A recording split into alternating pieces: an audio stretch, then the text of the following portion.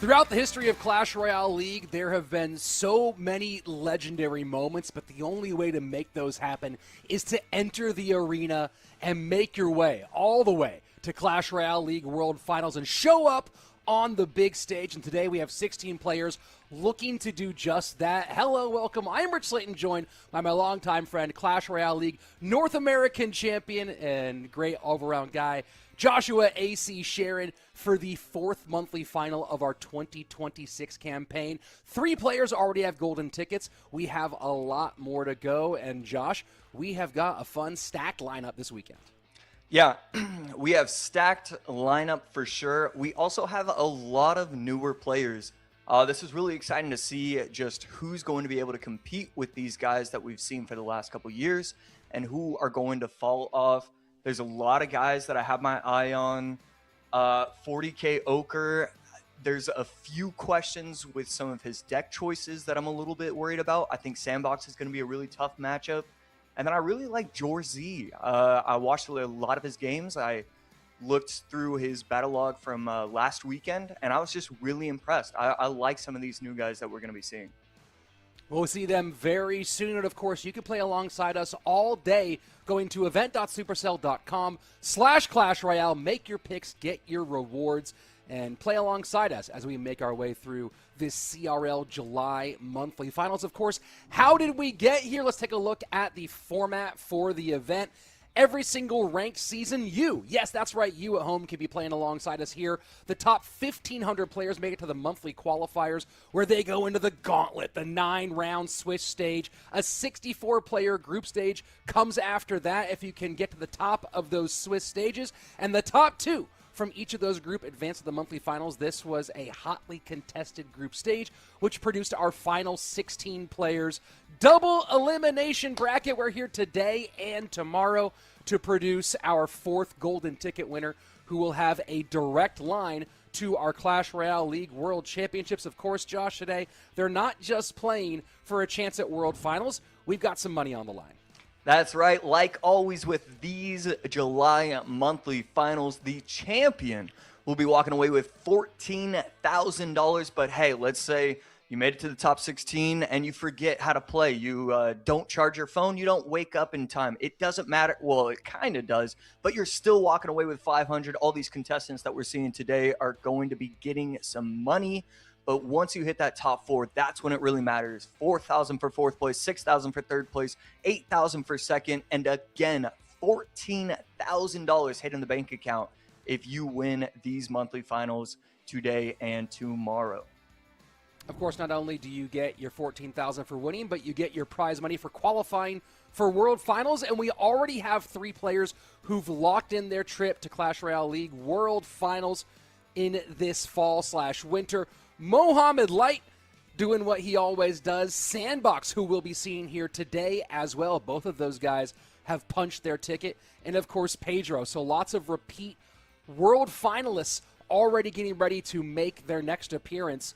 But it's not just the golden ticket winners, of course. 5 golden ticket winners, 1 Lance Chess qualifier winner, 2 from our Clash Royale Champions Cup in China, but the leaderboard. The top 8 players on the leaderboard outside of the golden ticket winners also get a trip to World Finals, gaining points for every single step they take, every win they get here in Clash Royale at all of their stages. And at the moment, you would have Sub, Riley, Adriel, Viper, Ta, Clown, Vitor, and Ruben as your 8 world finalists. Of course, plenty of room to move. These players, though, are running out of time, Josh. They have to make their pushes and start getting those points with only this month and 1 more month left.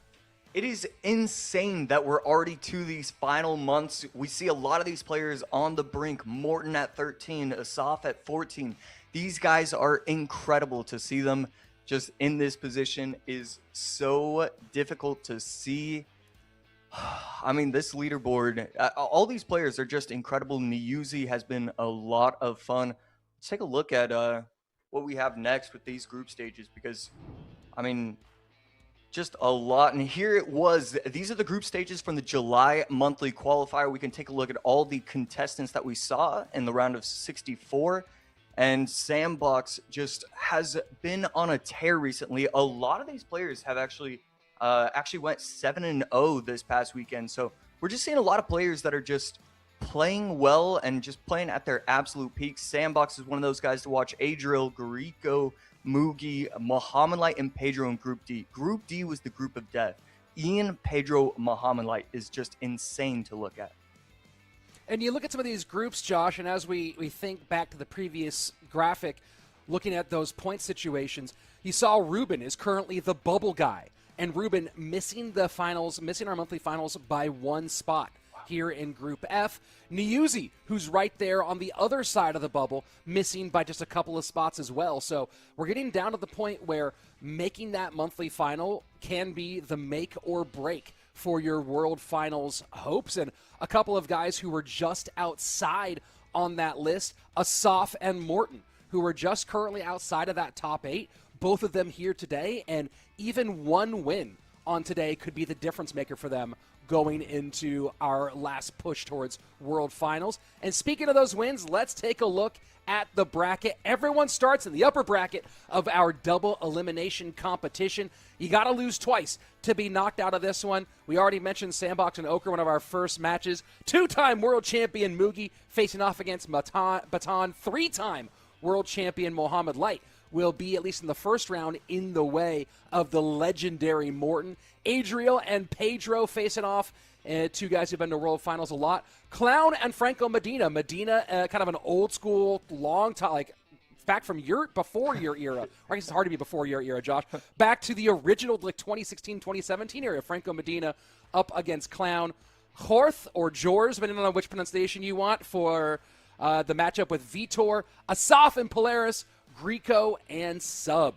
All our first round matches. Josh, is there any matchup here in the first round that you're particularly excited about? Yeah, I think it's pretty obvious what my answer is going to be. You take a look at set number 3, set number 4. We have Muhammad Light going against Morton. We have Adriel going against Pedro. The reason why I'm looking at that as hard as I am is because the losers will play against each other in the lower bracket, and we're going to see one of those 4 getting immediately knocked off to start today and start this weekend off. I mean, this is going to be just one of these guys already knowing that we're getting them knocked out is kind of crazy to look at already.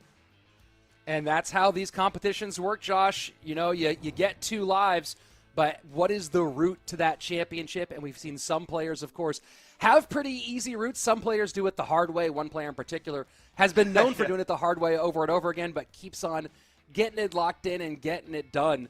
What a fun match we have in store for you throughout the day set of matches.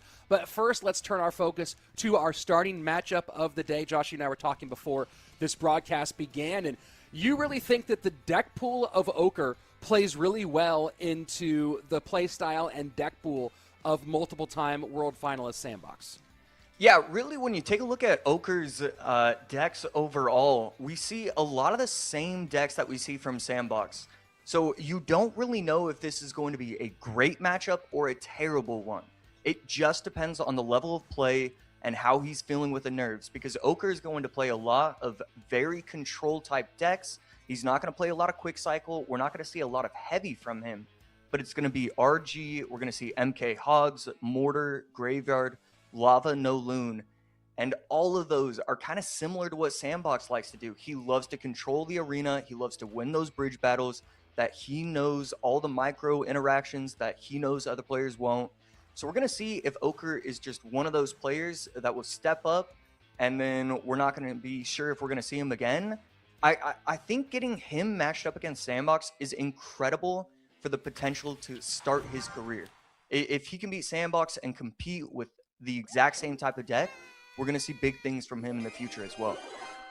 Sandbox opening up with the wall breakers behind King Tower. Ochre responding with a little tombstone. Ochre won all but 2 of his matches in the group stage, losing to Aslan and Dark.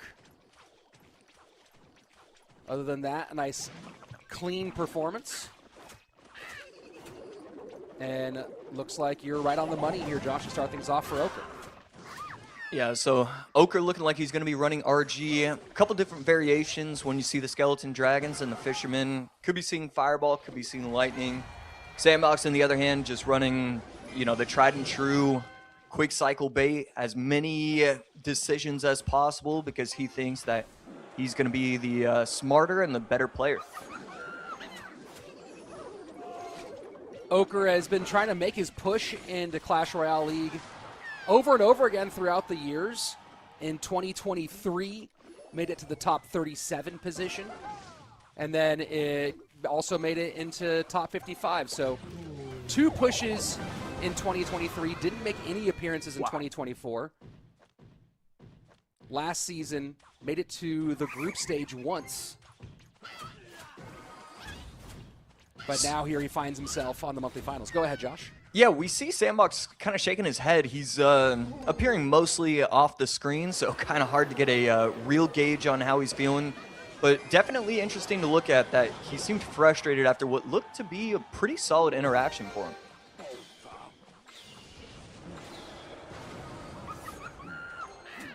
And now a little bit of trouble as Sandbox will take some damage here, but still holding on to a significant lead as we go into double elixir time, 14:56 to 25:09 in the right-hand lane.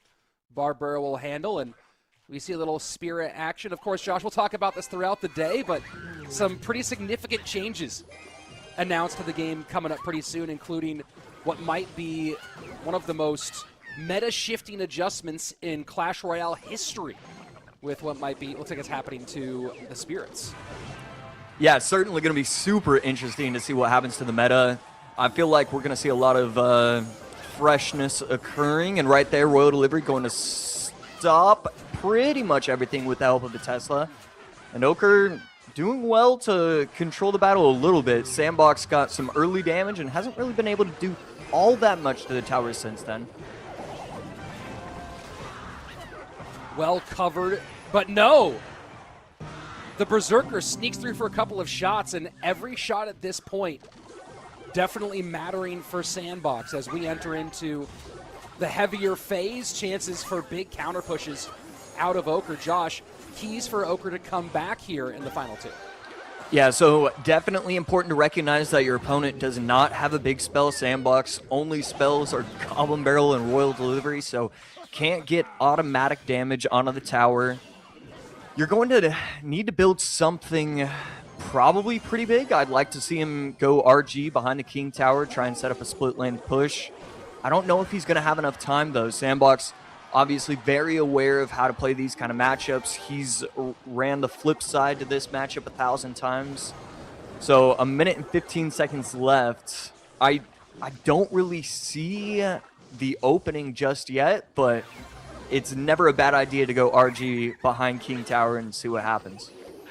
Setting up with the evolved Royal Giant behind King Tower on the right-hand side of your screen. Lots of damage, though, and on the left, plus a big Magic Archer lineup on the right-hand side.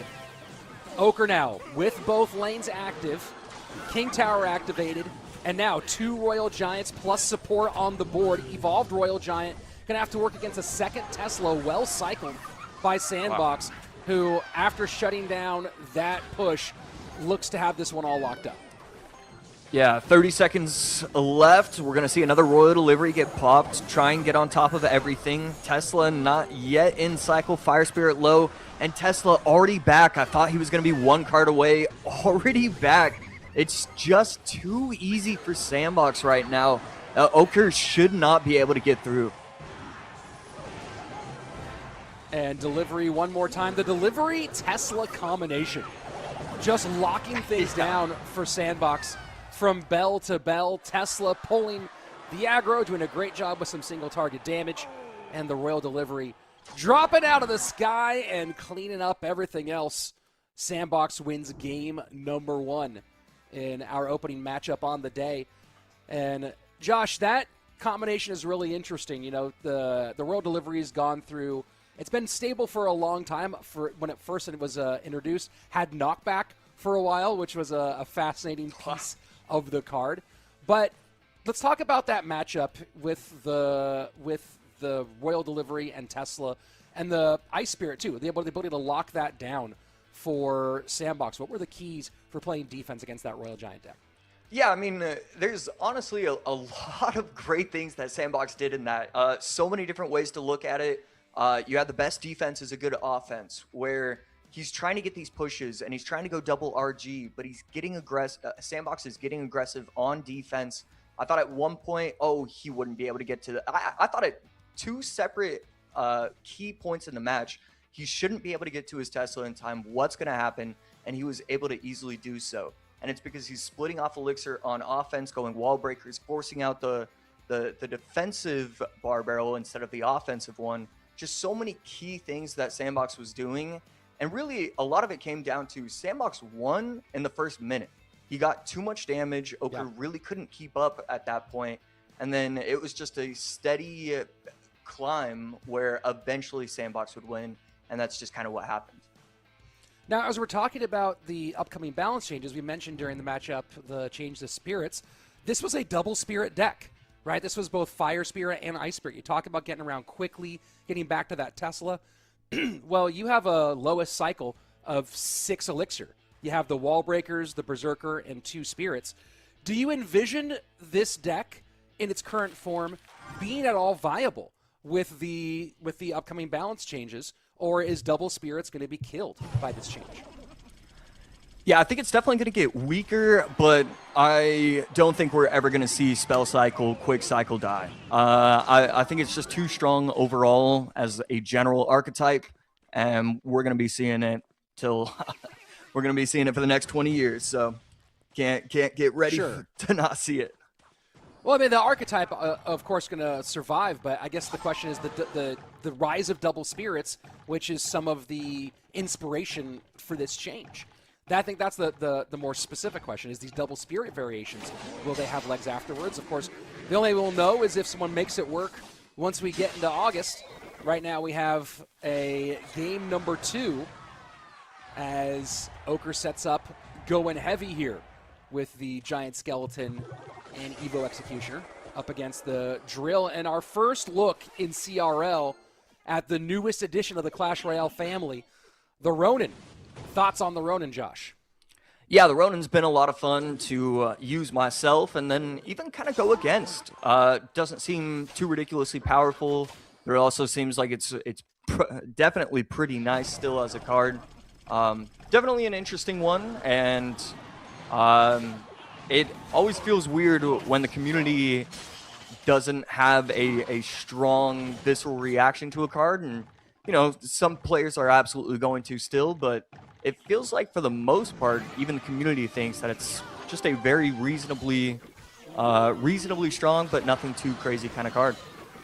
And Ochre absolutely hated what he saw there. Dropped the loon on the right-hand side, and immediately the Archer Queen, in reply, shuts down the push. And I think Ochre is looking at the lay of the land and realizing he has a very tough battle over the next 3 minutes. Yeah, I think one thing to look at with Sandbox deck, I just feel like Ochre's deck pool is too constricted. I think it's too simple for Sandbox to figure out some specific variation that's going to help him out. The reason why he's using the Drill and the Evo Snowball and the Archer Queen is because he knows he's going up against control. He can keep everything in the middle, poison defensively, Evo Snowball defensively. It just feels like it's way too simple of a game plan for Sandbox right here. And you just saw Ochre try to pull out all the tricks, going with the Miner and the Evolved Zap, trying to stop the Archer Queen. But just as you said, a defensive Evo Snowball cleans up on the balloon. Sandbox firmly in control as we go into sudden death overtime, 17-37 on the right-hand tower of Ochre. Sandbox, just a bit of chip damage in both lanes. Eastbeard going up, Ronin to protect the Archer Queen if he can get it off in time, and a nice little, I believe that was a prediction from Sandbox, just great play from both players. Ochre trying to defend the Archer Queen, and Sandbox doing whatever he can to protect it. Final 90 seconds. And Now even damage in both lanes as Sandbox keeps the pressure on. Yeah, Sandbox playing this beautifully, getting split lane pressure, getting both towers down to sub 2K. Wants to be able to get aggressive to stop these big pushes that Oker can potentially set up sometimes.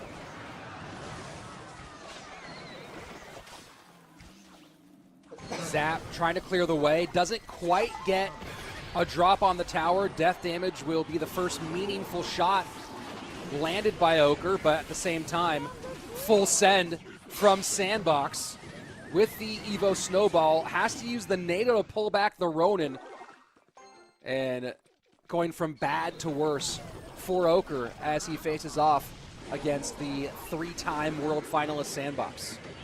Yeah, I mean, we're just seeing it right here. He's going in with the defensive bomb towers early. He doesn't need to worry about these loons because he's going to have a second bomb tower ready. I mean, it's just side by side. You cannot get past this. Sandbox is too strong defensively. And the Evo drill on defense against the Loon doesn't matter. GG, well played. Sandbox starting off with a very clean and easy 2-0. Welcome to the big leagues, Oker. Yeah, I mean, Sandbox just dominated this entire set. I don't really even know how to analyze it besides the fact that it felt like Sandbox was one step ahead in every single facet. When it came to the deck picking, when it came to the actual gameplay, just Sandbox is so elite right now. You know a meta is healthy when Sandbox is elite. And that's what I just love what I'm seeing from him so far. Sandbox moving into the quarterfinals. He'll face the winner of Mugi versus Baton, which we'll be catching up here in just a couple of minutes. Of course, if you're a fan of Oker or a friend of Oker or family, don't you worry, he's not out yet. This is a double elimination bracket. We're looking at the upper bracket right now, but there is the lower elimination bracket as well. We've seen people make some legendary runs, or at least get a couple of wins there and up their prize pool money, get a few more points. We'll see if Oker's able to make it out of the first round, or if this was an indication of things to come. And Josh, you know, you've been involved in this league for a very long time, both as a player and as a commentator. We've had a lot of conversations about it. What I'm curious about, you know, looking at the history of Oker throughout this game, best finish on ranked, 127th, right? Has made top 200 a couple of times. Old school ladder, best finish was a few finishes in the top 500. I know that they are not always complete analogs, right? Because playing in dual mode is different. We even saw some players in Team CRL who weren't really ladder players. But how much stock do you put in predicting someone's success in CRL in the modern era on how they've been able to perform in ranked versus the rest of their career? Yeah, for the first couple years, everybody competing in CRL said that ranked didn't really matter.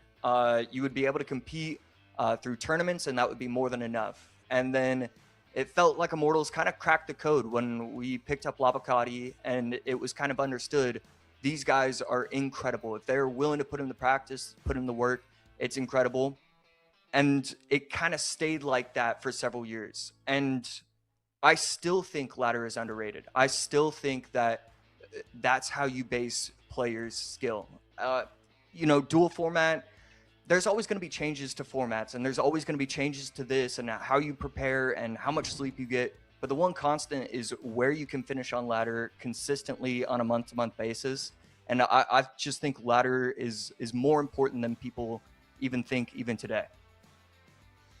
And not necessarily a predictor. You think all of it maybe more as a necessary condition rather than a sufficient condition, right? Being a great ladder player does not mean you're a good competitive player, but you need to be a pretty good ladder player in order, if you're going to be a good competitive player. Yeah, spot on. It's just absolutely necessary. You need that pressure work, and that's the reason why ladder is so good. Moving our focus now to our second matchup. There have been 5 solo CRL world champions, or championships. 3 of those belong to Mohamed Light. The other 2 belonging to the man on the bottom of your screen, Mugi, who consistently does just enough to make world finals. and then shows up at the highest level. Never count out the pride of Japan. And Mugi's opponent here, Baton, another one of those guys who's kind of been on the outside looking in. And I'm curious, Josh, when you look at the deck pool of Baton, obviously we're seeing kind of a heavier MK Hog variant here. Do you think we're in a similar situation to what we saw in our previous matchup? Yeah, I could definitely see that being the case. Baton, he runs a lot of Spirit Empress. It's either Quick Cycle, and what we're seeing right here, Hog, MK, Quick Cycle, or the Spirit Empress control kind of decks. Not surprised to see that he's running Hog in his game number 1. Mugi on the other side, I was taking a look at a lot of his battle logs from day 2 with the group stages, and it's been a lot of 4.0 decks. So not surprised to see him start off with this in game number 1. It feels like when Mugi is running the 4.0 decks, he feels very comfortable in the meta. He's not going too fast, not going too slow, and I really like this deck choice from him in game number 1. Baton with a bit deeper resume than some of the players who are making their debut on this season. A global tournament first place finish. First place finish in touchdown, which doesn't mean much, but it is fun to put on your resume. Number 2 finish in a mega draft tournament, so definitely talent overall, and has knocked on the door in CRL many times, including this season. He has had a couple of appearances in the group stage already. Wow. Okay, really solid interaction work, but everything gets cleaned up by the MK dropped at the bridge. Really strong push for Baton right now. Can he get the MK timing correct? And he will. Evo MK just so strong, cleaning up everything so nicely, and still a little bit of a counter push until the Musketeer takes it almost all the way out. Well, remind me as this game comes to an end that let's talk about the proposed changes to the evolution for the Mega Knight, as that one is potentially going to be big for the game. Lightning in. Will the Hog get a shot? And it does. And right now, Baton completely controlling the action. Barely any damage on his towers. The right-hand side for Mugi in a whole lot of trouble.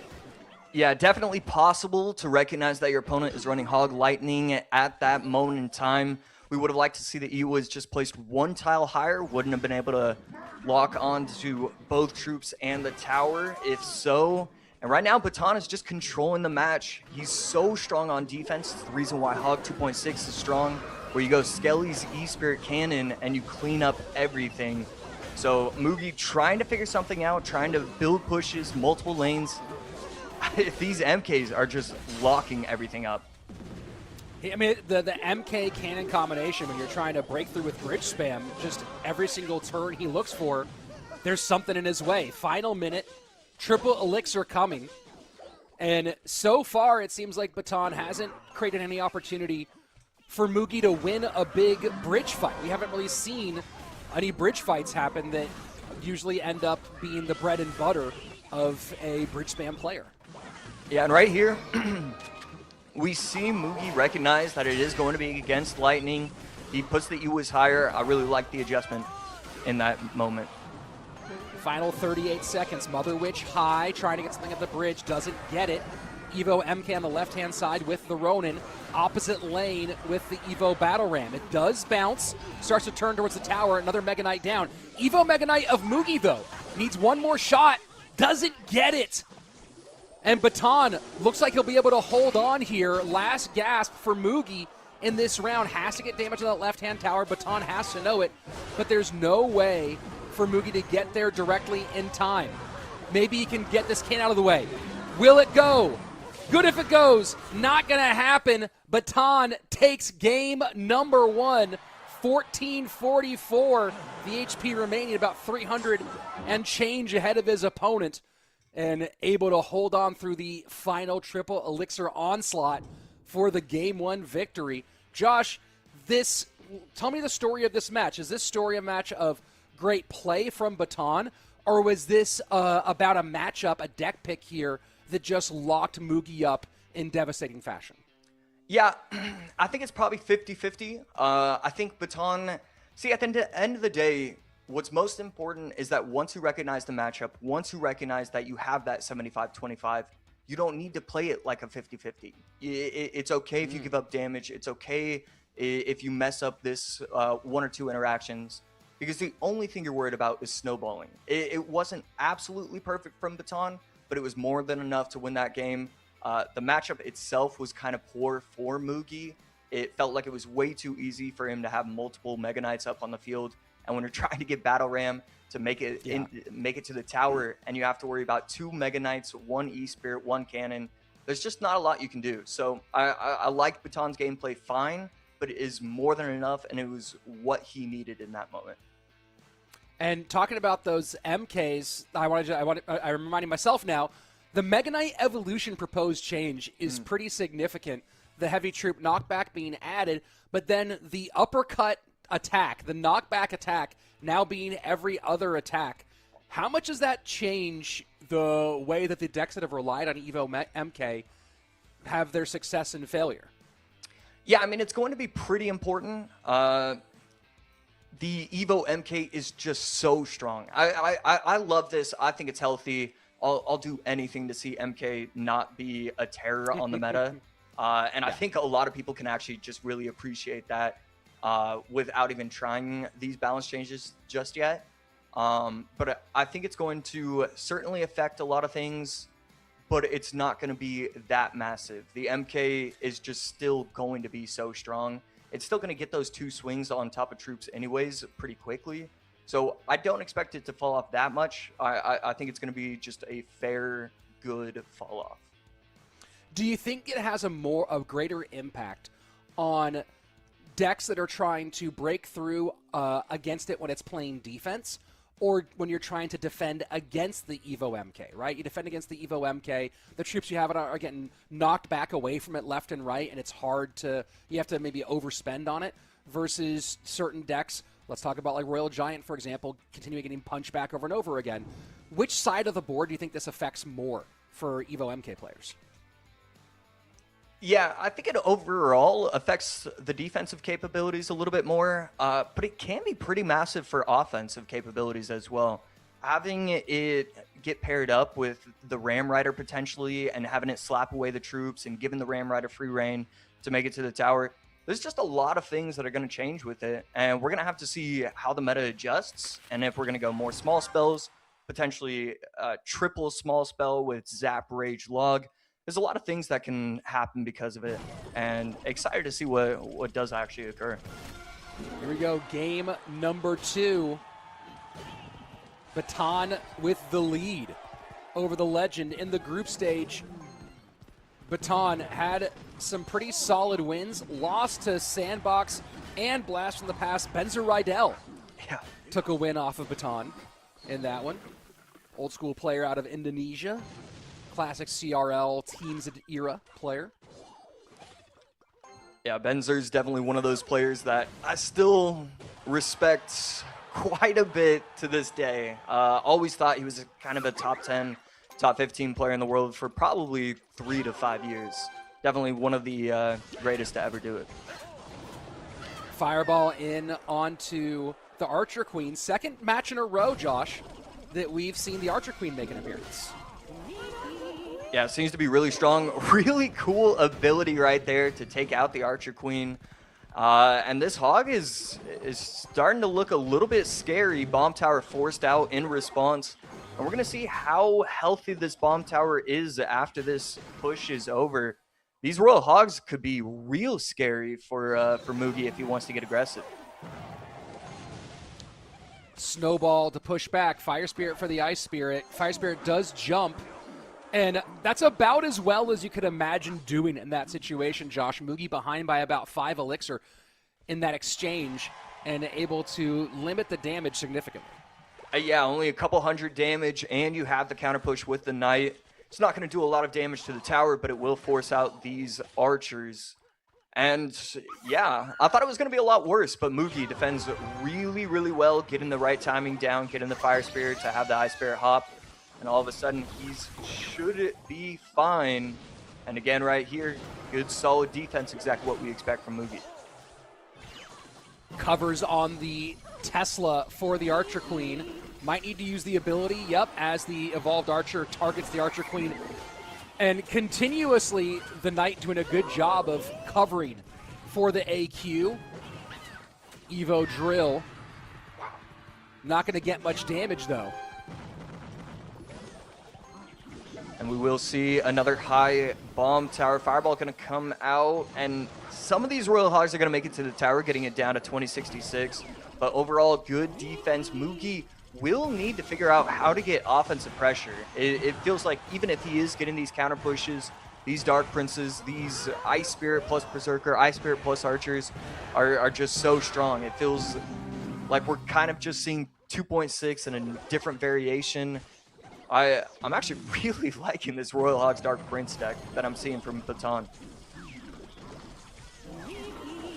Tesla once again locking down the AQ. The prediction with the Evo Snowball doesn't hit anything. And Mugi getting nothing out of that exchange. Does come out ahead on Elixir for maybe the first time on the day. And now does he go into this lane, supporting behind the Knight? Yeah, these Teslas are just getting so much value on defense. Mugi not really able to figure out how to get past it. Just forces out so much, and there's just no momentum when it comes to Mugi's game so far.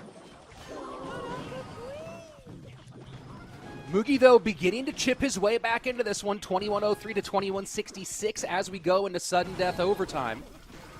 Certainly the possibility remains to send us to a game 3 as he goes full drill poison push and takes the lead for the first time with under a minute left. Yeah, those small interactions are going to add up incredibly quickly. Not getting the Dark Prince to get the value that it needed was pretty massive. And now all of a sudden Mugi in total control, not total control, in control of his own destiny.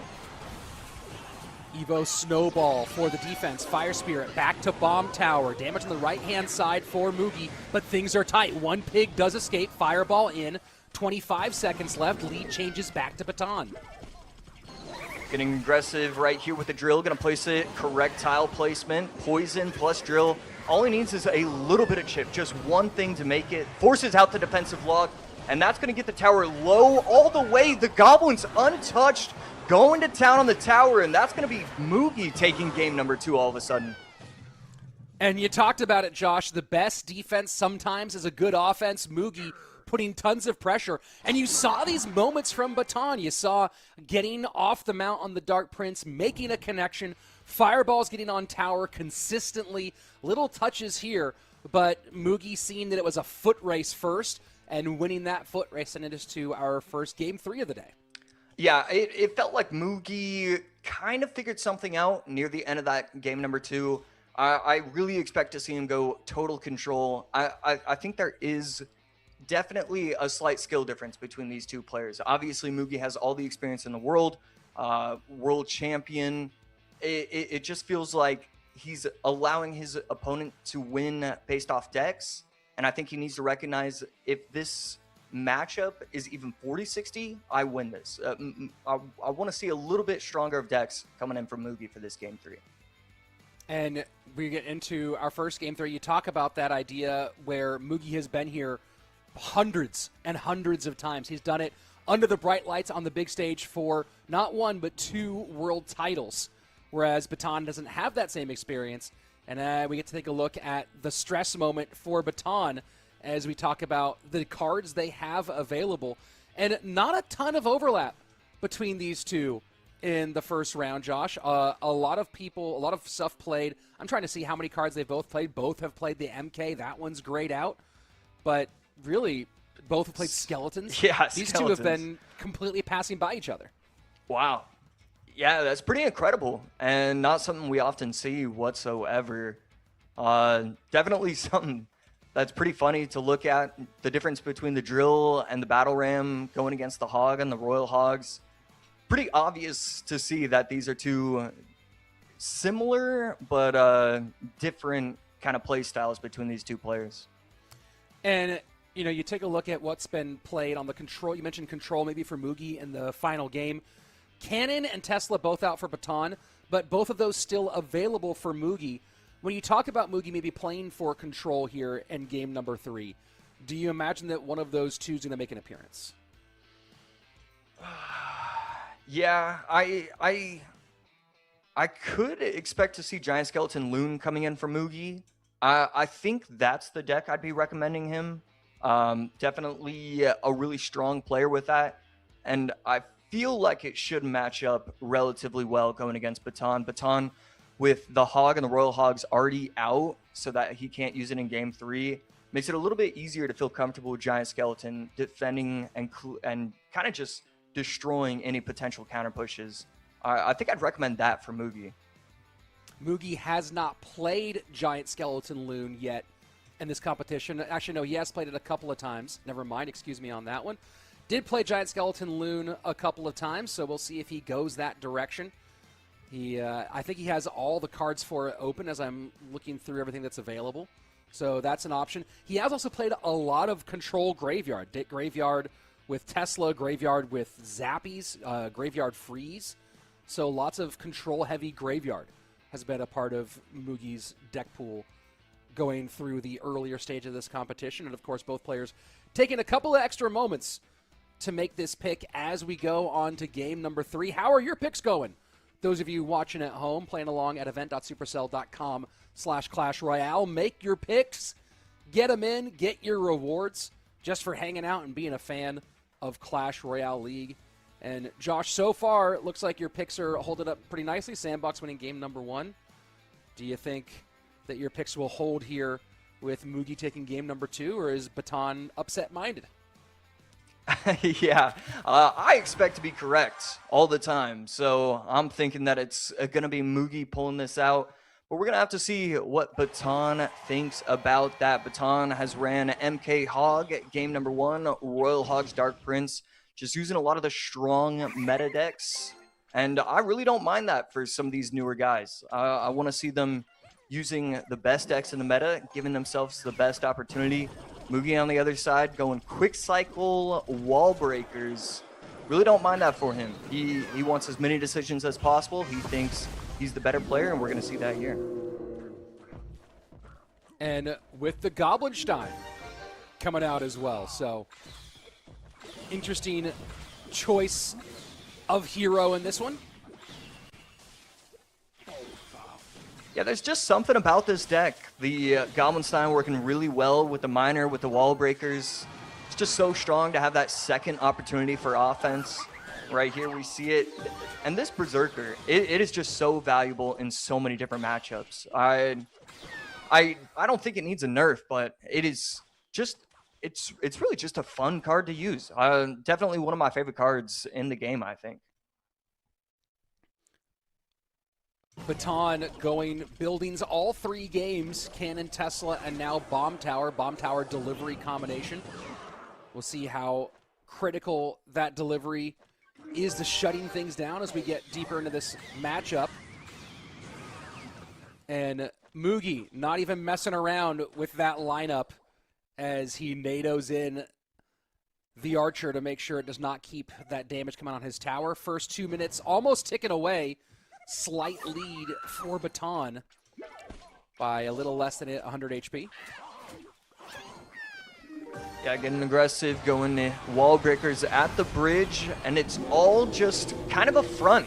All that Mugi was trying to do was allow his Magic Archer to go to work, get onto the tower. Right here, Magic Archer of his own, Baton getting a lot of chip on top of this tower. Able to cover a little bit, but a ton of damage anyway. You get the King Tower activation, Josh, but we should have a t-shirt of this. At what cost? Yeah, right here, this cost is monumental. Getting the tower down to sub 900 is Baton. Magic Archer not able to get any more shots, but I mean, Baton is going to dominate on defense. Having the Royal Delivery, having the Fire Spirit, these wall breakers aren't going to create any pressure whatsoever. And I mean, Baton, it feels like he's just waiting until he wins. And this totally, being down this much at this stage totally changes the way that Mugi has to play his defense, right? There is no, I can afford to give this up here a little bit. He has to play so clean for 2 minutes and still create pressure enough to do real damage, and it's definitely feels like he's in a lot of trouble. The question is, can he find his way out of it as he activates the ability very early here? Yeah, just looking for any sort of prediction that he can pull off is kind of really what he's looking at. But now that we have Evo Drill, Poison, Baton played this end game perfectly. Didn't overextend, always gave himself that opportunity to defend. And wow, we are seconds away from Baton wrapping this up. Mugi trying to stay valiant with it, but a Poison will be all that's needed to end this one. And Baton with the huge first round upset, 2-time world champion, heading down to the lower bracket on day number 1. And I'll say this with a totally different tone this time. Welcome to the big leagues, Baton. Yeah, no smile coming in. I thought I saw him a hint of a smile after game 1. Game 2, obviously didn't see it. Game 3, still nothing. All right, just walk him down. Mugi steps up to the plate, and it really doesn't matter to him. I definitely respect the response to winning one of these close sets in these monthly finals. Just incredible reaction to not give one from Baton. He'll go from a 2-time world champion to a 3-time, soon-to-be 4-time world finalist in Sandbox. That will be the top of our quarter-finals matchup. And, of course, Mugi will drop down into our lower bracket as he now has given up his free life. It's win or go home for the rest of the weekend for the 2-time champion. And now we'll take a look at his first matchup. You have to imagine that Mugi has a nice advantage over Ochre. But we thought the same thing here against Baton. Of course, you look at the resumes, Josh, little difference between Ochre and Baton. Yeah, definitely.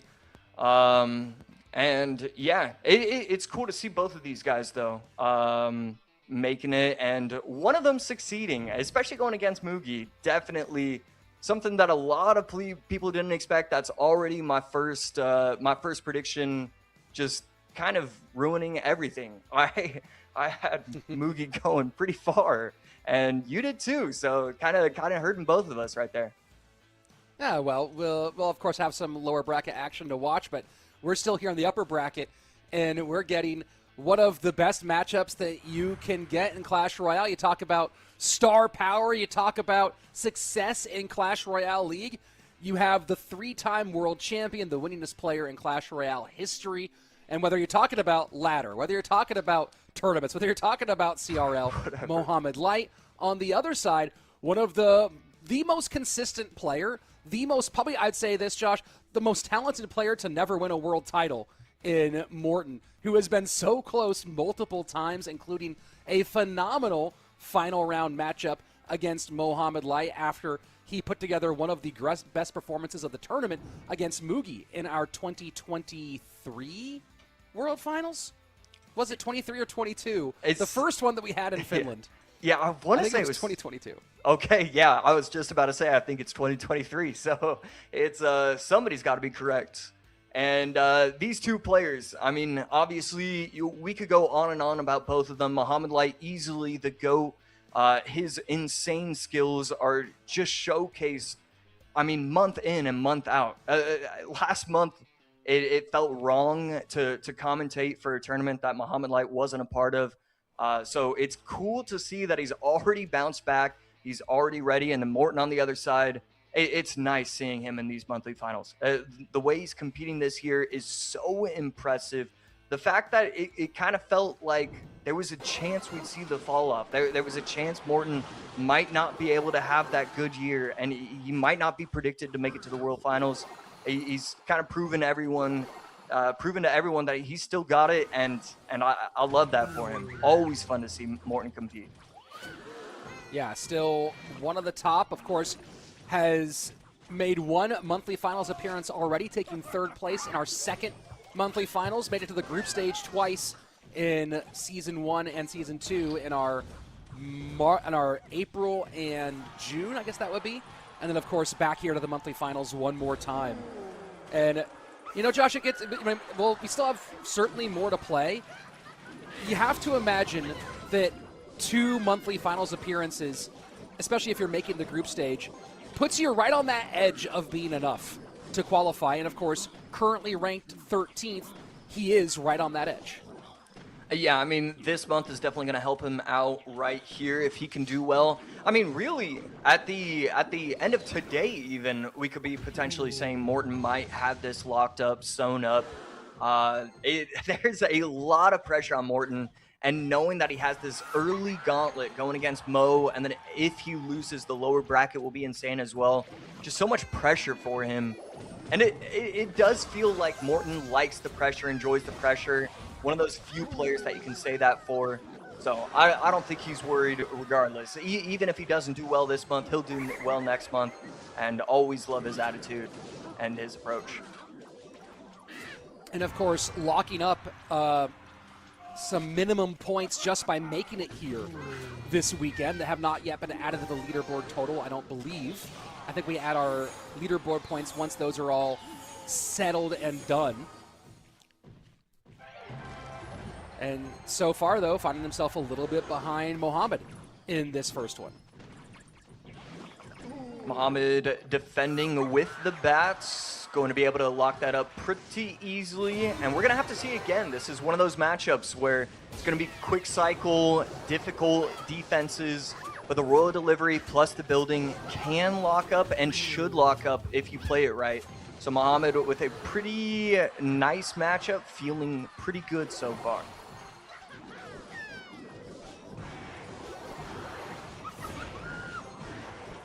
And Morton starting to stack some piggies with the Mother Witch. How much of a factor, Josh, do you envision that Mother Witch being as we continue on in here? Obviously, there are some targets for her, and there's no direct spell to get her off the board. You have to deal with her on the defensive side for Mo. Yeah, I think it's going to be... I mean, I definitely think it's the difference in the game. If Mohamed Light can figure out the best, or if Morton can figure out the best way to use it, I wouldn't be shocked if we start to see him really start to do well. Right now, Mohamed Light's doing a good job of forcing out weird ability usage from the Monk. It's not allowing the Monk to get the value he wants on offense. But right here, we're finally seeing it, finally reflecting these bomb tower bombs. Double wall breaker, and Morton going to opt to eat those as he feels like he has to push through. Not going to get anything from it. What do you think about that decision, Josh? This went from a very close game to one where he is firmly behind. Yeah, I think just a little bit too much of an overextension, didn't have the proper elixir, and because of that, I mean, it's just devastating for him. I mean, Mohamed Light finally getting that to work out for him, and now Morton's going to have to figure something out. Does not take those ones this time. Fisherman, though, going to have to go work on some defense. Magic Archer for the lineup. And the prediction with the Fire Spirit to block the Mother Witch. And that has all but locked this one up for Mohamed Light. And there he goes with the ability. GG, well played. Mohamed Light, once again, putting on a masterclass. I mean, the way Mohamed Light can figure out a way to finish a game, to win a game, is incredible. I mean, I thought we had 4 or 5 more possessions from each player, 3 or 4 more like serious opportunities with double RGs, and all of a sudden the game's over. I wasn't mentally prepared to be done with this game for at least another 45 seconds. Well, it ended very quickly, and you know, you talk about that finishing ability, the prediction Fire Spirit, stopping the Mother Witch, just creating more room to get those last few shots, and then the activation of the Magic Archer ability to get the finish. Very, very pretty stuff all the way around from Mohamed Light. Exactly what you expect from his style of gameplay. Royal Giant is having a little bit of difficulty in today's competition so far, Josh. I feel like I've noticed that over the course of years. I don't understand why RG is as popular. It feels like RG is also prepared for way more than it should be. All the decks that get created are using the process of, okay, against RG, I need this card or I need this card. And it feels like it's just not strong enough. Not surprised to see it not work out. And I expect that players might even swap those RG decks for the Lava No Loon or Lava Loon or even Golem. We're seeing an uptick in Golem recently over the last couple monthly finals. And I feel like we're just going to see that more and more. I think RG might need a buff, might need something before we start to see it do better in tournament play. Royal Giant, game one in both of the games we've seen it so far. You talk about the counters. Is Royal Giant potentially moving into a position where you're moving it later in your deck pool to avoid counters? Or is this what you're talking about, just that the support around it isn't sufficient to make it viable at this stage? Yeah, I just don't think it's viable in tournament play. I don't know what it is, what the biggest difference is between ladder and tournament play when it comes to RG, but seeing it on ladder is a lot more intimidating than it is seeing it in person. I think maybe with ladder, you don't have that ultra focus for every single competitive game, and maybe that's the difference where it does better. But when these pros are playing at their absolute peaks, RG can certainly struggle. And you look at the cards in that deck, nothing that's support for Royal Giant is getting any sort of significant buff in these proposed balance changes for August. So Mohamed trying to contend with a slight distraction under his playing hand. And I saw a look from Morton as we started. I mean, this is just high level stuff with the cat as Mohamed tries to figure out what to do as he turns and goes into Royal Giant. Didn't look like Morton was very happy when this game started. Josh, thoughts on why that was? Yeah, the Demolisher, I mean, it looks to be pretty clear that Morton's last card is going to be Drill, and then Mohamed Light is taking everything I just said and kind of ignoring it completely by running RG himself. But I don't know. Mohamed Light feeling comfortable using that variation right there. Another really solid defense, great timing.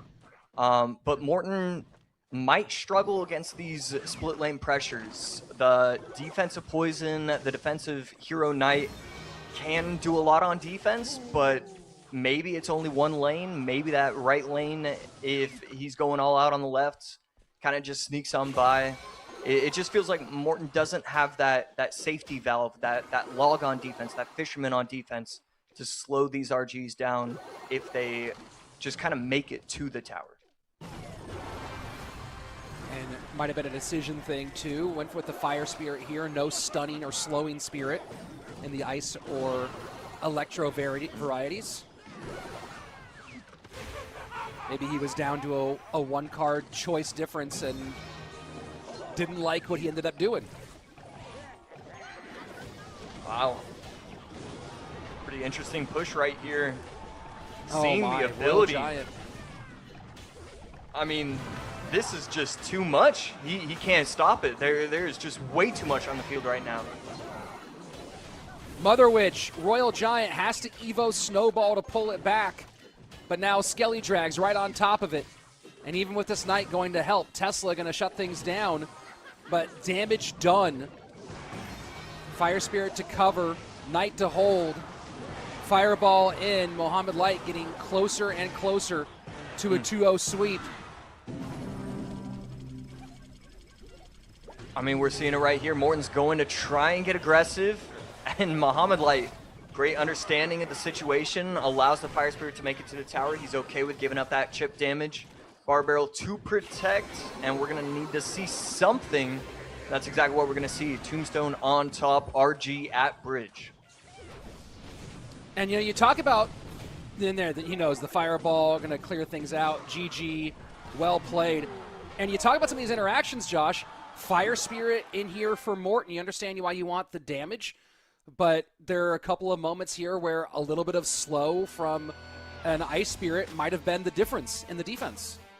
Yeah, I mean, that's the thing. He didn't have anything to do that. He didn't have log for the pushback. He didn't have Tesla is strong on defense, but it's strong aggressively. It's strong because it's so powerful as a building. And if you don't have the proper defenses surrounding it, and the RGs are taking out the Teslas, the Skeleton Dragons are forcing out the weird Teslas where you can go opposite lane.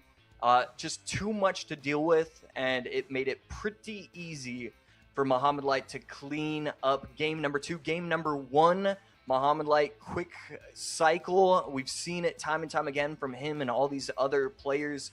Miner, Wall Breakers, Magic Archer, one of the strongest decks in the game, and one of the strongest lineups I've ever seen. The fact that he was able to win that at the end just still blows my mind, Rich. Yeah, absolutely devastating for him in this one. Let's take a look at our bracket as Mohamed Light will move on and await the winner of Adriel and Pedro. So that will be a fun matchup either way. Lots of history with both of those players throughout his Clash Royale League career. And, of course, Morton will drop down into our lower bracket where he will play the opposite. He'll play either the Adriel or Pedro on the losing side of this one. And as we have said many times before, I don't know what's scarier, Josh, Mohamed Light continuing to have a life to give or Mohamed Light in the lower bracket.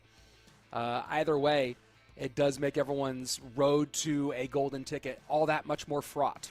Yeah, I mean, and now we have the additional one where Mohamed Light not making last month's monthly finals. We could see a tear like we've never seen before. It could be 2-0, 2-0, 2-0, 3-0. I'm willing to go 4-0 if I need to. Mohamed Light gameplay, so certainly could be real interesting to see what he's going to pull off this month. Well, speaking of interesting, 2 players, as I mentioned, have a lot of history in both Clash Royale League and with Mohamed Light, specifically the man who knocked him out in the 2023 World Finals, a.k.a. the Goblin Giant Final, and that would be Adriel. And then on the other side of things, a runner-up at World Finals, and a guy who has often gotten his golden ticket by losing to Mohamed in the Grand Final here in Pedro. Lots of talent between these two guys, both of them certainly very dangerous, multiple-time World Finalists for both. Josh, do you have a pick between Pedro and Adriel, or is this just too close to call? I mean, the thing about this is that either answer is a good answer. Both of these players are obviously so talented, so skilled. I think if I had to choose one, it would probably have me lean towards Pedro. We're seeing just month after month Pedro be one of these competitors. Pedro playing to the best of his abilities. Sometimes the meta isn't great for him, but sometimes it is, and he does well. I think Pedro's shown a little bit too much this year to lean any other way. Yeah, Pedro, certainly top-tier, world-class player, and as you look at the overall lineup today, filled with those, and I know we're making our prognostications here. You can follow along as well, event.supercell.com/Clash Royale. Make your picks, get your wins. And one thing that I do enjoy seeing with both these players, Josh, as their careers evolve, is the level of comfort continue to grow. As you talk about having been there. It wasn't long ago when these two guys were both rookies. They were both first-timers. They were both guys who were getting their opportunity. Now they're both guys who know they belong. Yeah, and belong they do. So my favorite players to watch right here, and Adriel coming out with a very aggressive, very early lightning.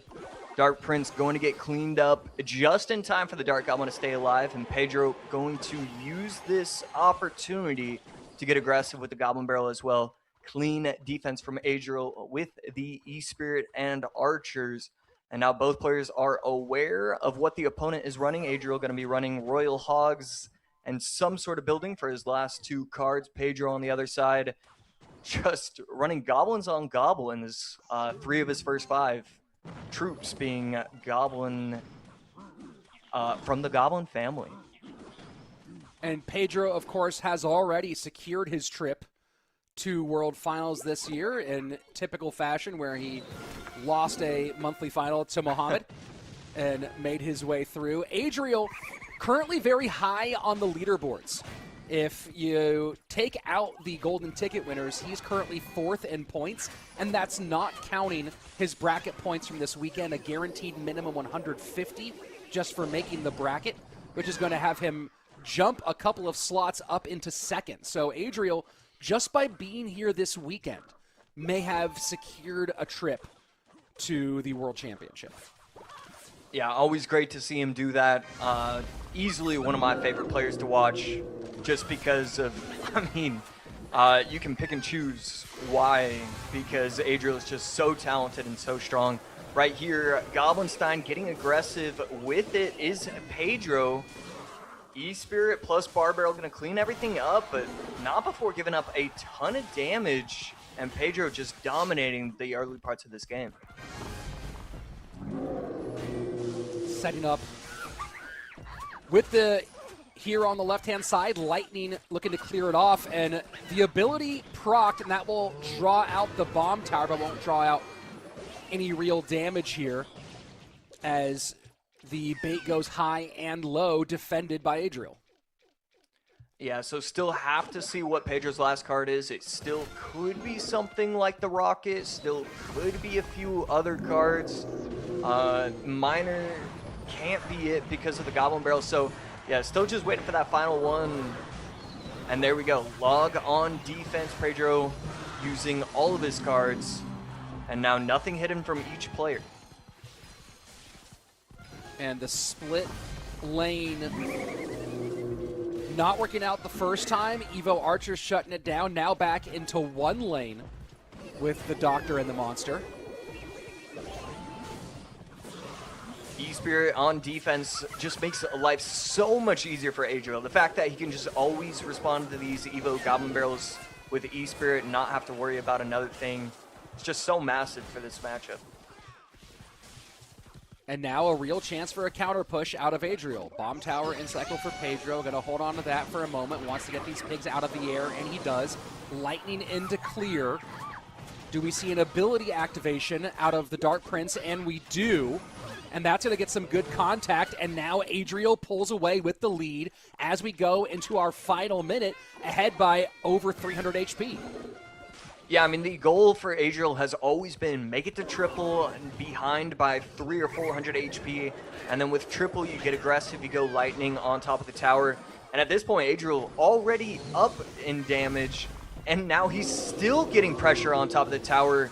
Goblinstein able to defend just in time to stop the tower, but not before it gets a decent chunk of damage. Adriel heavily in the lead right now. Absolute traffic jam shuts things down for Pedro. Final 30 seconds. Goblin Barrel in. Covers with troops. No real damage, no damage at all. In fact, 22 seconds left.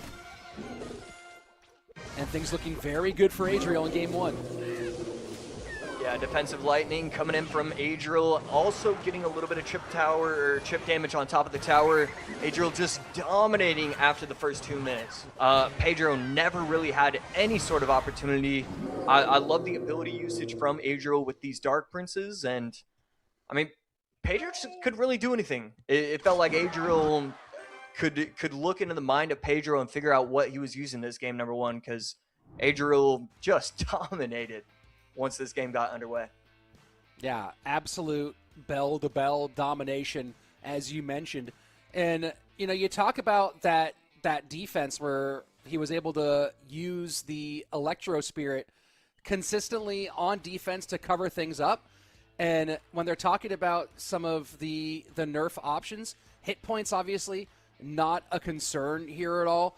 The speed change, you know, I don't think it would affect the defense against the against something like this necessarily, but do you see any major impacts when you think about the speed change of the spirits that's being proposed?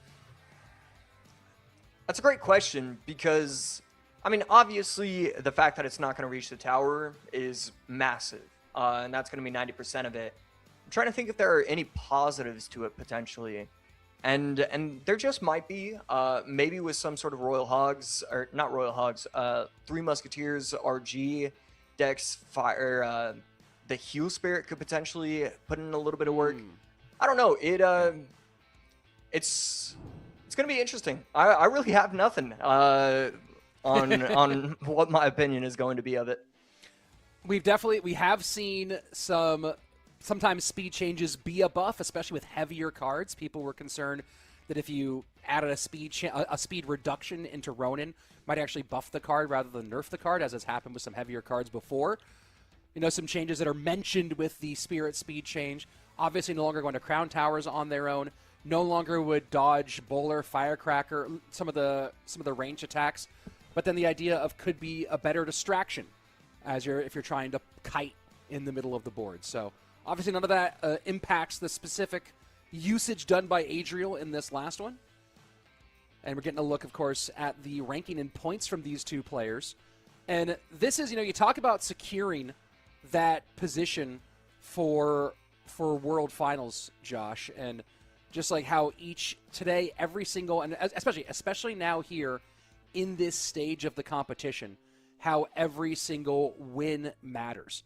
Because you guarantee yourself, I think it's 150 points for a win just for making it to the weekend. But then you talk about points that continue on. You make it into that top 12, you're now guaranteed 200 points. Make it into the top 8, you're now guaranteed 225. And you look at how tight these leaderboards are with Riley not being here, with Viper not being here this weekend. The ability for Adriel to create some significant distance from also Ta, Kick-Ash, Ruben, who just barely didn't make it. This matchup here could be one of those ones that defines whether Adriel secures that spot or not. Yeah, so a lot of pressure on him to I mean, obviously, if he should know this as well. Definitely had to be thinking about it all this past week, trying to prepare, make sure that he's ready for it. It's pretty incredible to see the documents from people on Twitter or wherever they're posting from with just the battle logs of some of these pros. Some of these pros are doing 300 friendly, all right, maybe not 300 a day, but these players are doing probably 100 friendly battles a day, and Adriel probably was doing closer to 200 prepping for this month compared to previous ones. I don't know. I would believe it if you told me Sandbox had done 300. That dude plays an insane amount of Clash Royale. Still remember. And good damage here for Adriel. Just want to start this, as we, you can finish your point here in a second, Josh, but the early mortar connection, the early skeleton barrel touches, already 1,000 HP gap between Adriel and Pedro. Yeah, Pedro should be running Lightning as his final card. Adriel just running. We've seen this mortar deck with E-Spirit before, but this Ronin mortar, certainly interesting, and I really like the synergy. It should work pretty well with the mortars, not allow your opponent to play things at the bridge, take out those mortars quickly. I like the synergy in this deck overall. Hero Goblins expecting a bit of a difference as they'll lose one of their 3 respawn Goblins and have a faster or an amended deploy time.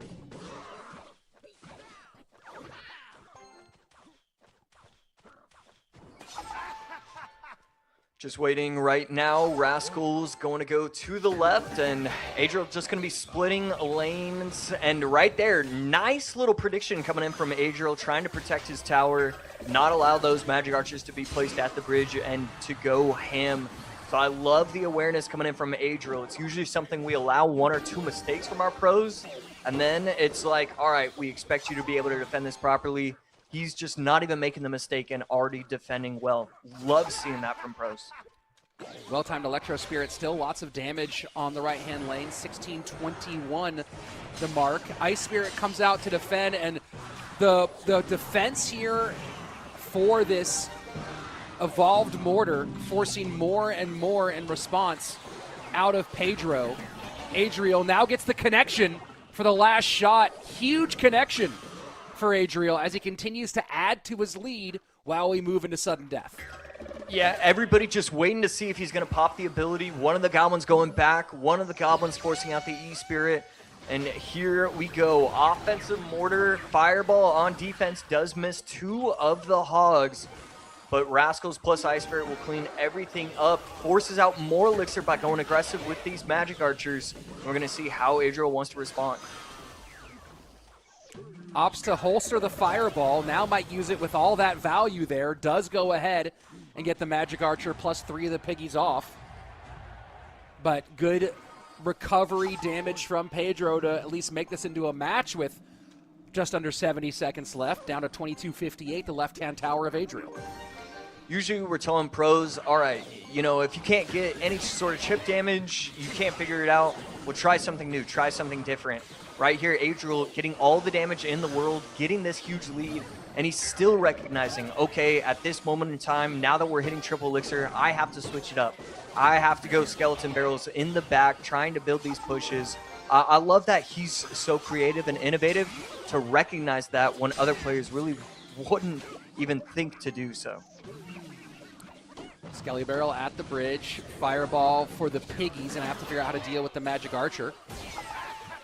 The Goblins go high, Ronin to cover. Magic Archer ability activated, down to 21-14 on the left-hand lane. Magic Archer still up, still alive. Evo Tessa to cover. Finally, it goes down. Yeah, I mean, Adriel figured it out 2 minutes ago that he could defend every single set of Royal Hogs with Fireball. That is exactly what we're seeing from him. Adriel with a very clean set. I mean, this was just unbelievable from him right here. Brilliant play from Adriel. He will stay in the upper bracket after a nice 2-0. And as we talked about, will continue to pad his numbers, both for World Finals qualification and, of course, assuming he makes it to World Finals, for potential seeding implications once we talk about that World Finals berth.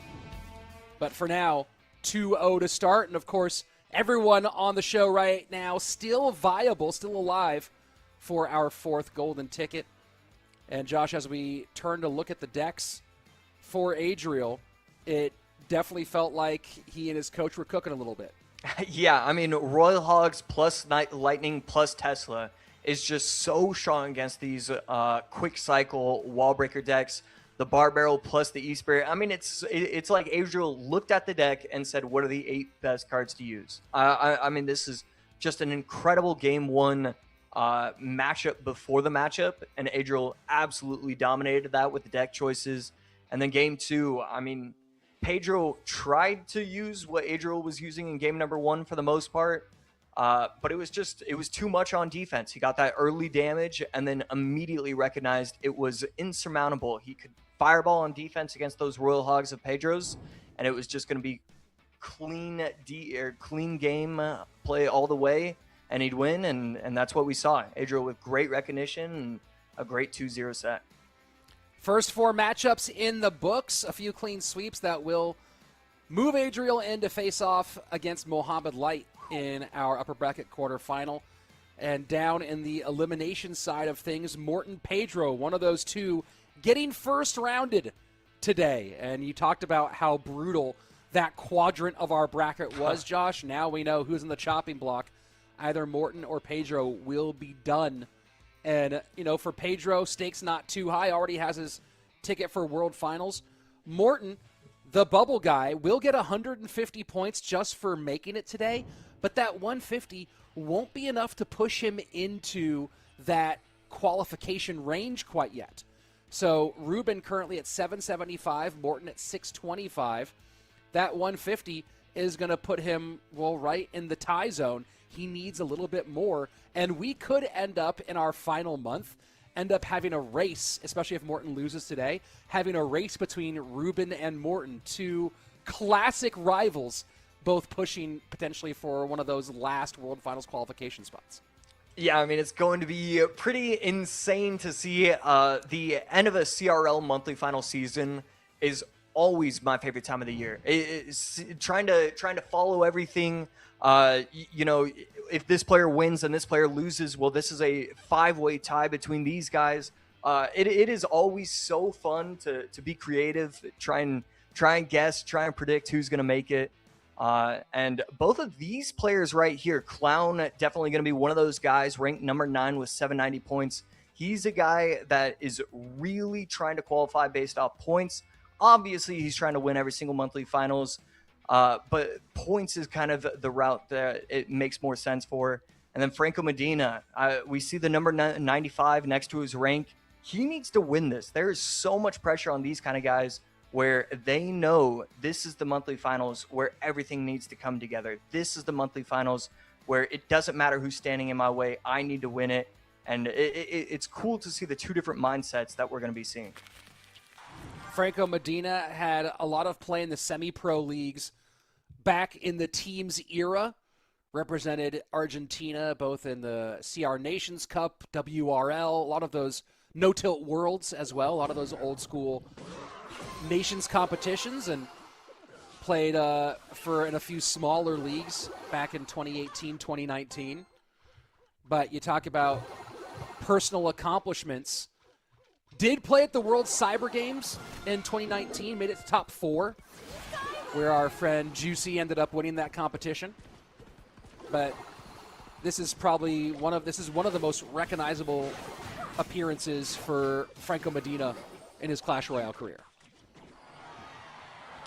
And right here, Franco going to be using that Spirit Empress. Spirit Empress, one of the weirder cards in the game. We see it right here. Clown went 14-2 in day 2 of these monthly finals, and even he's messing up the interactions. The distance it can shoot and spit from is just different than you expect. It doesn't matter how much practice you have against the Spirit Empress, it's always going to surprise you. And Franco lavas up. Oh, always a fan to see that. Just right under the lava, solid connection. And now Tesla should cleanly solve the problems here for Clown. Yeah, and so right there, the Empress actually gets pushed away, so the Tesla starts to retarget onto the pups. And Empress stays alive because of it, getting the tower down to 1754 and takes the lead. Clean defense from Clown right there. Relatively clean defense. But Franco Medina now making it to double elixir with a lead. A really strong spot for him. Franco with wins over EGW, Sosa, and Jors during the group stage of this competition. And now aggressive lava. And the Empress, if she stays alive, which she will, going to go ahead and work on the piggies, but it's the Skelly Drags behind. Now she goes to support, lightning clearing. Piggy's doing work on the right-hand side, but Medina absolutely selling out into Clown right now and getting completely paid off for it. One pup still working, down to under 1,000 HP now. And this is just absolute devastation. And that's going to be a swing from the Valk down to 520. Clown in trouble. Yeah, and I mean, the archers stay alive and they do clean it up, but having to waste your Evo archers like that is just detrimental to your entire game plan. No longer has that offensive potential with it. Trying to snipe a couple different troops with this high Tesla, not going to work out. Skeleton Dragon's going to clean up real nicely, and the Evo Zap putting in work. Clown's going to be able to get back to another something and comes in with a Tesla, but it's just too much. Franco just dominating the board right now. Skelly's trying to distract. Electro Spirit doing the same. Not going to be enough. And Lava Hound absolutely rushes downhill. And Franco Medina just at perfect understanding of when to put the gas pedal all the way down to the floor and able to absolutely devastate. That last Valkyrie was just such a demoralizing blow for Clown. Yeah, right there. And we kind of saw it with his reaction. It kind of felt like a why me situation where the matchup just did not work out. And Clown's actually laughing after his game, where it's like, really, again, this is how another monthly finals occurs for me. It's just unbelievable how it kind of just all falls apart for him sometimes. And this is a guy who completely ran the table in his group stage. And this is a group stage that had Vitor, Viper, Rainbow, Like a lot of talent in his group stage, completely ran the table. And I think that, you talk about the history of Clown, and I know that you're in particular really hoping he can put it together this time around. I think that where is he on the leaderboards right? I think he's a little bit outside of being able to make points work for him.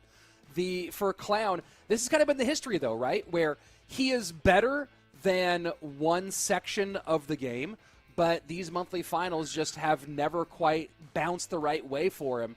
And he's been one of those players who's missed World Finals by a hair over and over again. Yeah. I mean, yeah, it's a good thing I don't believe in karma, because then I would probably have to feel some type of way about Clown, thinking that he's not this great guy. But he is. I know it for a fact. So, what? And I forgot I'm going to correct myself. I always forget about this one, but he's kick-ash on the leaderboards. So he is actually currently in the blue zone. He is currently in the would qualify for World Finals zone. So in a good spot right now. But of course, he's on the bottom side of that with 790 points, and with a lot of players who are in this competition today, this weekend, trying to push up past him. So as we've talked about a lot of these players on the bubble, Clown's one of those guys who needs to bolster his position with a good performance this weekend.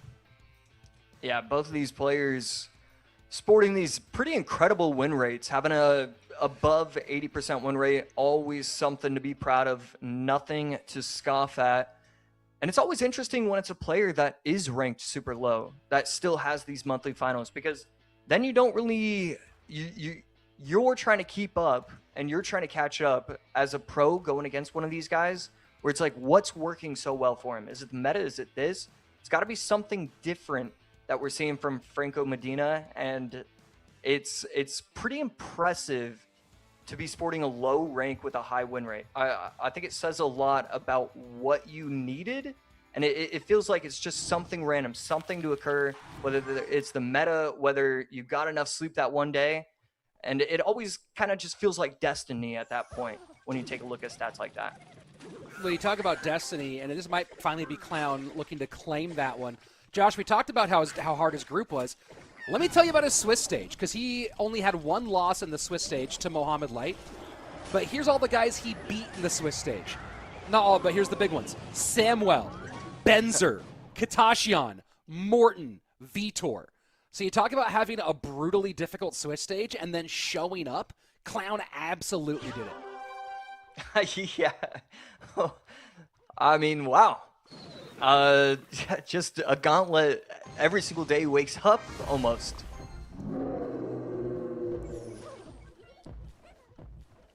And Josh, we're seeing a ton of the Goblinstein today.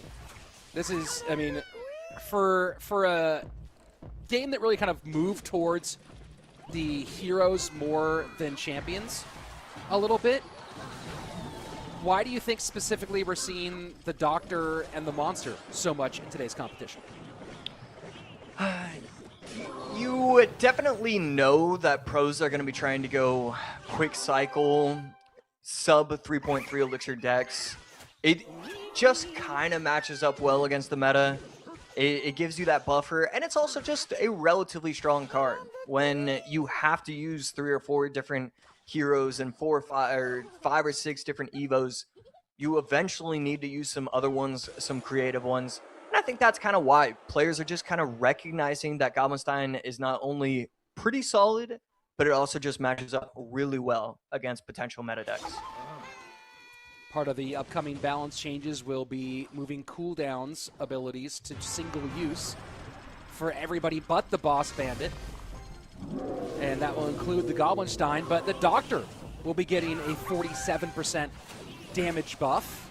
And of course, the stun has really been the primary purpose of the Doctor, but that could end up being meaningful.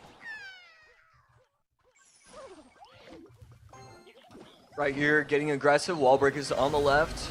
Just gonna force out a cannon, though. Pretty easy response for Franco, and these Archer Queens are getting a ton of value, but get soaked up really nicely. This Goblinstein just getting a ton of value every single time it gets played for Clown. Happy to take the tower damage, not spend the elixir on the ability. AQ pulled back with the NATO. Keep the bomb tower alive a little longer. Berserker plus Law going to work on the drill. And Clown, so far, playing very clean defense. What are the things that Franco needs to do to start turning this into some significant tower damage, Josh? Yeah, something obviously needs to change, and I feel like he's trying to do it. He's trying to cycle the Ronin. He's trying to cycle Snowball so he can get back to Evo Snowball. He's doing everything that we ask of the players, but nothing is coming to fruition. Nothing feels impressive. Nothing feels scary for Clown.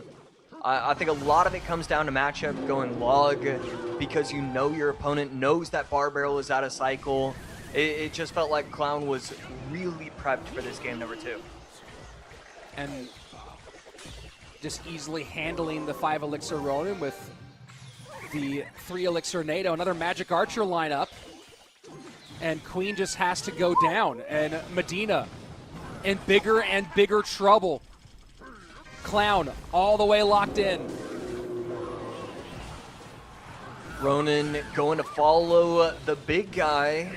And just kind of another somewhat simple, yeah, I mean, he's going to give up a little bit of chip damage, but not too much. And it gives him the opportunity to activate his boost because the Goblin, the big guy, was able to make it to the tower. 265, lowest tower for Franco. Final 35 seconds. But that's going to do it. Magic Archer and Clown gets the win here in game number 2, and it was all Franco Medina in game 1, all Clown in game 2, and now we're going to game number 3. And Josh, there are some games where you talk mostly about, hey, the brilliantly skilled pieces that put everything together. It feels like we have had some real significant matchup challenges in our first couple of games here in this best of 3. Yeah, it just feels like one of these players gets off to a hot start. And the thing is, it's the player with the better matchup that gets off to the really hot start, the kind of lucky start. Too often, it feels like. And just once they get that offensive pressure, once they get that chip, it's just kind of it's just too easy to get consistent damage. It's too easy to dominate. And that's what happened in game number 2. Using a log deck after Bar Barrel as used in game number 1, I think is so silly that it's brilliant. And I really think that kind of gave him the advantage where he expected his opponent to run Zap or arrows or something like that. And then he just said, all right, no Bar Barrel. Let me use the log. Log, Bar Barrel, and Tornado all gone for Clown, also alongside the Lightning, but those 3 pieces there. Bomb Tower Tesla as well out for Clown. So a lot of really critical pieces here for cycle control. Whereas look at the other side here, Franco Medina playing the Lava Hound deck in the first game, did use Tombstone, did use Fireball. Game number 2, arrows and cannon. So you talk about those nasty control pieces. All of that still available for Franco in game number 3. A lot of that missing here for Clown as we go into the 3rd and final. Yeah, but at the end of the day, Clown still has to feel good. Losing that game number 1 is certainly going to have him feeling some type of way, but getting game number 2 and having it be such a dominant situation, it's just got to give Clown so much confidence. I really expect great things from him this month. He was kind of the guy that I had as my underdog, as my potential dark horse as well, just because it doesn't even feel like a dark horse. We see him so often that it just kind of feels natural. It feels normal. I don't know. Being against Clown right here would be very intimidating for me if I were Franco. So, Minor Wall Breakers and Pigs, 2 of his most popular decks gone for Clown. And the control pieces he might do if you're going to run Drill, for example, which he also likes, out. So some of the decks that he has pieces for, he still has some pieces for a couple Mortar varieties, for Royal Giant, which you've seen have some struggles today, and also for Loon, but he just played Minor. So the Minor Loon deck he's had some success with, also gone. So when we kind of think about what's left for him with the control pieces gone, it really feels like it's Royal Giant or Mortar as the most likely pieces. Yeah, at this point, I'm fine with swearing off RG. I think it's just not strong enough. I'd like to see him go more towards Loon, more towards Mortar, more towards even some sort of bait, but that could be a little bit harder just because wall breakers are out of cycle or just not able to be used. I don't know. I just really hope that we're not seeing RG coming in from Clown. It definitely feels like a deck that I've seen him use in Game 3 before, seeing him in all these monthly finals, and I want to see something different today. So we'll see what Clown goes with and if Franco has similar thoughts. And it's going to be Hog for Clown, maybe Hog MK. Yeah, definitely going to be Hog MK Lightning, Hog MK Earthquake potentially. And right here, we might be seeing Hog Boss Bandit Freeze. We could be seeing that Executioner Freeze deck that pops up randomly on ladder. Nice little ability to protect himself from traveling across the world to follow those wall breakers. And no surprises here. Lots of control elements for Franco Medina. Tesla delivery.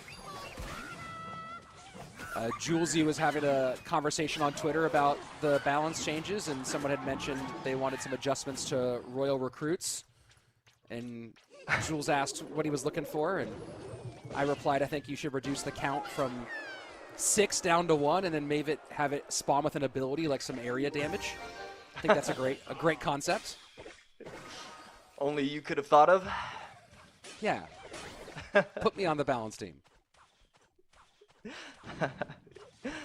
And Clown right here, not appreciating the jokes that he is hearing, but definitely appreciating the matchup, appreciating what he's seen so far. The Boss Bandit put in a ton of work, and we're going to see if that's more just due to mistakes from Franco Medina, or if this Boss Bandit is going to get value every time it gets placed on this map. Definitely one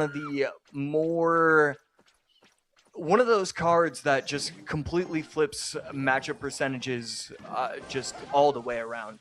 It's due to its strength. When you talk about Boss Bandit targets, Josh, and correct me if I'm wrong here, but it really feels like this deck that Franco is playing is almost built to give Boss Bandit a lot of success. So many low HP cards that it can bop and get off the board quickly and then respawn the ability. Yeah, I mean, even when it's struggling, even when it's not going to the correct card, like the Magic Archer activates its ability, it's still getting a ton of chip, it's still getting a ton of value. So definitely feels like it just matches up incredibly well against Franco. Delivery to cover on the left-hand side, 1599 on Franco's, his right hand, our top left view tower. Clown hold on to the lead, but Franco doing a good job of putting damage in both lanes, making it a multi-syllabic conversation. Right here, Boss Bandit going pretty crazy. Ability use might not have been the greatest. And I feel like this is something that I've seen in pretty much several tournaments where the Boss Bandit just kind of gets spammed a little bit too much for my liking. I'd like to see it get a little bit more offensive pressure before you feel the need to activate the it dashing backwards to save itself just a little bit more often. Wall breakers should get one, and they do. And just like that, Franco's back in the conversation. 1619 to 1599. 20 HP separating these two. Magic Archer will now take the lead for Medina with 80 seconds left. Much better ability usage. Boss Bandit going to be able to take everything out. And this is a lot to put at the bridge. Going to have to use the defensive wall breakers. Earthquake plus Hog. Going to make the Hog get one shot on the tower, and he will. Clown retakes the lead with 1 minute to go. And a little sizzle from the Firecracker. Protection from the Boss Bandit. Delivery has to come out to cover. And now, big push out of Medina. Held mostly by Clown. Boss Bandit going to create a little bit of offensive pressure, and we have another offensive Boss Bandit coming down. Lot of action going on in this game. Boss Bandit on the right, Hog on the left, forcing Franco to get worried, misplace his Tesla placement. Earthquake maintains the lead. A lot in now. Franco Medina, clock ticking down, keeping it close. No spell damage direct on tower available for Medina. Keep that in mind. He has to connect. It looks like he can. Magic Archer looking for a connection. Can't get it. And that's going to be it. Clown, game number 3, wipes the brow and takes one step closer to our July golden ticket after a tight one against Franco Medina. Yeah, I mean, I loved how he approached this game. I think this was a phenomenal deck choice from Clown. I really am just a fan of any deck that runs Boss Bandit. I think I've come to the realization in this match where if I see you running Boss Bandit, I like you, I like your style, I like the deck choices that you're making. I thought it got so much value every time it was placed on the map. And it didn't matter if he activated the abilities. If he didn't, it was getting 6+ worth of elixir value every time it got placed on the map. Yeah, I mean, that is a dramatically fun version of Hog Rider to play. And you talk about the value is getting this is, I mean, you mentioned, you talked about it earlier, Josh, a lot of targets that the Boss Bandit could take advantage of on the board. And it almost sounded like he heard you when you talked about Boss Bandit being spammed a little bit too much. We saw kind of an immediate shift to more Hog Rider pressure, more pressure from the Earthquakes, and then more getting the Firecracker out and then keeping her on the board out of Clown, kind of right at the moment you made that observation. Yeah, I loved it. We both made the same observation at the same time, really. As we take a look at some of these decks, Franco was able to win with Lava No Loon. We're seeing the Tombstone get used as the hero quite a bit more, which is pretty interesting to see. But then it just completely flipped. Clown went to his bread and butter. He went with the quick cycle miner deck in game number 2. Just dominated that throughout the entire time. Goblinstein just a menace so far this weekend. And game 3 was all about the Boss Bandit and Hog pressure. We saw him get early chip damage. He chilled out a little bit, and then he got it all the way at the end. Franco couldn't keep up near the end. I liked what he was doing. I thought he was defending properly and making moves. Just Clown is too skilled a player to lose that matchup in that moment. And the skill for Clown on display as he'll move into the upper bracket quarterfinals, which means he's guaranteed at least top 12 here in this competition, as he will not get first round and no chance of that. He'll face the winner of Jors and Vitor. Franco Medina, though, in the chopping block region as he drops down into our lower bracket. He'll await the loser of our next upcoming match. And as we turn our focus to the upcoming match, Josh, one of your favorites, one of my favorites, multiple-time world finalist, one of the most seasoned world finalists, who is one of the few people left who did it on both the Teams Edition and the solo version in Vitor 75, up against Jors, who I am trying to remember if I've seen him. I've seen him in some smaller competitions, but I don't think I've seen him in a monthly final before. Yeah, what I like most about this matchup overall is that these two guys are actually kind of similar in how they approach life, it feels like. I was looking at the interview from Jors that I believe Clash Royale Esports EM was posting on their Twitter, and he just comes across as this great and humble dude that wants to do well and expects him to do well, but has a lot of respect for his opponents. And it's cool to see these two get matched up. I thought it was so funny that these guys both have that humbleness about them and that respectfulness about them. So it's kind of cool to see at least one of these guys will make it to the next round. And I think that's good for the world that we're seeing that. And Vitor getting aggressive. Mortar at the bridge to open. Bomb tower to reply right out the gate. Vitor in his group stage lost twice, once to Viper, once to Clown, but was still able to make it all the way to the end. Swiss stage, a little bit less harrowing. A couple losses there. One of those to Clown, but able to take out Betfis in that run. Go ahead, Josh. Yeah, I mean, just crazy to see Goblinstein once again. Jor's not able to defend this properly, and so right lane going to get taken down to 25-17, left lane down to 26-68, and a quick bar barrel in response. But these bats are about to put in a lot of work if he can't defend in time, and he won't. Tower down to 24-55. Jors takes the lead. And just a quiet repose as Jors waits to respond to the Royal Ghost. Royal Ghost has seen a pretty significant drop in use rate after the nerf to its Evo. There was a moment where it was devastating and played all over. Yeah. I gotta say, I'm happy they nerfed the Ghost. It was so dominant for that first 3-month period, or whatever it was when it got released. Magic Archer plus Bomb Tower going to work on defense.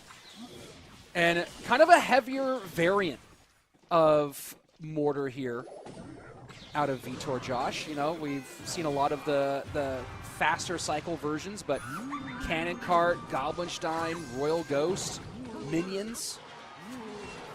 Yeah, and the final card should be Lightning as well. So just one more card to be looking at. Right here, incredible ability use from both players. Nice activated ability with the Goblinstein, but also just good recognition from George. George trying to get away from it, trying to protect himself. But here we go. Big push on the right side. And George is going to need to figure something out. That's a mortar on top of the tower right there. Evo Mortar as well. Gets 2 shots. And just like that, the tone of this match has changed. Vitor, aggressive with Mortar. And it's interesting, Josh, when you talk about being aggressive with Mortar, that's something we typically see with a lot of the lighter weight Mortar decks. Opened up Mortar at the bridge and kind of gave an opportunity to Jors. And here with this heavier Mortar deck, aggression paying off. And I'm curious from your perspective, why does one favor, in this situation, this heavier, that's a lot of damage coming in for Jors. Hold on here. And Jors absolutely responds. Vitor, slight discomfort adjustment as he realizes that was a lot to give up. Josh, back to the question I was posing. Why favor a heavier Mortar deck over a lighter Mortar deck, and what are you looking for that matchup? Yeah, I mean, crazy enough, I believe he's looking for a matchup something similar to this. I think his final card, again, is going to be Lightning, so I think that's going to be something that he's really looking out for, trying to get that aggression that people wouldn't really expect near the end of this game. Right here, again, the mortar's locking on, and you just have so many different ways to win interactions. That's the reason why you run these kind of decks. The Lightning is so powerful, the Cannon Cart, the Mortar is so powerful, and he's got this tower low. He's got this tower all the way down to 467. And the monster dies just inches out of range. Jors with a little bit of life potentially on the board. Magic Archer does get 1 shot. Lightning in, that'll do it. And Vitor, it got a little hairy there at the end, Josh, but Vitor able to shut the door. Yeah, I loved his confidence throughout the entire game. It felt like he messed up, and it felt like it came down to he cycled the Goblinstein. It allowed his opponent to go all in on the opposite lane, go in with the Miner, the Bats, the Wall Breakers, and he didn't really have that proper response. And so after that, he recognized, okay, I can never let my opponent set up that push again when I don't have Goblinstein in cycle. He made sure that he had everything set up, and from that point, he just dominated the match and got his win. And I think this might be our first appearance of the Evo Bats today. And when, obviously, Minor Bats, long time classic combination between the two. A lot of these pieces for this Minor Wallbreakers deck we've been seeing a lot throughout the last couple of months, and we've seen Bats in some of these variations lately, but this does feel like the odd card out in the build for this deck. Yeah, I could definitely see that being the case. Evo Bats, it definitely belongs to that. I mean, I don't know. It feels like there's just better Evos to be using than bats. Never really gets enough value, in my opinion. But clearly, Jors was thinking another way. And we're kind of seeing what we expect in terms of meta. We're seeing a lot of cannon cart, or we're seeing a lot of mortar, miner, not a ton of RG, but thrown in there every once in a while. Still waiting for that one player to come up with something creative, something to change the meta. It feels like month in, month out, we see a tournament meta start to be explored. And I don't know if we're seeing that so far in this July monthly final. Vitor on the bubble right now, coming into the weekend for our point situation. Currently ranked 10th overall. That puts him in the bottom 2 of points qualifiers for World Finals. Of course, that's not counting the guaranteed 150 he gets, but add another 50 if he can close out this one here in game number 2. And that would leapfrog him up to the top 2 on the points leaderboard. Or actually behind, up there in the mix with Adriel and Kickash, Clown, given their spots. So yeah, definitely a lot on the line. Here we go, game number 2. Furnace Skelly's Ice Spirit could be looking at Graveyard, could be looking at Royal Hogs. On the flip side, Vitor he saw that it didn't work in game number 1, but doesn't really matter. Still one of the strongest decks in the game. Minor Wall Breakers, these pros love to play it because of the allowance of showcasing that skill. And Vitor feeling pretty confident to be using this in game number 2. Evo Furnace, Ice Spirit, Evo Tesla. Lots of pieces to clog and slow down, control the board. Vitor opting for Fire Spirit like his opponent ran on the last one. Wow. And Dark Prince for Jor is going to end up creating some challenges for Vitor. Yeah, great timing right there, great defense, and Vitor does not have a ton of elixir. That's going to be the hog making it to the tower, getting it down to 25-15, forces out a Fire Spirit in response from Vitor, and Jor's a great interaction, a great set of interactions to start winning this game. Evo Furnace, another one that was dramatic in its impact into the game overall. A little less dramatic as of late, but still creates nasty pressure as the first Graveyard comes down for Jors. And that's going to be a connection from the Dark Prince. No, wow. He activates the ability, which will still put some stuff on the tower. Yeah, still put some stuff on the tower, but feels kind of awkward. Really surprised to see him approach that offensive push right there. I'm not sure what he should have done, but it feels like had he not popped that ability, he would have been getting more damage. I don't know, though. I don't know if it would have made it to the tower or if it would have locked on and gone back and not gone to tower. Sets up Dark Prince in the backs one more time for Jors. Vitor trying to pressure into the right-hand lane. Bats taken care of by the Ice Spirit. Magic Archer gets the lineup protection from the Berserker, and not enough to take the lead. Now for a moment, Vitor will get it. Magic Archer stays alive. Poison has to come out. And the lead now flying back and forth like a game of tennis between these two. Yeah, I mean, Vitor just putting on so much pressure right here. Miner going to chip away, get the tower down to probably about sub 1,000. But no, kind of not even close. It's crazy how much this tower damage nerf is actually affecting it. But Vitor doing a great job of storming back into the action and making this a game. All gas, no brakes for Vitor as we enter the final 80 seconds. Poison certainly a key factor as we get into these final few cycles. Graveyard down. Magic Archer in the back for defense. Delivery drops as well. Trying to avoid any touches. Does give up one. Poison now down as well. Magic Archer will walk into it. Final minute, triple elixir. Jors in control, a chance to send this one to a third game. Vitor trying to find some way on. Magic Archer for the lineup. Will get at least one. Does he pop the ability? He pops the ability, but not in time. Magic Archer does get taken off the board, getting the tower down to sub 350. Bats plus Fire Spirit should defend, and now he can get aggressive on offense. 157, Vitor is going to have to go crazy. Otherwise, the poison is going to come down.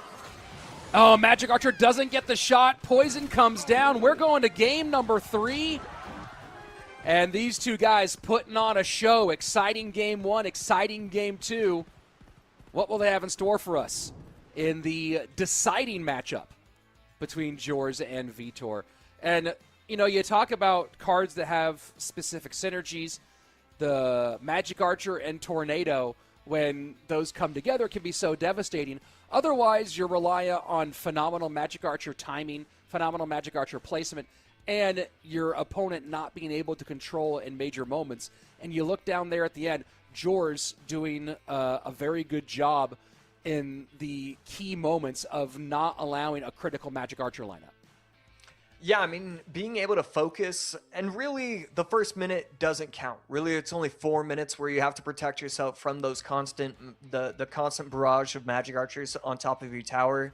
But he just did such a great job of controlling everything, making sure that he had the right cards in cycle to be able to protect himself from those bats. I thought the Ice Spirit usage was really great throughout that game. And I was just very impressed with game number 2. It's something that I kind of expected from him, and it's something that you see from people with those kind of personalities where they don't take it too serious. They are okay with losing game number 1 because they still have confidence in themselves, don't get too down on themselves. And it's just kind of what I expected to see from Jors. I have to say, I became a pretty big fan of his looking through his battle log. It's just a lot of quick cycle. But the thing about that is that he'll do quick cycle 7 games in a row, and that 8th game he throws in the golem. And I like when you have a play style, but you're not afraid to stray away from it, use what he thinks is best. And I expect to see something kind of interesting from Jors in this game 3. And Jors going with Graveyard in game number 2, but one that can cycle relatively quickly for a Graveyard deck with Skelly's Ice Spirit and the Barb Barrel all in the mix. And we saw the value of that with keeping the Graveyard and Poison Pressure on at the end. And now we turn our focus to our third and final game. And both players having used Bomb Tower. Tesla out for Jors, available for Vitor. Mortar, of course, used by Vitor in one of those earlier matchups. Delivery gone for both players. Barb Barrel gone for both players. Snowball and Log both open on both sides. We've seen some cycle play, but we've also seen some heavier play from these two, with the heavier Mortar deck from Vitor, the heavier pieces at least in that Graveyard deck from Jors. And you talked about that thing you liked about Jors. From these first two decks, do you think this is the kind of moment where, hey, NATO's open, Golem's open? Do you see something big and heavy and beatdown direction coming from Jors in Game 3? I think it wouldn't be a terrible idea, but at the same time, I don't really think so. I think Jors is the kind of player that wants to do his best, wants to use his best, and I really expect to see just more quick cycle coming from him. I expect to see Hog maybe a little bit of MK action to help it out, but I expect to see Hog quick cycle coming in game number 3 from Jors.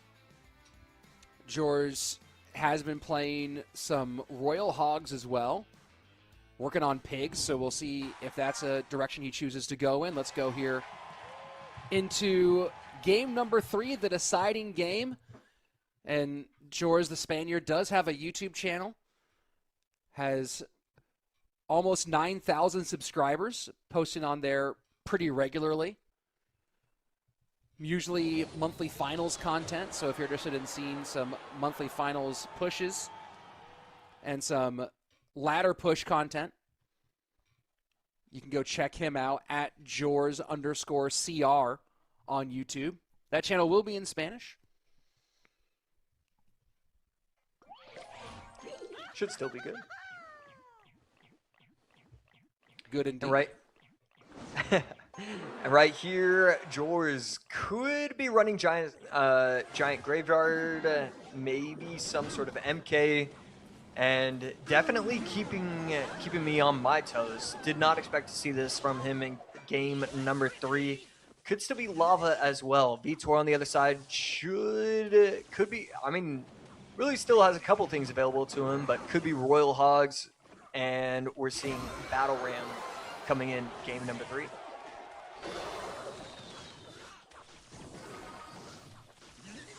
So both guys opting for more of the mid-weight stuff.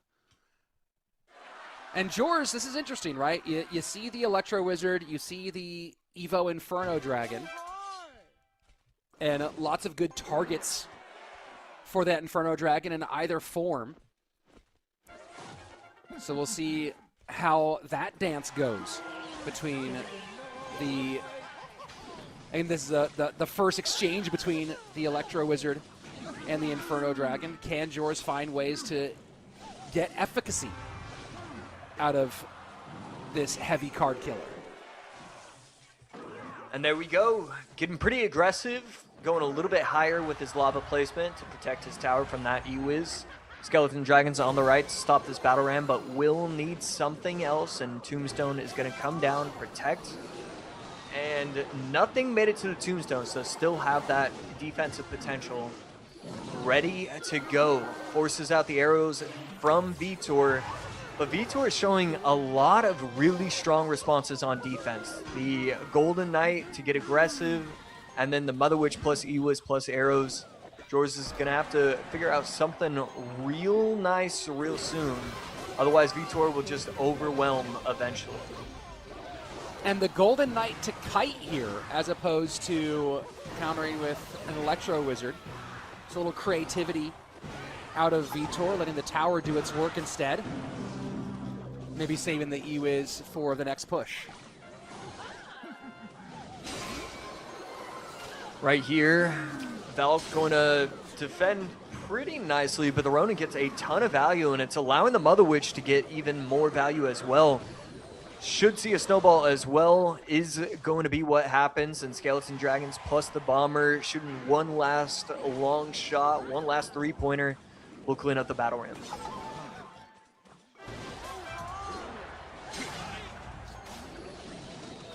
Turning this into a fight in the right-hand lane. Josh, as we go into the final 90 seconds, neither player's really separated themselves here. When you think about the Evo MK being in cycle, looking like we're going to get a big Evo MK Battle Ram situation potentially coming out of Vitor in one of our next pushes. What does Jors need to do to defend that effectively? Yeah, exactly what he's doing right here. He's electing to go same lane. He's okay with giving that up. He wants to make sure that he tries to build this push. Only snowball and only arrows, so something that you want to look out for to figure out how he's going to make it through. And this is what you do. You stack everything, you get multiple lavas, just give yourself a chance, give yourself an opportunity, and that's what we're seeing right now. Double lavas. Evo Inferno Dragon. One lava still very alive. Skelly drags behind. Golden Knight trying to hold. Ewiz doing its job. But you have to survive here and counterpunch. Is there any way? Not going to happen. Jors just overwhelms, puts everything plus the kitchen sink into the lane. Vitor, absolutely no chance of defending that one. Did what he could. And it's Jors coming out on top with a huge first-round win. Yeah, and I mean, this is why we love to preach it. If it's not working, whatever you're doing is not working, make sure to continue to cycle. Make sure to continue to figure it out. Jors recognized that he needed to wait till triple elixir. He recognized that even though he had done 450 HP worth of damage to the left side, it's okay to move it to the right. You want to go same lane. You want to overwhelm. Just really good recognition, and I loved how he played Lava. It can be difficult at time to run that properly, and right there, he ran it to perfection. began his competitive career in 2022 and now makes his Clash Royale League monthly finals debut in successful fashion. Put that one into your achievements list. Game match number 1, victory in the books for George here on the big stage for George. And, you talk about that one, Josh. You mentioned the running lava and running it effectively and kind of making a brave choice here in game number 3. Elaborate on that a little bit, because we've seen lava have some success here this weekend. And when we go into game number 3, you see, hey, that while the delivery is gone, a lot of lava counters were still available. Yeah, I mean, I'm just a little bit surprised. Have not seen this lava variation all too often. Potentially, this could be even the first time that I've even seen it. And I like it a lot. I love the defensive capabilities. It's clear that it was built defensively in mind. And it does remind me of, I believe it was the old Rakan lava, where it was lava, loon, zap, arrows. And really, it comes down to the zap and arrows, the snowball and arrows. Having those two together where he could always clean up that Mother Witch made it so that you only had the Ewas to worry about. And so if you only do that, you can stack properly, you can get that off the board, and all of a sudden, he's got nothing left. So I loved how he approached it. He was quick to recognize that. And I love that he swapped lanes end of game. That's how you win, by recognizing those moments. Jors into the quarterfinals against Clown, where he will look to move on deeper into our upper bracket. That will send Vitor down to the lower bracket side, where he will face off against Franco Medina in the lower bracket. And now we move on to our final 2 upper bracket matchups. And this is an interesting one, Josh, because on one side we have the drill player who's kind of having one of his best years in terms of ranked play and in terms of competitive play in Asaf, who currently is 14th on the leaderboard, 3 spots out of a World Finals berth in terms of competition, and a chance to add some really significant points. But he needs a lot of points to catch up to that group. And the other side of things, Polaris, who, someone who has not been at this stage before. Yeah, I mean, Asaf has been playing wonderfully this year. Definitely feels like one of the strongest players. And Polaris definitely something to look at. Seems like a really solid player. We see him shaking his head already. So I wonder if they were able to get the prediction. And, I mean, knowing Asaf, this is easily a deck that he could be using. So it makes me think Polaris got some sort of prediction and knows exactly what he's going against. And this Minor Wallbreakers Evo Bats deck, back out one more time. Of course, it lost twice in our previous match. We'll see if it can get some more success here in the hands of Asaf. So Locke coming down the lane. Fire Spirit will be able to have the MK jump to the side, but still an MK, still a Golden Knight, still using its boosts when he can. Clean defense from Asaf right here. So 2 decks that have both kind of struggled today in Bridge Spam and in this Minor Wallbreakers deck. Lots of ways to get back around. And of course, both the Mother Witch and the Skeleton Dragons going to make the bats kind of a challenge to use effectively for Asaf. And it makes sense because you only have so many Evos, but Evo Lumberjack, whenever, ooh, right there, really nice play from Asaf. Just having fun with it, and that's what you need to see from these bros. Gonna protect the Magic Archer a little bit. Probably gonna go for, goes for the second Magic Archer instead. Doesn't pop the ability, should cover with a delivery, and delivery does drop here. Gonna take one shot from the Skelly Dragon, but Asaf Now going to get a little bit more out of it, forces the arrows out. Couple touch points of damage, but lead now opened up for Asaf as we go into the final 30 of regulation. Yeah, we're going to see Berserker over the middle to try and protect. Another delivery. Whenever he wants delivery, he should probably have it in cycle the way Asaf plays this matchup. And again, just pressure on pressure. What I thought was nodding his head at the beginning of the game must have been nodding his head in defeat, because Asaf is playing this like it's 100-0. I mean, he has given no opportunities to Polaris.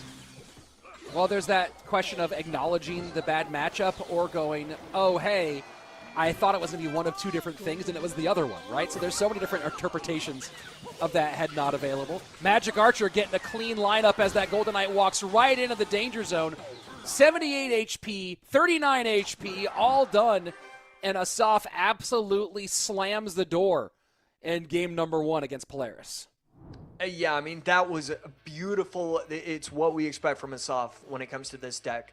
Every single possible interaction, he knows, he understands, he's ready for. And I really do want to know if Polaris was excited about the matchup, because he looked confident. He looked like he was ready for it. But Asaf, when he's running any sort of minor variant, any sort of drill variant, he is fun to watch. It is pretty gameplay. Polaris with 2 top 10 finishes on ranked, both of those coming last year in the early half of the 2025 ranked campaign, a 2nd place finish and a 6th place finish. You know, when you looked at the end of the deck pool of Polaris going into this one, we know what Asaf has built, right? We know the kind of things that Asaf brings, certainly known as a top tier, one of the all-time great drill players in the game. We've seen his cycle ability. When you look at the deck pool of Polaris, what did you see coming into this weekend? Yeah, I mean, it was it was 2 things. One, it was quick cycle. It's all sorts of quick cycle decks. I saw Hog, I saw Miner, I saw all of that.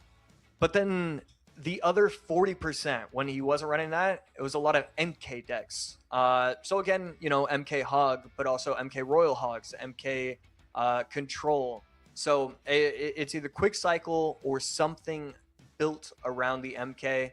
And honestly, that's not the end of the world for Asaf. He can beat the MK deck, as we just saw in game number 1. And then he can beat just any sort of quick cycle as well. I think it's just a really strong player matchup for Asaf, and it gives him a pretty huge advantage. It's interesting because you look at Polaris and 2 things come stand out, right? In a 2nd place global tournament finish, in a Mega Draft tournament, and Season 2 Mega Draft when we had that Mega Draft competition, number 8 finish, right? So this is a guy who can get top finishes in Mega Draft, which might partially tell you that he's good at drafting, but also tell you that the expertise goes beyond a very limited deck pool. And that's one of those things you look for when you think about someone who's going to be competitive at this stage, right? Is the ability for the deck pool to have some breadth and depth. And so I'm very curious to see if we get any surprises out of Polaris, maybe in Game 2 or if we make it there to Game 3. Yeah, I mean, I'd love any sort of surprise. I think you have to, and I think you have to switch it up quite a bit. It feels like Asaf was really, I mean, it just felt like the dominance was at a level that's just a little bit too high. Sure. And there wasn't the competition that we expect to see, just because Asaf dominated early on. And yeah, I don't know. It feels like something needs to change. And if it comes down to decks and creating something new, I'd like to see him try it for this game number 2. Well, definitely taking a little extra time with the deck selection before game number 2 is Asaf and Polaris. And just a review of the decks they did in game number 1. Game number 1, Asaf finally giving this minor Magic Archer Bats Wallbreakers deck its first win, shutting it down very nicely. It was the MK Bridge Spam deck of Polaris that could not find any way to break through the defensive combinations that Asaf was able to put up.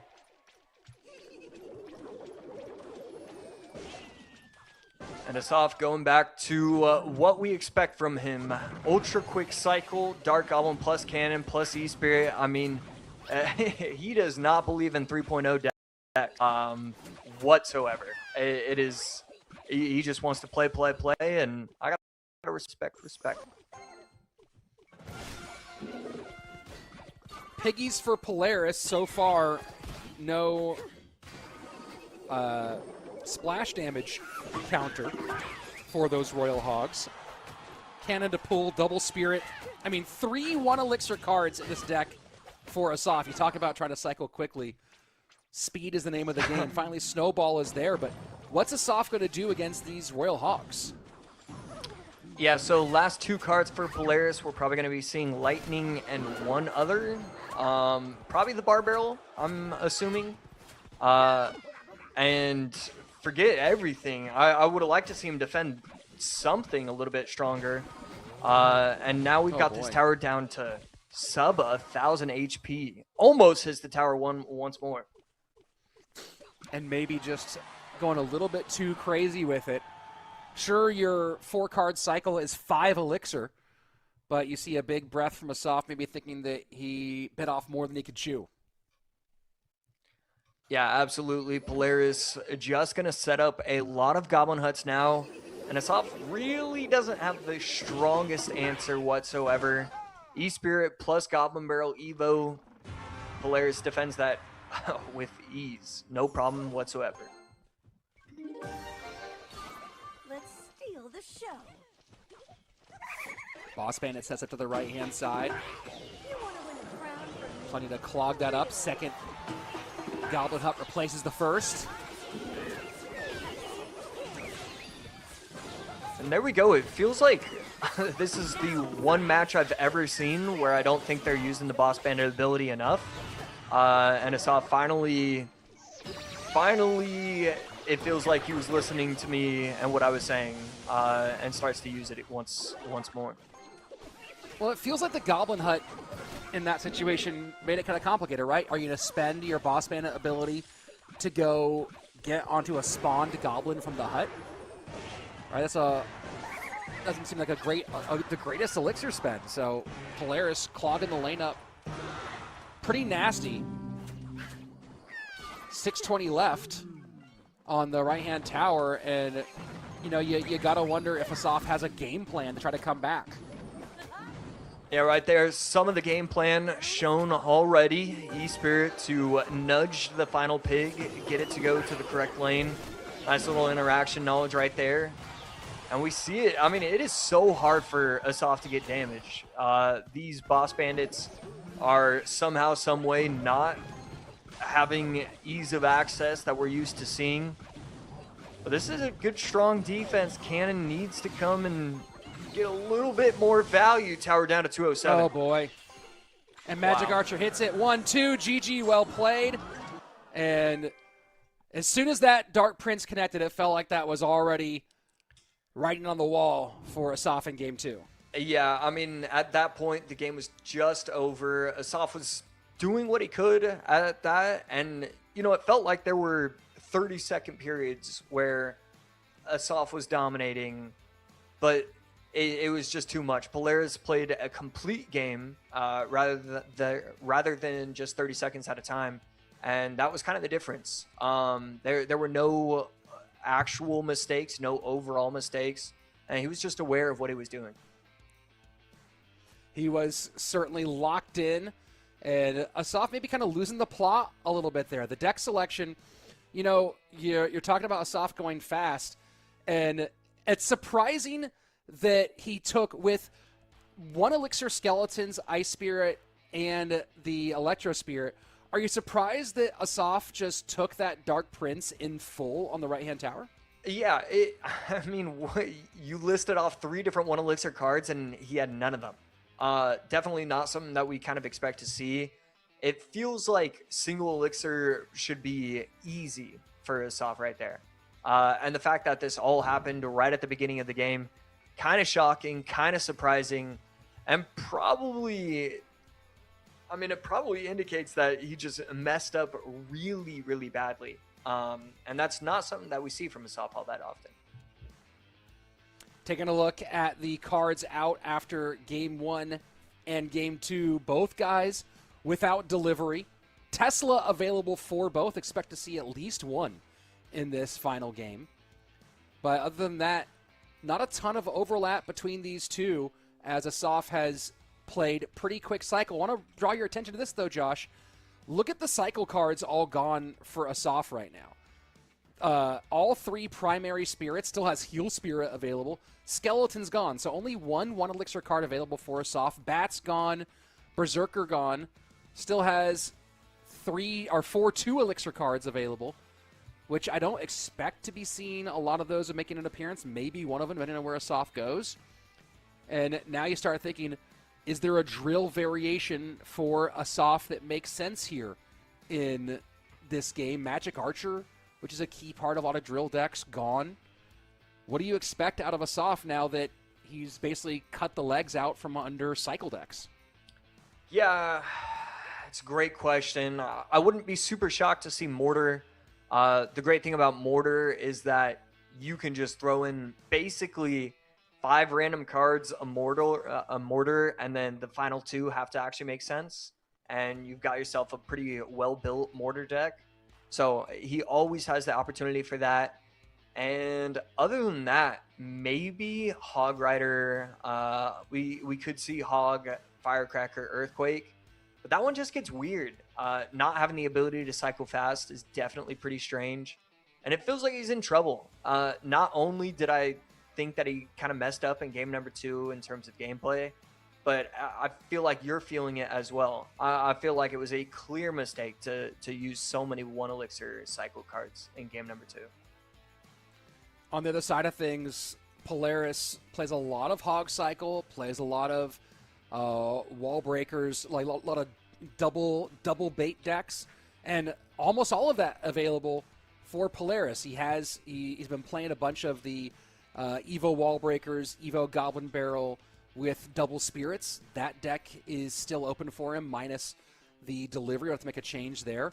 But Hog EQ, open for Polaris, and that's one of those decks that he's leaned on heavily throughout his normal career. And you know, when you look at what Asaf has open, has NATO open, has Tesla open, but Hog EQ, if you know your opponent's going to likely run a building, pretty solid choice.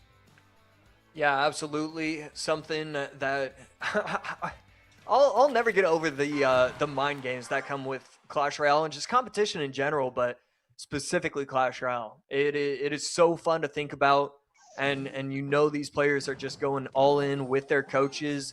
And right here, Polaris already running the Hog in this game number 3. And Asaf running Tesla, so right on the money for those calls. And Asaf finding a way to have cycle cards. Does get the Goblins in. We'll see if he goes to more than one. Again, the 1 elixir cards other than Heal Spirit, all cooked for him in this one. And Evo Wizard thrown out as well should actually match up pretty well against the Ronin. And we are going to see Heal Spirit plus Royal Hogs. So a lot of different things that the Heal Spirit can jump on and protect. The Wizard is definitely going to be one of them. And the Royal Hogs are obviously one of those cards that get helped out by the Heal Spirit quite a bit. So are you surprised or unsurprised to see Asaf say, where there's a will, there's a cycle deck? Definitely surprised, and definitely, I mean, it is just incredible. Some players just have to use what they want to use.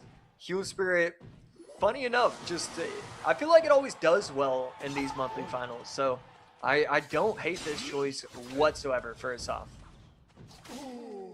And interesting to note here, Polaris running double heroes rather than double evos. And we've talked about it a bit before, but that puts a lot of extra elixir expenditure on the board to run 2 heroes rather than 2 evos. Thoughts on the deck selection from Polaris? Yeah, it's certainly interesting and certainly something to look at. Not something that I think about all the time, but I feel like in this case, it just might be really strong. You still have the opportunity to use your activate your ability, activate your goblins for 1 elixir. And so I like this coming in from Polaris. I think it's a very strong deck and what we should be seeing from him. Monk kiting the Ronin. Tesla takes care of the Hog. So here we go. Final 30 seconds of regulation. Pretty close between these two. 17 HP, the difference. Lightning finding the target on that Musketeer pretty consistently early on. Hog does finally connect for Polaris. Right here, sticks the Monk in front. Can't activate the ability in time to protect the Wizard. But that is a great heal spirit. Getting the Wizard protected, and an even better snipe with the Musketeer. Having it lock on to the Wizard instead of the Monk. Cleaning everything up nicely. Polaris playing this beautifully. So there was a lot of, and this is going to be a Musketeer connection, there was a lot of lightning value there between the Ronin and the Musketeer. Do you think Asaf was deciding to save it because he wants to make sure lightning value gets on tower? Yeah, I think Asaf is just trying something new, trying something fresh. He knows that he might struggle with a couple of things. And right here, he's going to protect this Wizard as well. I mean, he has every opportunity to win this game. Wow, Wizard still on the board, connects to the tower, gets another shot, down under 1,000 HP, and Asaf has blown this wide open as we go into the final 70 seconds. Huge lead, about 800 to 900 HP, as that whole sequence went very, very well, and that Monk ability just maybe a half step early. Yeah, right there, funny little interaction. Good log, going to be able to take out the Ronin, even though it was a sketchy scenario. And these goblins are going to help out the Hog, almost get it to the tower, but not quite. And this time the Monk in the reflection zone forces out the fireball. And you talk about Evo Wizard being being impactful, has had a significant impact here so far. Monk will use the ability and work on that Hero Musketeer, Tesla for Tesla at the bridge. And Asaf, again, all gas, no brakes, just choosing to go in heavy and keep the pressure on offensively. Yeah, I mean, I didn't even look at the time. I thought we still had 2 minutes left. Instead, 10 seconds. Wizard on defense should be able to clean up everything nicely with the help of the Lightning. Asaf wins game 1, loses game 2, wins game 3, and wins the set overall. I mean, just pure brilliance from him in that game 3. It felt like he was forcing Polaris on the back foot for the last 2.5 minutes of that game. He provided no opportunity for Polaris to just even go on offense, and Asaf a well-deserved game 3 victory. And, you know, we come back to the deck choice conversation here, and this is interesting because in not one, but 2 of the matchups, you'll see Polaris running double heroes rather than double Evos. And we saw both of the hero abilities used in that game 2 where Polaris won, but that was still almost an unnecessarily, that was a game where he really won that based off of the mistake with Asaf early. But game number 3, I don't think I saw that Hero Musketeer ability pop once, Josh. Yeah, Hero Musketeer is certainly one of the more interesting ones. It feels like you're only activating that ability once every 2 or 3 games, and then probably 50% of the time you activate the ability, you just win the game outright. It's just hard to get value with it. It's hard to get the machine onto the tower. So not super surprised, and that was definitely a massive, massive difference had we seen even just an Evo Musketeer. Evo Musketeer easily could have won him that game. You use it to snipe the Wizard. You no longer have to worry about the Monk protecting it away from the fireball chip damage. There were so many interactions that would have changed, and we probably would be celebrating Polaris's name had that been Evo Musk instead of the hero. Lisa's pretty significant difference in opportunity between those two. And, you know, now talk about opportunity. Asaf going to step up into our top 12. As he moves forward in the bracket, he'll await the winner of Greco and Sub. So a tough matchup for him in our quarterfinals upper bracket. That's going to drop Polaris down into the chopping block. And we've had a lot of our newer players making their debut in the monthly finals. 3 of those debuting players, you find them down here in the elimination side of things with Oker, Franco Medina, and now our last member in the lower bracket side, Polaris, waiting to see who he'll be facing up against. And either way, Josh, he's going to have a tough customer because on one side, he has Grieco, who is a top-tier player, nasty, nasty skill set. On the other side, a World Finals runner-up, multiple World Finals appearances for sub. And we say this often, but Polaris might find himself going out of the frying pan and into the fire.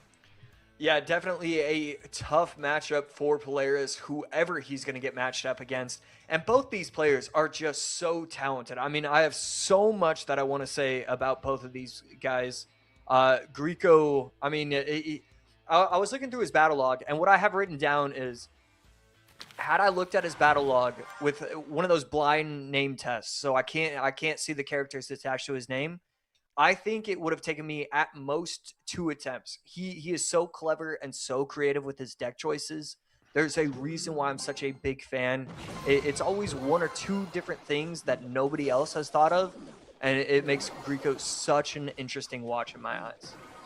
You see Grieco currently 23rd on the leaderboards with 475 points. You add that 150 to his 475, and that one's going to take him up right on knocking on the door. He's going to be in sort of that top 15, top 16 range when you add that 150. But with other players still moving up, Mugi is ahead of him currently on the points leaderboard. Asaf, Morton, guys who are in here this weekend, currently ahead of him on that leaderboard. This weekend specifically feels like one where he needs to have a push that goes fairly deep into the monthly final to set himself up for success when we turn into August. 1 sec. And sounds like there's a smoke alarm popping off in Josh's place. So we'll give him a few minutes to figure that out if you've ever had to deal with a smoke alarm. Hopefully it's not an emergency and it's just maybe a roommate was cooking something. Either way, we'll have Josh back in just a couple of minutes.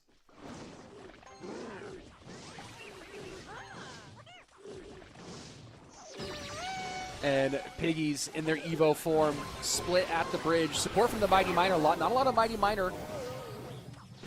First appearance on the weekend, and the Baby Dragon will connect, forcing a late Skelly Drags in response from sub Grieco. Plenty of elixir to handle all of this.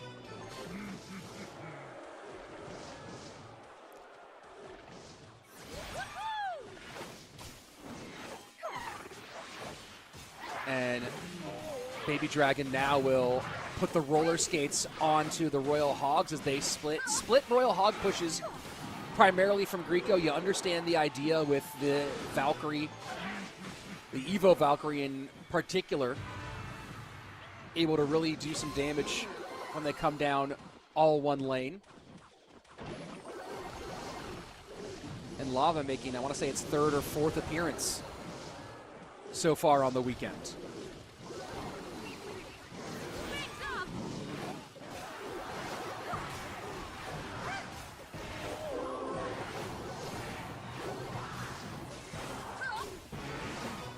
Grieco going to reset here after losing the bridge fight, knowing that a Lava Hound's about to come down. Baby Dragon going to get splash onto the Empress. Fireball trying to get the Baby Dragon out of the way. Not going to be enough to make room for any real damage. The Zap going to be ineffective. As Sub Lava's up one more time. 90 seconds left. Split lane. 2 Piggies will go towards tower. Evil Valk trying to clean up, but not doing enough. Big damage on the left-hand lane. 1380 done. And now it's Sub's turn to split lanes. Pulls the Mighty Miner out of the way, forces the Baby Dragon down. Fireball. Not enough, as the Spirit Empress forces the response out, and that's the most meaningful damage for Sub through 3 minutes of gameplay, or 4 minutes of gameplay. Final minute, triple elixir. And this is where Sub really starts to shine. I mean, his lava gameplay is just so elite. One of my favorite players to watch with it, and we're seeing why. He spreads out all his troops. He does not give the lightning value, the fireball value that other players do. And this is when he creates opportunities that other players don't. Fireball, trying to open a pathway for the Lava Hound on the left-hand side. Sub has to watch that Baby Dragon, opts to use the Mighty Miner ability for a little help in both lanes. Or Rico opts to use it. Yeah, and this should be enough right here. The lightning will come down. Greco will win this game. I mean, Sub did everything he could. He went right. He went left. He went troops behind. He went solo lava. It was just too much. Greco was able to do it. Game number 1 for Greco, and you know, I know that you were handling whatever happened. Did someone burn food? What happened with the with the alarm there? I don't want to talk about it too much. You cannot take a shower in this place. As soon as the steam goes out, this happens like 3 times a week for me. All right. Well, luckily it wasn't an emergency. We do have Josh back. I know that you. Go ahead, Josh. But that's why I realized last week I should stop showering. That's what I should have finished it with. Got it. Yeah. I think that's the solution to your problem. Obviously. Let's talk about the matchup here. And Josh, you were talking about Sub's ability to play lava to really spread the field, and he did a good job of getting some damage on doing that sort of in the midway point of the game. But as we got later in the game, obviously just a little bit too slow. When you look at the matchup here, you have some pretty solid pieces for Royal Hogs, right? You have the Evo Valk, you have the Tombstone, you have the Fireball, you have a lot of splash damage for it, but not able to hold off against it. Talk to me about, when you look at the two decks, matchup-wise, how you would view this. Yeah, I think in terms of matchup-wise, in terms of viewing experience, this is one of my favorite matchups to watch because both players struggle to defend. Yes, you have all these answers, but you're still trying to create offensive pressure. You still need a lava. So then as soon as you do that, your opponent can go Royal Hogs, so you defend with Tombstone. But all of a sudden, no Tombstone, you only have Valk. Now you have to worry about the Mighty Miner. So it's just this constant pressure while also remaining with enough elixir that you have to worry about. That makes that matchup just a true joy to watch from both sides, both players. I think it was just, from what I saw, great gameplay throughout. Yeah, of what you saw, it was pretty fun to watch. Now, as we turn our focus to game number 2, Sub typically has been someone who leans more on the cycle side of gameplay, and he opens up really heavy with this Lava Hound. When obviously you want to go into game number 2 with the victory rather than the defeat, but it does feel like he puts Greco into, I don't know, actually, quick question for you, Josh. Knowing that you probably expect a more cycle style of deck out of Sub here in game number 2, does that make it easier for Greco because he can cover that conceptually on a broader base, or make it harder because there's just so many cycle variants in different directions to go that having burned almost nothing that would support it, it makes it harder to game plan? Yeah, I mean, Sub is so talented and so consistent that things that apply to other players don't really apply to him. And I think that would be one of those things where it's not easier, it's not more difficult, it's just Sub. So the fact that you're up 1-0 against Sub is all that matters. It doesn't matter what deck he played, it doesn't matter what deck he will play. He's going to come in with something clever. He's got a great coach behind him. You are just happy and content so far to start this best of 3 off up 1-0. So looking more cycle out of Sub, could be that Minor Wall Breakers deck with the Tesla Fire Spirit to open. And the cool thing with Greco is that I was looking through his battle log from day 2 last weekend, and he used I don't know. He probably played 13 or 14 different games with quick cycle type decks. And I believe, I could be wrong, there could have been one or two where he copied over, but I believe every single cycle deck was just a different deck than he had used before. He's always coming in with something new. So, Drill for sub, is he running this with Magic Archer, do you think? Yeah, it should be Poison as the final card. Still a little bit to watch out for, and this delivery is going to come in very late. Delivery instead of any other troop was an absolute must, because otherwise that knight could have provided so much value. But instead, a 5 HP difference between these two players as we head to the 130 mark.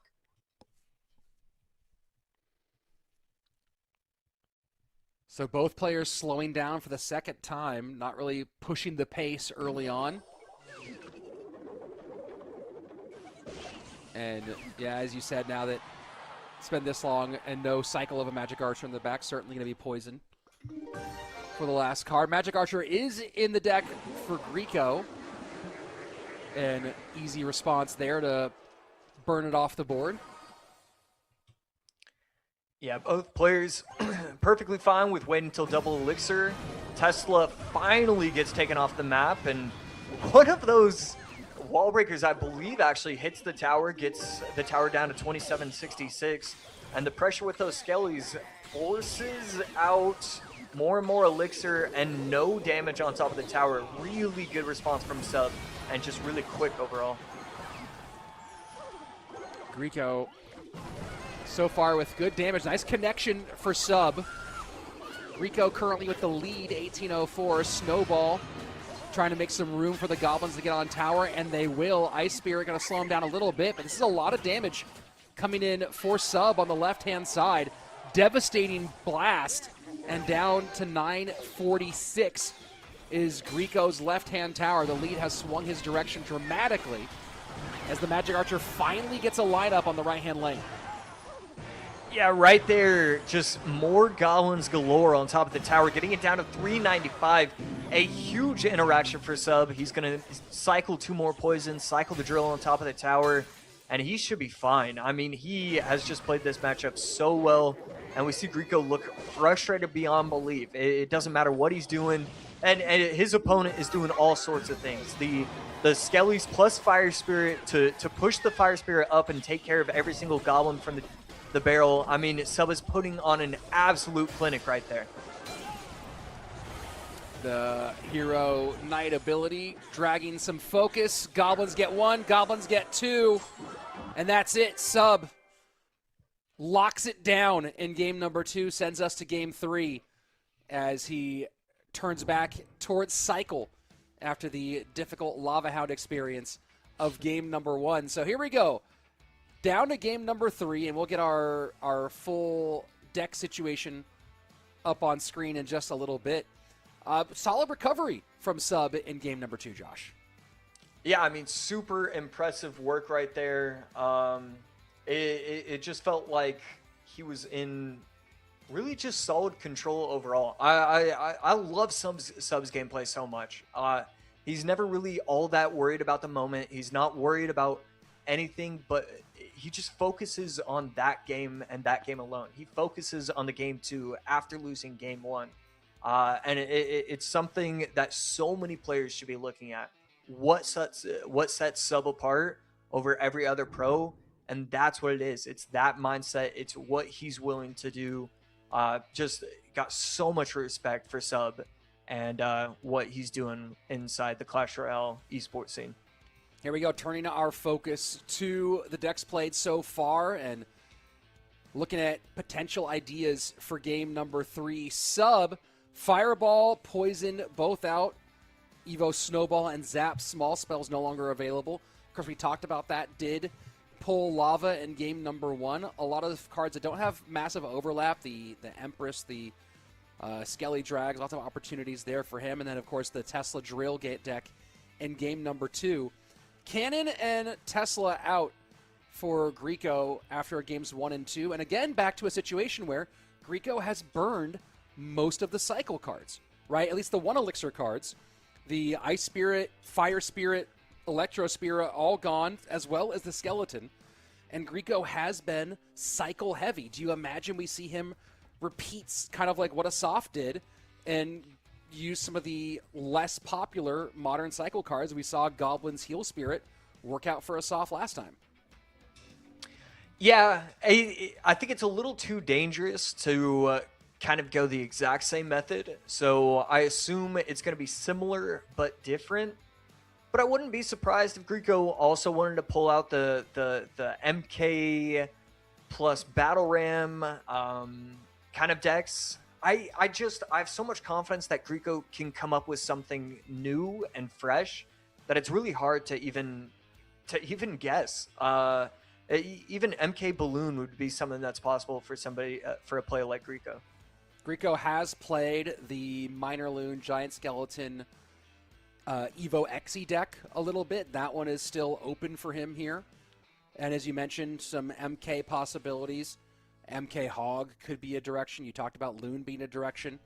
Bridge spam he's used a little bit in some of the other stages. So that's the big question, right? Is if you're on the side of sub and you're trying to do this deck preparation, you have to imagine, Josh, that there's at least one or two cards in there looking for something heavy like an Executioner or a Giant Skeleton or a Mega Knight.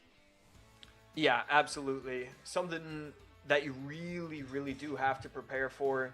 And I'm trying to figure out what... I mean, it's just two opposite ends of the spectrum. With sub, you have so many decks available to you if you are sub, and he's used the Fire Spirits and the Skellies, but he still has E-Spirit and Ice Spirit. He could go Bait, he could go Mortar, a couple different directions with that. The Grieco does feel a little constricted with what he can use, but looking at his battle log from last week, I remember seeing that he ran Hog Lightning, Evo Wizard Monk, and he also ran MK Bandit Bowler Hog. And both of those would be available to him if he wanted to do so. Obviously, you'd have to switch the Lightning, but both of those available, and we could see something special in this game number 3. So, sub shows quick cycle to open. We'll see which of the bait variants he's running. And also, did he cover for something heavy here? And a little nod, maybe of recognition out of sub. Yeah, it feels like he should be running Night Loon, NATO Miner potentially as the last couple cards. But no, gonna be running Archers. So, okay. So should be running some version of Graveyard with strong defense in the Bomb Tower and Archers. And sub on the other side, just running all sorts of spam, all sorts of brilliant Graveyard counters. A massive matchup advantage so far shown going in the direction for sub. Sub sets up Golden Knight left-hand lane. Berserker will be met by the Knight on Grieco's side. So as you talk about all these graveyard counters here, Josh, do you, if you're Grieco's side, what kind of adjustments do you make? Are you just thinking here, hey, I'm going to try to get graveyard poisons down in triple elixir, and that's my focus? Are you, and that's insane, the connection there that got on the left-hand side. Do you start thinking, hey, I'm going to be doing most of my damage from trying to get poison value and Dark Prince mount connections, right? What's the Grieco method of getting tower damage evolve into here? Yeah, I think it's wait around until you get lucky, and then figure out what to do from there. And so a lot of that is just going to be even something like cycling the Dark Prince at the right time to be able to have it charge on top of the barrel and take it all out. Like, there are a lot of different opportunities to get lucky, but if he can't find it, if he can't manage to do that, it is just so simple for him to just constantly cycle these Dark Goblins in the back, and then the poison will do a little bit, but it just cannot do enough. Sub just has such a huge advantage. You saw the poison in that one. Knight going up high to try to prevent an extra connection. Sub shaking his head just a little bit. Dark Goblin out early. Barb Barrel gets on top of the Dark Goblin. Berserker and Delivery working down low. Golden Knight dashes to just about everything, stops at 7-11, gets a Slurpee, and keeps on dashing. Yeah, gotta be tired after all that, cleaning up all the skeletons, all the guards, everything you could possibly ask for. And Evo Dart Gob again back in cycle, trying to get the poison to spray on top of these archers. And one of the archers targets the Dart Goblin, but the Dart Goblin is going to stay alive. Guards not getting away. This Dart Goblin is just an absolute menace so far. Still, with 90 seconds left, Grieco does have the slight lead over Sub. Sub has not found a way to turn this into real damage yet, despite defending the graveyards well. Yeah, and it gets to the point where once triple elixir hits, just because you can out-cycle doesn't mean he won't have troops up on the board. And so you have to be careful about just waiting till triple when you're running these kind of bridge, with these kind of bait decks. Golden Knight not getting onto tower, now graveyard in, Dart Goblin alive, working on the Knight. Knight was taking for a minute. And Skellies do get a little bit of damage on there, and Sub not liking it. Yeah, I mean, just getting chip damage after chip damage, not a ton, and really it's just by way of the poison. Every once in a while Skellies are getting there, and every once in a while has been enough. I like this constant pressure from Grieco, and it's putting Sub in a rougher spot than pretty much anybody could have imagined. Golden Knight at the bridge for Sub. Knight picks it up. Evo barrel in. Bar barrel takes care of business. 2298 on the left-hand tower. Finally, a Golden Knight connects for Sub, but already preparing for the Goblin barrel. 10 seconds left. 1686 to 1864. Golden Knight connects. Oh my word! Poison trying to tick. Will Poison go enough? No, it won't. Oh my! No, it won't. Oh my word! Can you believe it? Sub with the Golden Knight dash to end all dashes and steals this one from Grieco in dramatic fashion. I mean, what do you even tell Grieco? I mean, the only thing I'm thinking is defensive graveyard, try and get Skellies up, try and make it so the dash doesn't make it to the tower. I saw it in slow motion. I knew it was happening. Sub knew it was happening. Grieco knew it was happening. And nobody could have stopped that. It just went one at a time, made it to the tower. And just like that, I knew Sub would easily win in the final 1.2 seconds with his Golden Knight dash. I called it from the beginning. That's a clippable right there. Sub just absolutely sneaking by, and we say it a lot here on the show, Josh. It's better to be lucky than good. It's best to be both.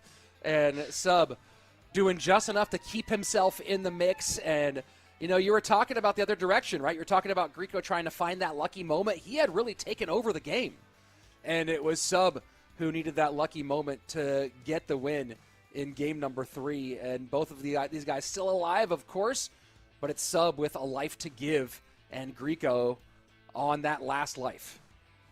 Yeah, I'm not exactly sure what happened to have the game go that way. It could have been a combination of a lot of different things, but Sub might not have been aggressive, opposite lane enough. But whatever it was, Grieco was just controlling the battle so well. I loved what he was doing throughout the game. And even at the end, I mean, this is a difficult matchup. Your opponent has Golden Knight, your opponent has Dart Goblin, E-Spirit, I-Spirit. It doesn't matter how well you play. This is going to be tough. So definite props to Grieco. This is what we like to see from him in these monthly finals. But obviously, major props to Sub. To come back from an 0-1 start, get that reverse sweep, and get that 2-1 victory, just very impressive coming in from Sub.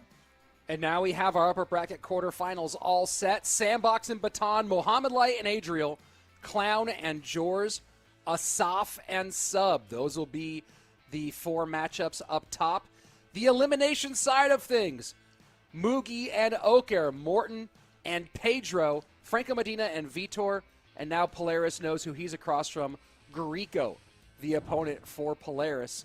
And 4 of those guys going home today. Josh, we've finished the first round of matchups. Any major takeaways before we head into our elimination side of things? The meta isn't super diverse. And I've been thinking about it all day on whether or not I like that in a tournament.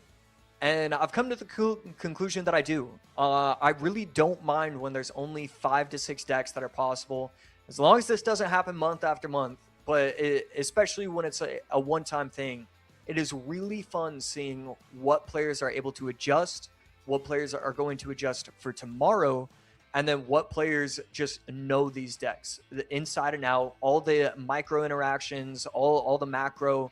It's really fun to see who's the best of the best with these kind of developed metas. Well, we'll get some more of that here in a few minutes. Don't go anywhere. We'll be right back with our first elimination matches in our July monthly final.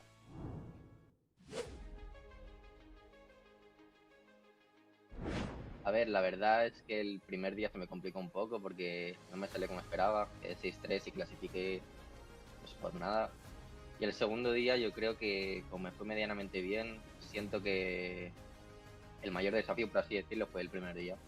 Mis nervios, un poco la presión, y yo creo que eso. El segundo día fue un poco más controlado y más preparado todo.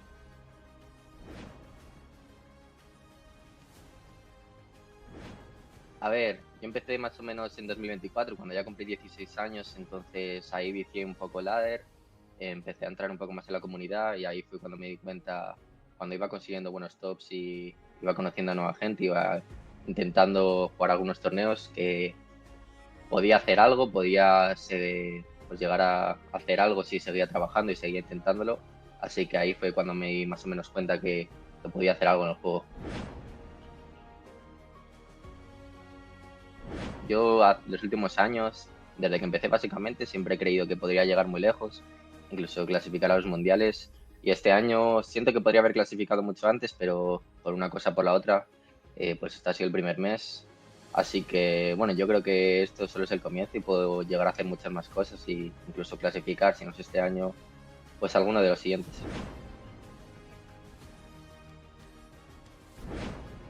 Pues yo creo que depende un poco, pero tanto agresivo como a la vez defensivo. O sea, un poco un mix de ambas, dependiendo un poquito del mazo que juegue. Pero yo siento que no tengo nada así muy diferente a los otros jugadores, pero yo creo que si trabajo mucho, puedo llegar a, pues ya sea gameplay o otras cosas, puedo llegar un poco a destacar más que otros.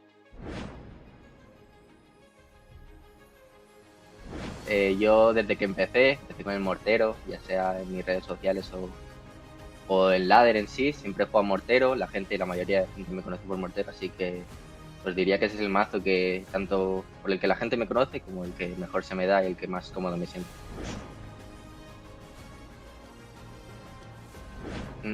Tampoco tengo mucha ilusión por ninguno, pero me gustaría enfrentarme a alguno de los grandes, ya sea pues, Pedro, Mohamed.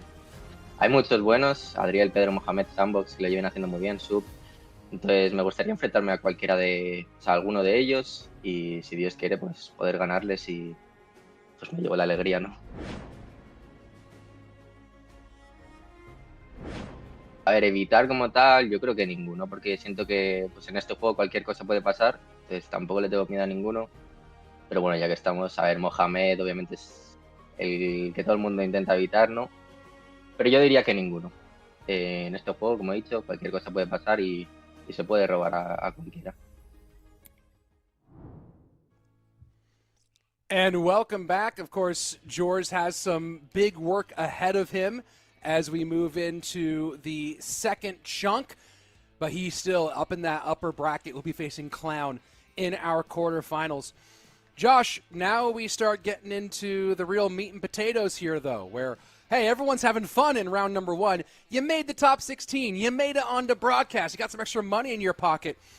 But now's when the stress really starts to kick up as we get ready to start sending some people home here very soon. Yeah, I mean, the difference between round 1 and round 2, the smiles you'll see, it goes from round 1, you'll see players celebrate and smile, to round 2, players are already just relieved. There's no celebration. There's no spectacular moment for them. It's just, okay, I made it to day 2. I have to prepare tonight. I have to get ready for this. And I love seeing that. I love seeing that switch just happen in general. And the second part of the day for day one is kind of my favorite part of the weekend. It is so cool to see which players are ready for it. Well, we'll see if Oker is ready to get back in the ring. As you know, we say that same phrase again, out of the frying pan into the fire. Oker goes from Sandbox, who's a 3-time world finalist, to now he faces off against a 2-time world champion. And I know that you have long been a big fan of Mugi. And it's interesting, right? Mugi's one of those guys who the talent to effort graph makes absolutely no sense. You know, he's a guy who he's probably the least amount of – we talk about how much Sandbox, Oker's first opponent, plays this game, absolutely grinds to an insane level. I'm not sure that Clash Royale is even installed on Mugi's phone full-time with how much he plays. Yeah, I mean, there's certainly a shot of that. Mugi is absolutely, in terms of raw talent, in terms of just raw intelligence, he is second to none. It is unbelievable. The creativity. I like talking about creativity in decks and creativity with all the before the match kind of situations. But Mugi is one of those select few, one of those brilliant players that you see the creativity in his true gameplay. He'll defend he'll defend 15 different times throughout the match, and all 15 have different placements, different timings, different ways to confuse your opponents. And that's what makes Mugi special. He has that creativity within the gameplay. Game number one, match number one, 0-2 defeat for Oker. And going a different direction with Dex, not running back what he used against Sandbox. So changing things up a little bit. Mugi, same thing, did not play bait in the first matchup against Baton. Here running bait in game number one. Yeah, I really like the switch up from Oker. It still allows him to play control, which is definitely most of the decks that he enjoys running. But at the same time, it's a different style of control. It allows the Goblin Hut allows certain types of pressure that other control decks won't allow for, and I think it's a good switch up and a necessary one that he's pulling off using this deck here. And champions have been making a comeback. And the Archer Queen has been a featured player in today's monthly final. Dark Prince. And again, we're looking at... Oh, go ahead. Sorry, Josh. Okay, Dark Prince was a little bit nerve-wracking because I didn't think it was going to create that much pressure, but activating the ability gets the tower down to 22-34.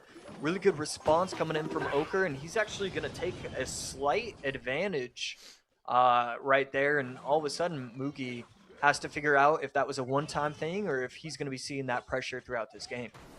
You know, Josh, I'm going to give you a noticing here. And I'm not even saying that it's that important, but it is just a little bit of a noticing, as the frequency with which the veteran here all the time players versus the players who aren't here as much are playing 2 abilities and 1 Evo versus 1 Evo versus 2 Evos and 1 ability, right?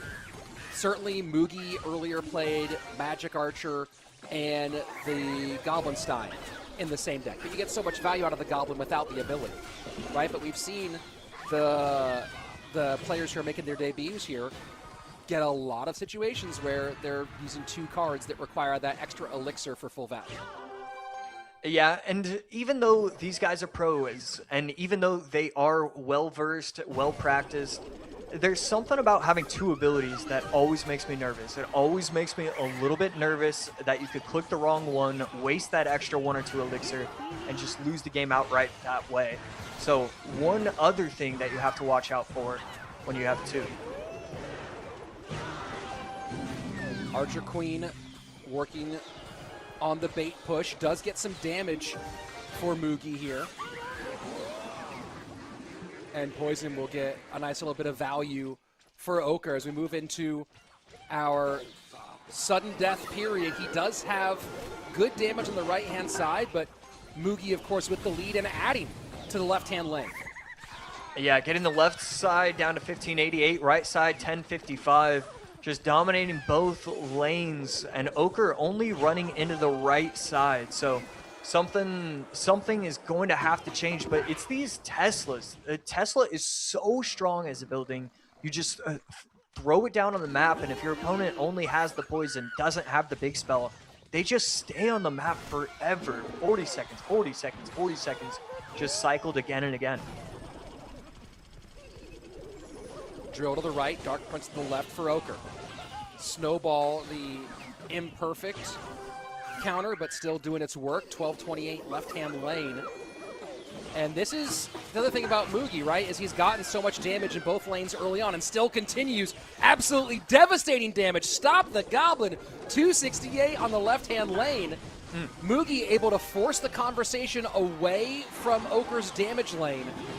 And Ochre has just had no response. With 30 seconds left, has to make magic happen.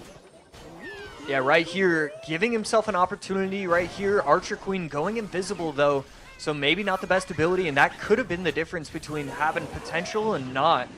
Right there, Ice Spirit does get the proper jump. Tower down to 1134, but it's going to be too little too late. Should be game basically right here. Keeps it alive for just a second longer. Right tower will go down, though, and Mugi takes game number 1 in a dominant way. Just throughout the match, Mugi was dominating. I didn't really see any potential for Ochre to win that game. And, what was there for Ochre to do in that situation, right? You start this game, you're playing against Bait, and immediately you go, I don't have Bar Barrel, I don't have Log. Already, I know I'm giving up damage here, but it really felt like the game opened up dramatically when Mugi started making it a 2-lane rather than 1-lane game. Yeah, and I think early on he recognized that would be kind of how he has to approach the match. And just everything Mugi does, it's so smart. Every single time he was getting the Goblin Barrel Evo, where the fake Goblin Barrel was getting protected by the initial wall breaker that's just crossing the bridge. He got that timing down correct, I think twice, maybe even 3 times. And it was just that constant barrage of pressure again and again that it was so calculated. It just made it so difficult for him. I don't really think he had an opportunity to win that. So game number 2 on its way. Ochre looking to not get blanked on the weekend. Lost his matchup to Sandbox 0-2, now down 0-1 to Mugi. Reminder, we are in the lower bracket. So for this and the following 3 matches, you lose and your CRL campaign in July is cooked for the season. And, there are a few of these players in the lower bracket, Mugi being one of them, who are certainly in the mix. Of course, we have some other players who are in the points mix and in one of our upcoming matches here in the lower bracket. But 3 of these players making their first appearance, and we've seen a lot of people come and go with first appearances. It does kind of feel like for some of these guys, this is the opportunity. It's get a ton of points or a golden ticket today, or it was just say goodbye to your 2026 CRL hopes. Yeah, and it comes to a point where certain players, you're no longer worried about winning the set. You're no longer worried about winning the tournament. You just want to make sure they have confidence to show up again for the next month. And when you go 0-2 round 1, 0-2 round 2, you're the first player out, and everybody's seeing that. That can really weigh on you way more than you'd expect. That pressure, you're thinking to yourself, okay, the pressure got to me. How do I avoid that? Maybe I can't. You start to overthink in so many different ways, and you have to be careful about that. This win right here could be the difference between seeing him again next month and just not seeing him again for another 8 or 9 months. Goblins to defend the Musketeer. That'll keep her on the board. Hero Musk for Ochre. So keep an eye on that one. And he does run the Evo Tesla alongside the Hero Musketeer. Royal Giant shown for Mugi. No ability that can be popped in that moment. Monk does get taken out by the Tesla. Ochre's last 2 cards, you have to assume it could be MK and Lightning maybe. Those would be 2 options. On the flip side, Mugi's definitely one of those guys where it doesn't really matter what I say about a certain archetype. I kind of don't care when it comes to Mugi. I expect him to find something new, find something different. And so it's okay that he's running RG, but he's the only one that gets a pass in my eyes. Hog in, and let's see if he goes for a Fisherman combo here. Instead, just opts to defend with the Monk and not worry about it. Give it a little damage and set up for maybe the first real offensive push of the game for Mugi. And he goes opposite lane with the RG. Yeah, we don't see a Fisherman to yank up top. Instead, just RG at the bridge plus log. Get that one last shot. And I think it did. Fisherman yanks the MK and should win this interaction right here. Hog down, Tombstone high, Musketeer goes to work. Zappy's trying to slow things down. Hog does not get the touch. 45 seconds left in regulation. Lead for Mugi by a little under 300 HP as he sets up his final card, the Evo Wizard, into that left-hand lane. Yeah, got to be careful about going RG at the bridge right here just because you know your opponent does want to go in with the MK on top. Right there, no MK necessary, goes in with the Lightning to win that interaction. Solid Lightning, 6 for 8 on the trade. Are you surprised at all that Mugi, maybe it's just because he's already given up enough damage on that right-hand side, that he hasn't gone for the King Tower activation with the Fisherman on the Hawk? Yeah, I am a little bit surprised, but it probably gets chalked up as Oker doing a good job on his timings. Even on that last one, he probably could have activated King Tower, but there still was that opportunity where the Monk takes it out in time, doesn't activate King, puts you in a really tough spot. So I think it's more just that Oker's doing a good job of giving himself opportunities to protect that King Tower from getting activated. Mega Knight comes clean to the left-hand side. Monk gets picked up by the Goblins on the right-hand lane. This might be a King Tower activation situation here. He has to defend the Hog, though. Opts to eat the King Tower damage, the tower damage from the MK, does Mugi, and that is a huge swing as Oker has blown this wide open, damage in both lanes. Wizard gets that shot on top of the Musketeer. Musketeer will be at about 50% health if the Zappy locks on. Not going to be the case. We've got another push going. It's just constant pressure coming in from Oker, and a really, really well done job of that. Finally gets the King Tower activation with under a minute left in OT. And you have to think about, Josh, back to that last exchange where the Mega Knight clogged things up in the middle, and if an earlier King Tower activation could have helped prevent the devastating two-lane damage that Mugi has taken. Now with 38 seconds left, suddenly the tenor here has changed. Needs to get some real damage on the left-hand side. Second Tesla should be there, and it is in the Evo form. Fireball on the left-hand lane. We're 2 HP separated between these two. Does Mugi have a way to stop this Hog Rider? Has to go Tesla plus Fishboy. Lightning clears and gets the Hog hit. 10:62, 15 seconds left. Evo RG to the left-hand lane. Fireball looking to make some room. RG needs to connect, or this is going to be it for Mugi in this game. RG gets one, does Look not at the right get a side. second. Look at the right right-hand side. Doesn't do it. Doesn't. Oh, Lightning doesn't Lightning hit. doesn't get down. Oh my word. Hard. The veterans today getting that combination of skill and luck to push him over the finish line. And Mugi putting Oker down in absolutely thrilling fashion. I mean, just truly heartbreaking if you're Oker. You think you have the game wrapped up. You defend the left side. You know he's going to fireball. You know he's going to log. You have to get it down in time. All of a sudden, you have to worry about the right side. The skellies start to stack up quickly. And I just couldn't believe it. It's those darn skellies. It's the 1 or 2 skellies that stay alive when it was locked on to the Hog. And I mean, just a heartbreaking way to lose that. Yeah, absolutely. Just a devastating moment for Oker. Thinking that maybe, just maybe, he'll get a win on the big broadcast. Friends, people he plays with, all watching, and just stolen from him in those final moments. And you saw the Lightning almost got it back for him. We almost had the craziest ending. But instead, the Lightning, you saw it begin to gather, doesn't hit, and that ends Oker's July campaign. Yeah, I mean, a phenomenal attempt right there. And even though it did lose, at least you can feel proud of the product that you put out. It felt like that game 2 was really well done. It just was not enough in those final moments. I felt like there was definitely a chance that he played better than Mugi did in that game number 2. And it's definitely something that you can look back on and say, all right, well, obviously I didn't come away with the win, but obviously I can feel good about specific moments, and then I can build on that. So I liked seeing all that happen. And Josh, let's take a look at the final moments here. That right-hand tower was totally healthy. Talk me through how this one ended up going towards Mugi.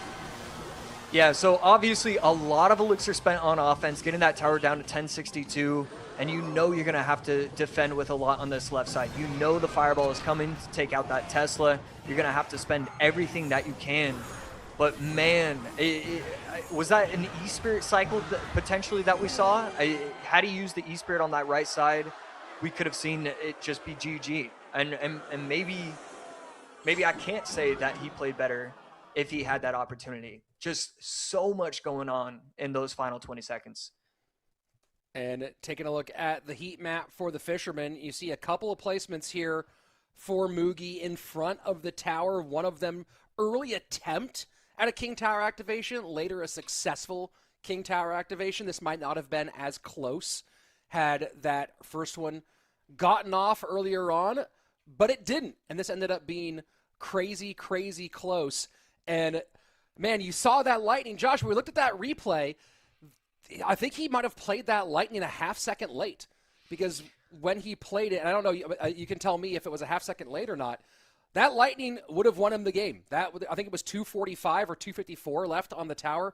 Lightning does 2:86 at 11, would have killed the tower. Was that a half step late with the Lightning play from Oker? It's pretty close. My automatic assumption is that it's like a visual error or visual glitch. It can be pretty easy to let go of the Lightning on top. So I'm always going to assume it's just visual rather than in that moment he took too long. Well, either way, the result is the same.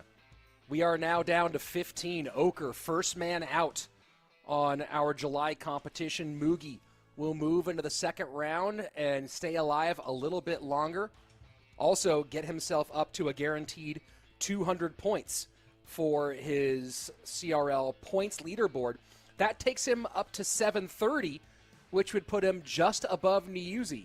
So he is now one of those players on the bubble towards making it in by points, chasing behind Ruben at 775, who did not make it to our monthly final. So I'm sure that a lot of players will be closely watching what Mugi does this week and this whole weekend. Looking back up at the upper bracket side, Sandbox, Baton, Mohamed Light, Adriel, who is still in the points hunt. Sandbox and Mo already have their golden tickets. Clown way up there on the hunt. He'll face off against Jors and Asaf and Sub. Of course, Sub currently the points leader amongst players who don't already have golden tickets. And Asaf, one of those players in the hunt, comes into the weekend 3 positions out of a golden ticket berth. But one of those guys, the guy, in fact, right above him on points, Morton, facing off against Pedro, an elimination matchup that is far more important for the longtime pro than it is for our golden ticket holder. Yeah, Pedro just going to start off with just Mortar. Not going to get anything, nothing too crazy coming out from him. Exactly what we expect. Morton on the other side, kind of more the same. We expect quick cycle from him, and that's what we're seeing so far. It looks like it could still be Graveyard, but nothing locked up as of now. RG to the right-hand side, or Royal Ghost. I just said it to Andrew right there, calling the Royal Ghost at RG. First minute away. Still everyone pitching a clean sheet, Mortar high in the middle. Yeah, is that a little surprising, Morton going so high with the skeletons there when the King Tower activation was open? Yeah, I think it came down to more just surprised his opponent would even give him that opportunity. Not something we expect from somebody as talented with Mortar as Pedro is. So I think just it was such a shocking moment that he didn't know how to react to.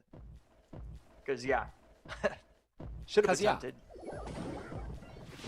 Cannon cart to the right-hand lane. Easy does it on the Evo Skeletons.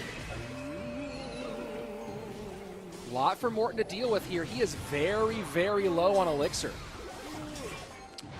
Very low on Elixir and just messing up a couple different interactions. No bomb tower in time, so gonna have to wait.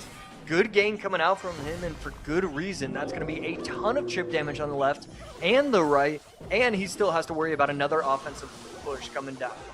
And Lightning just clears that off, and Morton going from bad to worse in game number 1. Yeah, I mean, he still hasn't even touched either of these towers. Pedro just dominating. And that is going to be what happens in this matchup. Any sort of Goblinstein Lightning going against any sort of Goblinstein Poison, the Goblinstein Lightning will always have that major, major advantage because you can take out the doctors. And that's kind of what happened. It felt like Morton recognized early that he would struggle, and then he wasn't able to do anything about it. And that should be just about it. Mortar does not get its second shot, but the Poison will be able to finish. Graveyard cleaned up easily by the ability. Or Lightning will be able to finish, excuse me. And Lightning gets it done. Pedro, all business in game number 1. Yeah, it really feels like the frustration from Morton is more due to the matchup-based, just based off matchups. Didn't really think he ever had a shot in that first game. And he didn't play perfect. He didn't go for that King Tower activation. He didn't do a couple things that we kind of often expect from him. And I don't know if that's more based off just kind of giving up mentally or what the scenario was, but we do expect a lot more from Morton. Well, a tough outing for the first one. Now has to regroup for the second one. Again, reminder, everybody, that Pedro already has a golden ticket to World Finals alongside Mohamed Light and Sandbox. We have 3 current golden ticket holders in this competition, 2 of them still in the upper bracket. So we are technically still possible, Josh, where the 4th place winner on the weekend could get a golden ticket if all those players continue to stay alive. So we are reaching the chaos portion of our CRL 2026 World Finals attempts. Especially with Mo and Sandbox still up at the top, we could end up having a grand final with no golden ticket winner, with nobody winning a golden ticket from it. So, yeah, we'll see where that one goes. Of course, that's going to be for you and Juice to worry about tomorrow. Today, we're focused on the other side of things, which is Morton still trying to make his World Finals campaign. Didn't qualify last year. Of course, we did get to see his longtime 2v2 partner and friend OP Sam make a World Finals appearance, which was a whole lot of fun for everybody who's been a fan of that duo for such a long time. Morton, of course, has been one of the few pro players, like top-tier pro players, who's turned into a highly successful content creator. And Josh, I know you've tried to balance those two things before. That it seems like Morton is the exception of someone who's been able to do both with at least fairly solid success. Yeah, I mean, there's a lot that goes into it. It's basically, I'm trying to think if it's any more than just these 3 reasons, but 1, you have to be good. 2, you have to like streaming. And 3, you have to be willing to like really, really grind. And Morton is all 3 of those. He loves to work. He loves to compete at the highest levels. And there's very few players that are better than him. So it's incredibly difficult to do what he does at such a high level, to compete and still want to stream, still, put on for the people. And it's there's a reason why everybody holds so much respect for Morton. Goblin Barrel left-hand side. Drill takes care of it. Or not Drill, Delivery. So Pedro back to this fast cycle Minor Wall Breakers deck, which lost a couple times early, has gotten back in the win column. And Morton seems pretty frustrated right now. Yeah, really not liking what he's seeing so far. And it can make sense, but at the same time, he does have the Evo Goblin Barrel. He will have potential to get onto tower pretty much with guaranteed chip damage. So a little bit confused as to why we're seeing that.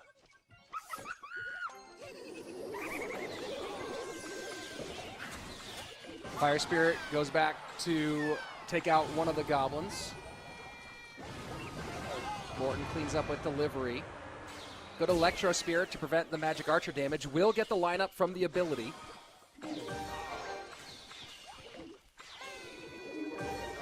Only, I believe, 48 damage, so not a ton right here. Finally gets some offensive pressure. And when I say that, I forgot that nobody has received any offensive pressure. So just a huge momentum-changing situation. And all of a sudden, Morton's got more than a chance. He's in the lead. Good coverage for the Magic Archer by Pedro. Delivery takes care of it. Minor plus Bats right-hand side. E-Spirit plus High Tesla. And just off the line for the Magic Archer of Pedro. Morton playing it razor thin, but currently ahead and a little extra from the Berserker. Yeah, really solid gameplay from Morton. Both of these wall breakers are going to connect if he does nothing about it, and that's exactly what happens. Morton just dominating right now, and Pedro trying to switch it up, trying to figure something out, something different than what he's been doing. Because if he continues down the same path, it'll be no opportunity for him to win this game. It feels like the Electro Spirit, I mean, the two, obviously the Goblin Barrel, one big difference. The Electro Spirit feels like it's playing a big role in the difference in success between these two. Yeah, absolutely. The Electro Spirit, one of the strongest cards, 2099, 18, 1752. Really good situation for Pedro, but that one wall breaker connecting, getting it down to 825, does have to make Morton feel pretty good. Magic Archer for the lineup will get a good one. And a little late with the Berserker out of Morton, so a bit of a mistake opens the door for Pedro. Wall breakers getting tanked for opposite side. Great damage in both lanes. Morton gives some and gets some. Should be a connection here. Yeah, coming down the left. One of the bats is going to stay alive, gets the tower down to 1025. Defends right side, left side still defended as well. Needs to protect this, but because there's so much DPS going down, the Magic Archers don't stay with that lineup that we're used to seeing. Final 30 seconds. Are there more late game heroics here?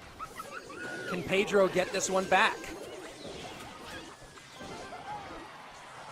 Trying to defend with whatever he can. Fire Spirit going to come down, saves that right tower, but the Tesla being built by Morton should be enough to protect him unless something goes crazily wrong. Wall breakers not quite getting through. Magic Archers can't line up. And Morton just able to continuously connect with his wall breakers, get a lot of damage, and sends us to game number 3, keeping his hopes alive in July. Yeah, super well done by Morton, getting constant pressure, defending super well. And I really love the battle between both of these players in the final minute and a half when it came down to those Magic Archers. It was just Magic Archer against Magic Archer. Magic Archer predicting the ability from the opposing one, and then getting the lineup with the tree stump instead of the Magic Archer itself. I thought it was so brilliant what both of these guys were doing. And there's a reason why these guys are both top 10 players in the world. And now we turn our focus to game number 3 as we get into the all-important deck construction conversation. And If we look at game number 1, it was the graveyard of Morton falling to the fairly heavy mortar deck with the Cannon Cart and Royal Ghost out of Pedro in that game. Game number 2, Pedro opting for the Minor Wallbreakers Bats and instead double bait for Morton. Tesla out. Tesla and Bomb Tower both out for Morton. Poison Bar Barrel Delivery out for Morton. Other side of things, the Mortar Bomb Tower Delivery. You know, Pedro has really left himself a lot of different directions for Cycle going into game number 3. Almost a lot of the 1 Elixir cards still available. Fireball, Poison, Log all still available as well. Yeah, looking at Pedro's decks one after the other, it really feels like he's taken the strongest 3 decks and just trying to run that this tournament. Running Minor Wallbreakers right after you use Mortar Lightning, because it's not just regular Mortar Lightning, it's Pedro running Mortar Lightning, and then it's Pedro running Minor Wallbreakers. So these are decks that he's super well known for, super talented with, but it does leave it up in the air where he's a little too predictable. And so I think he has to really pay attention for that and probably use something that he hasn't ran this weekend so far. That's something that I think is absolutely required because Morton is too smart and too skilled to not be able to prepare for that. I need to see something he hasn't ran this weekend. With Tesla and Bomb Tower both out, despite the rest of the pieces still being available, is there still a Minor Loon variation available for Morton? He had success with it in the previous stages, ran it with for a lot of wins during previous stages of this competition. Yeah, I always think Loon can be available for somebody like Morton, but it's definitely really constricting. It is shocking how good the Tesla and the Bomb Tower both are in these competitive events and competitive tourneys. So something is going to have to get switched around. Hog, Cannon, MK is always a decent enough option, and that's probably what I'd lean towards with recommending to Morton. Well, there's one piece. Cannon out for Morton.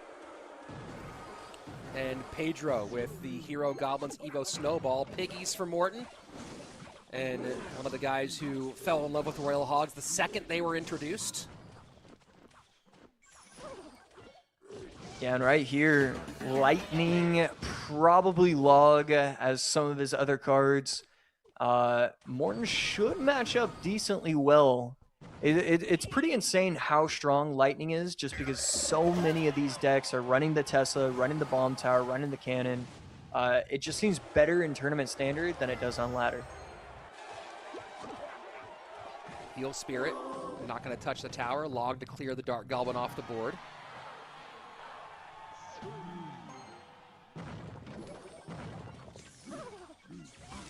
Getting aggressive with these Royal Hogs, but Morton's not really looking for real pressure. He's just looking to force his opponent to defend, waste some elixir, see what's up with that. Probably has the Log ready to get used, but no, instead elects to defend with the Dark Prince. Create some nice counter pressure out of here. Knows he has to deal with the Dark Goblin, so Log gonna hold.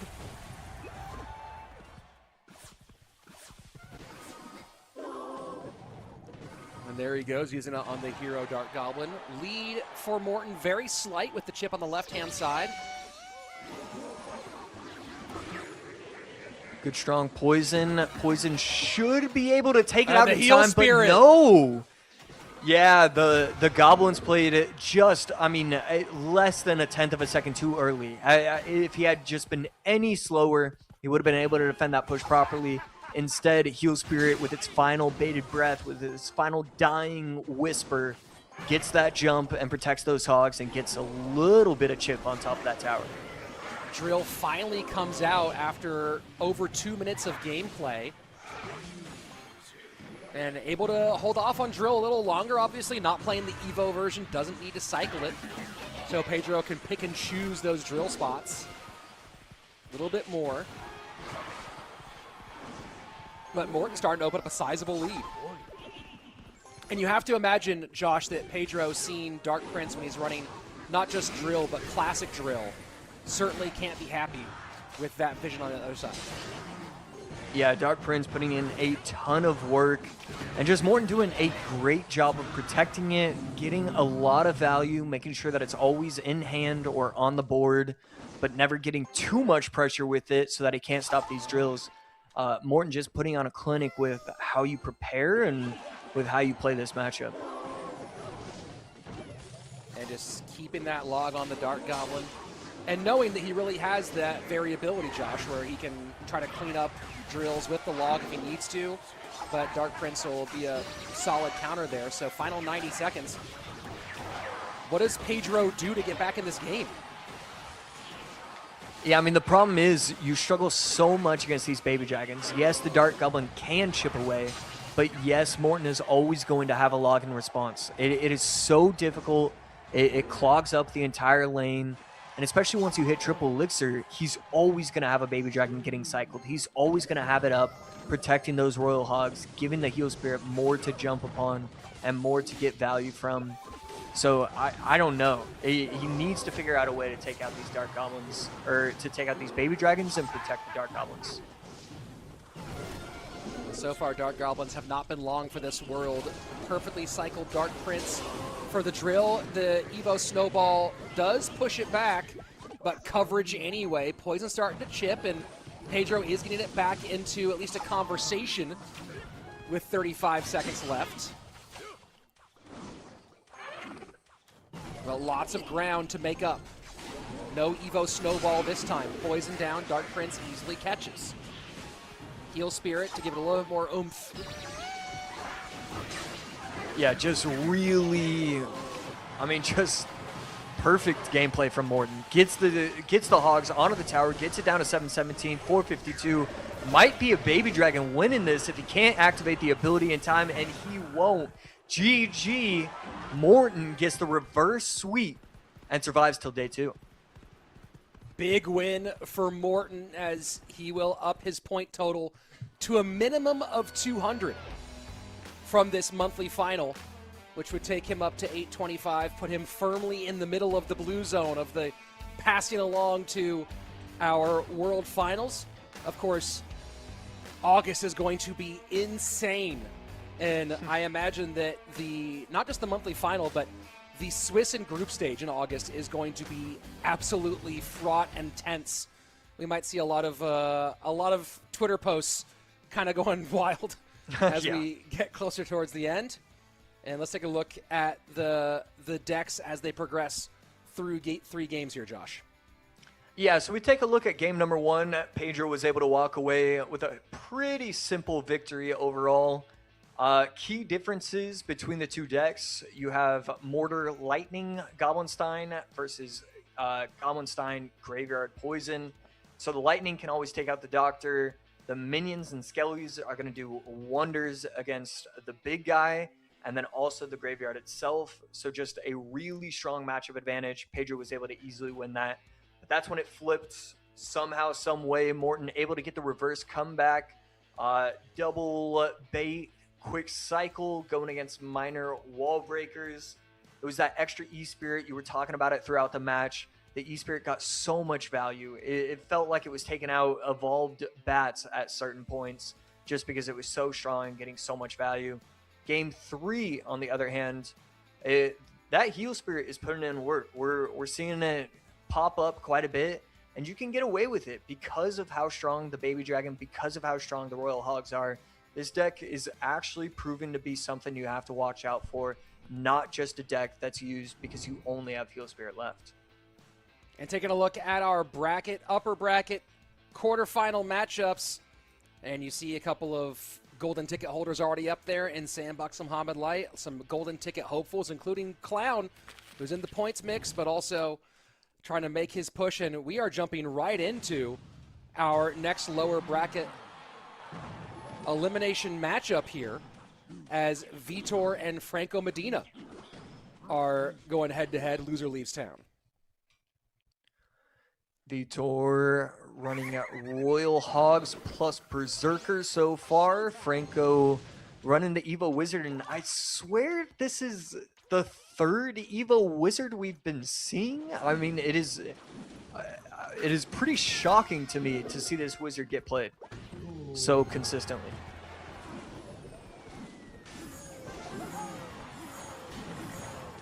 And Guards in response right there. so a lot of animations on the board, but not much damage for it. And Vitor going down pretty much to 0, able to hold on. A little breath of relief as he sets up his next push.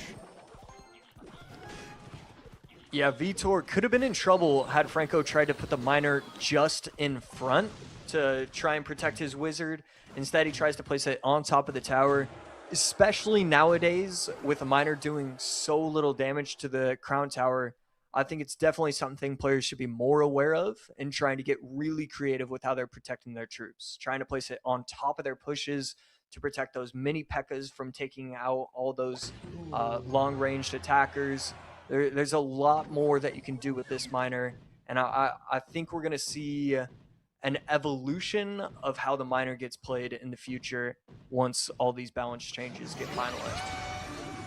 And I don't think that Franco Medina has played this exact configuration before in this tournament as I'm looking through all of his decks from the Swiss and group stage. It's a little varied look for him on the Loon. Yeah, right there, Wizard plus arrows cleans up everything really nicely. But the difference between the Evo and the Hero are pretty massive. The Wizard easily able to be taken out by this Dark Prince, and it's still going to get a little bit more value, forcing out the Monk in response.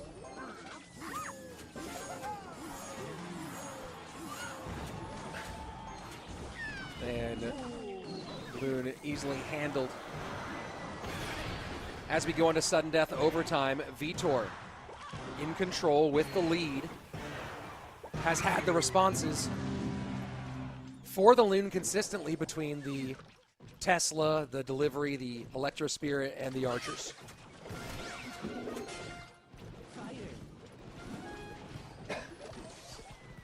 And right here, these monks, they're getting value. They're protecting for a little bit, but it's not really strong whatsoever. There's no offensive pressure with these pushes. It always feels like Franco is on the back foot. It's going to be another one of the Dark Prince's hogs making it to the tower. We haven't even taken a look at the right side. Again, another hog getting placed down. Dark Prince doing work throughout this game. 7 wins with Loon overall for Franco Medina in the tournament, up against 4 losses. So high frequency, not high success rate, and that Loon just barely stops death damage. Will get in as we go into the final minute. Yeah, Vitor, not lucky, but definitely kind of lucky. Tesla wakes up, able to take out the balloon before it can actually make it to the tower.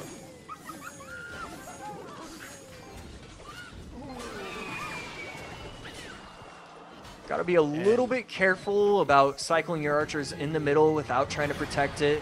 Could have activated that balloon ability and taken out those archers. Instead, it locks onto the wrong troop. So, well done by Vitor, but definitely a scary situation.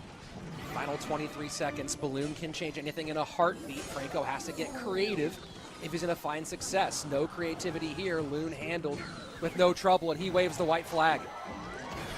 And first white flag we've seen today out of a player. Franco just knowing it was over. And Vitor with the first win, and one more will get him survive to tomorrow.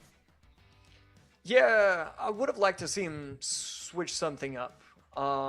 With Loon, you always have the potential to put your first Loon behind the crown tower and then go second Loon opposite lane, same lane, all sorts of different things. Especially when you have the arrows that you can take out the archers and make the Teslas one-shot by the balloons. I think there's a ton of opportunity for him to just build that random crazy push. And so a little bit disappointed that we didn't see that. Definitely doesn't fall all on him. His opponent was really strong, and I thought Vitor himself played really well that first opening game.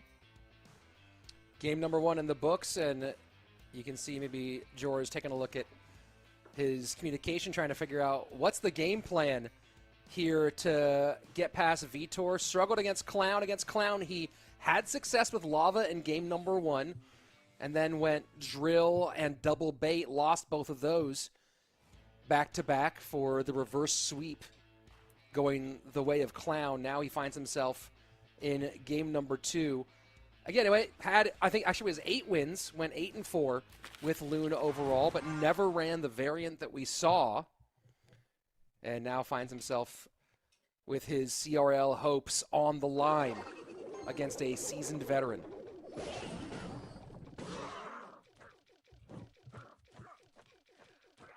This bait deck has become more and more popular as these monthly finals go on. Just feels like all these players are just... It's an easy deck to feel confident with, I think. And while it does take a large amount of skill, a lot of that skill is stuff you learn over the years, so it doesn't feel as skilled. It doesn't feel like as crazy to be using it. Definitely surprising to see this bait deck getting as much use as it actually is, though. And also a little surprising to see Franco Medina coming to Mortar here. Only ran it once in the group stage, hasn't run it once yet at all here. But maybe deciding to be a little less predictable, going off of what he tends to run. Ran it, yeah, I think just one time in the Swiss brackets. So just trying to find something maybe that's on game plan. And Rocket, which that's definitely our first Rocket of the day. I don't know how many Rockets we've seen in the 2026 CRL overall. Yeah. Definitely can count that on my hands, how often we've been seeing that. Especially now that Minor Rocket is no longer going to be something that we expect to see all that often. Vitor, what did he even switch? I guess no small spell. Forget the Royal Delivery, forget the Log, forget the Snowball. Let me run Rocket. I gotta say, that's an impressive difference to the deck that I'm definitely not used to it. An interesting choice from Vitor to eat one mortar shot and instead opt for a damage opportunity here early. And he gets it. Pressure upon pressure. Evo Ghost, though, will create some pressure the opposite direction. Wow. What do you think of that, Josh, trading the one mortar shot for the Dart Goblin connection? Yeah, I really liked it. I thought it was a great job. Speaking of great jobs, incredible Rocket right there. All he was looking for was the mortar, and for him to catch the ghost too, that was a lifesaver. So great spot for Vitor. Yeah. Double wall breaker connection right hand side. Franco Medina setting up left hand attack lane. Trying to get that monster all the way to tower, not going to do it. And the chip continues to come in for Vitor, although he's unhappy about that one, as he knows that connection was going right there. Yeah. A little bit upset about that, not going to be able to protect his Dark Goblin. I liked the attempt, but it almost felt like Franco mistimed the Ghost on purpose to confuse him. Right here, going in with a Rocket and no actual response, no real defense. Kind of a crazy situation. We're going to see if he's going to be able to actually defend. Double Spirit, but the Evo Ghost, it's the Evo Valk to pull all of it together. But tons of damage in both lanes, and just like that, Franco Medina has completely changed the script. Wall breakers look to connect. One actually does touch. Or might have gotten pulled back and touched the drill instead. But the Dark Goblin connects. Gets the tower down to 943. All he would need is a Rocket to take the lead, but obviously not going to take the tower, so needs a lot more. Ice Spirit plus Goblins should be able to basically... Oh my goodness, misses the lightning on top of the tower. That's a game changer. That's the difference between winning or losing. Goes in with the Rocket, little Trickster Barrel as well, and one of those Goblins is going to get a stab. 272 lowest tower for Franco. And this is where the fast cycle works out great Wow. for Vitor. 2 spirits, some goblins, and back to rocket almost immediately. And you saw it was the rocket barrel combo. And then once he knew it was once the barrel got it down enough, all it was 4 more elixir to get back to a rocket. And Vitor secures his win and stays alive for tomorrow. Yeah, I mean, he played very well, but the main thing was that he capitalized on the mistake. To look at game number 2, it just felt like he was getting dominated the entire match. There were a couple parts where he would bring the game back into his grasp, and then Franco would do an excellent job of creating pressure, creating uncomfortable situations. But all it takes is one finger slip. I mean, you know for a fact if we had video replay, we'd see Franco try and get that lightning on top of the tower and the Dark Goblin. Instead, only hits Dark Goblin. And even then, it was already aggressive. So just a beautiful recognition of the moment from Vitor. And that was all she wrote. That rocket put in a lot of value, put in a lot of work that game. Well, and you talk about that big difference, right, between these players who are here consistently and the ones who are one and dones. And you talk about the aggression. It's having a good sense of when that aggression is and is not appropriate. And that's a huge separator between the top tier players in the world and the next tier of players, right? And you mentioned it being hyper aggressive. Yeah, super hyper aggressive. And then we go to the other side of things here. Vitor running rocket double spirits. And again, we'll ask the question of, will this deck exist after balance changes make double spirits slightly less appealing? The way that Vitor set that up in the final moments, I think we're going to see a replay here in just a moment. So let's go ahead and see if we can take a look at that action. And here we go as we get these final moments going. The way Vitor set this up was just brilliant. There's the aggressive lightning that doesn't get it. And then, Josh, we turn to this final sequence. Yeah, so you gotta go. It would have been elite if we could have seen him just not see the Goblin Barrel and he could have won off that. But these players are too talented for that. But at that point, you have so many 1-2 elixir cards. You can just cycle in the middle. You don't have to get tricky with it. You don't have to get cute. Do not allow for any of your troops to potentially jump and have the mortar retarget onto the tower. He did an excellent job of making sure they stayed away, still within the reach of that mortar, and he was able to lock it up. And you got to look at not just the way he set it up very nicely, but the trust there at the end. You have a cannon cart coming down, a ghost coming down, knowing he had it all locked up to get that rocket there in time and get it done. Vitor with a big win. And the veterans, I mean, for Pedro also a veteran, but so far the veterans staying alive in the lower part of the bracket. Mugi moves on to tomorrow. Morton moves on to tomorrow. Vitor moves on to tomorrow. We'll see if Grieco can make it a full set or if Polaris has a different story in mind in our final elimination matchup of the day. Of course, we do have 4 more matchups after that one, as we'll be going back to the upper bracket to do our upper bracket quarterfinals and see who is going to get themselves one step closer to a golden ticket trip to our world championship. But now, of course, we all turn focus to Polaris and Grieco. And can Polaris turn this one into a Cinderella story? We haven't had many of those here this season, Josh. We've so far really had. And if you go look at the leaderboards, let me just read you the people who are currently, if World Finals was tomorrow, who would be going. Mohammed, Sandbox, Pedro, Sub, Riley, Viper, Adriel, Ta, Clown, Vitor, and Ruben. Really, Clown is the only, Viper was in World Finals in 2021. Clown is the only guy who did Ta's made a world. No, did Ta make a World Finals? Now I can't remember. Ta did make a World Finals 5 years ago. Yeah. And Clown is the closest one to a Cinderella story, and Clown has been there on the precipice over and over again. So right now there's very few opportunities left for someone to make a big splash and kind of surprise the Clash Royale world this season.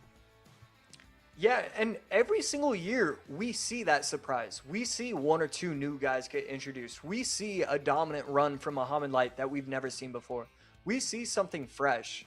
And this year, the gameplay is great. The metas actually seem pretty healthy. The The balance changes seem fun to play, but we're not seeing a lot of new. It's the same guys competing, and there's certain ways to look at it. But the way I look at it is that this is just the absolute best of the best playing at their best of the best. And for me as a viewer, that's always the best of the best. And here we go to our last elimination matchup of the day. Polaris, bottom of your screen. Greco at the top.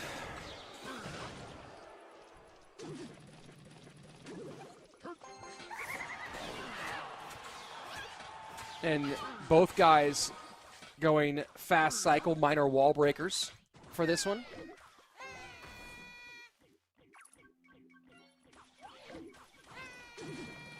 Greco did participate in both the 2021 and 2024 World Finals. Early exits in both. 2024 was the small field. He went out very early in that one. And then 2021 was the field of 32, first rounded there as well.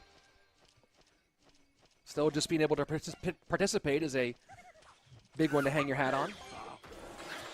Yeah, can absolutely feel good about that, and absolutely wants more. He wants that one more shot because he's one of those guys we know can compete and will compete at the highest level. Great job getting a connection for Polaris, utilizing the Evo wall breakers to take the Archer, the Magic Archer, off the board and get all the way through for a connection. Still, it is Greco with the lead as that left-hand tower down to just under 2023. Fire Spirit gets picked up by the Berserker.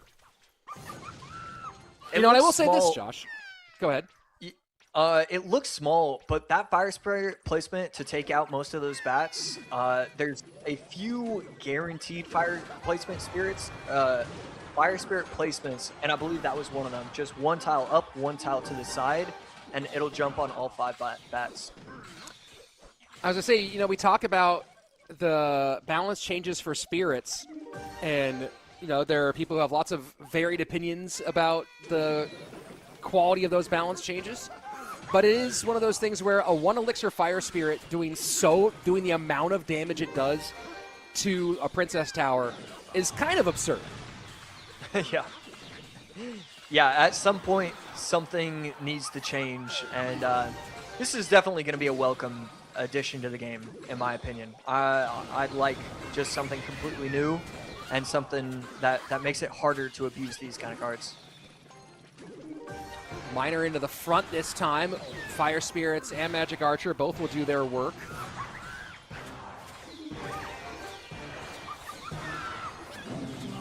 Wall breakers picked up by the Berserker. Do still connect, plus Magic Archer value. Greco just pouring it on in the right-hand lane. Wow.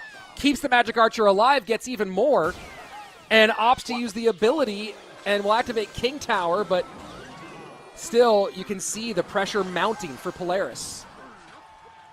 Yeah, defensive bats coming in from Greco. One of the bats locks onto the tower and gets it down to 13-17, but still a massive advantage. And what Greco is doing to protect these Magic Archers is incredible. Every single time he's getting those 1 or 2 troops in front, the Fire Spirit in front, the Berserker in front, and it will win him this game unless something crazy happens with Polaris. Magic Archer goes down. Miner gets on tower down to 404. Wall Breakers one side, Magic Archer other. Go ahead. I mean, it's just perfect. He's one step ahead of his opponent. He knows that it's going to force out a response with those wall breakers to try and protect from that Magic Archer. I mean, he gets the left tower down to 170 just because of one simple prediction of putting the Magic Archer to the side of the crown tower instead of at the bridge. It is just constant redirect coming in from Greco. Polaris trying to hang on. Miner gets a couple of shots, 92 HP. And Greco starting to stack Magic Archers in this bridge fight. Miner goes to the back here, gets it. Yep, staying alive, but just barely. Greco will be able to finish off the tower, getting the fist bump down, celebrating, finally feeling good. I mean, that was just constant pressure, doing whatever he wanted. It's there's always those games that you can tell where there's a difference, and that one was massive. The way he was setting everything up, it felt like at one point he made that interaction change that kind of just snowballed and completely killed the momentum of his opponent. Well, you got to think a little bit that Polaris being somebody who has had some great performances on Ranked, on Path of Legends, and you saw some of the massive value he was giving on Magic Archer on the right-hand side, right? And so part of that is the skill you mentioned of Grieco, of protecting the Magic Archer. But you also have to imagine that part of that is maybe Polaris feeling the pressure here and making some plays he might not make when you're in the rhythm of grinding an end-of-season push. Yeah, that's why I always think that Cycle players, I mean, at the end of the day, I think Cycle players are probably the most talented because, you know, there's a huge difference between having to make 150 decisions and 45. And the 45 decision decks, those are my style of decks. But I love those because I don't really have to do all that much. For him, it was 150 decisions and all of them were just perfect. Absolutely brilliant. And of course, unfortunately for you, Josh, you haven't seen Three Musketeers in this competition much this season, but maybe with some of these cycle changes that are balance changes. That's actually a good question for you, Josh. Do you think that we'll go to you as a 3M player? Do you think that these changes, and do any of them make it a more friendly environment for Three Musketeers?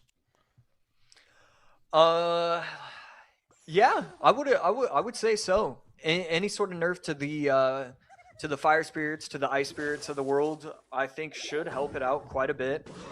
Three Musketeers is one of those weird decks where it's just hard. It's hard to make it work. It's hard to make it a cycle deck besides the Three Musketeers. It's hard to make it a beatdown deck.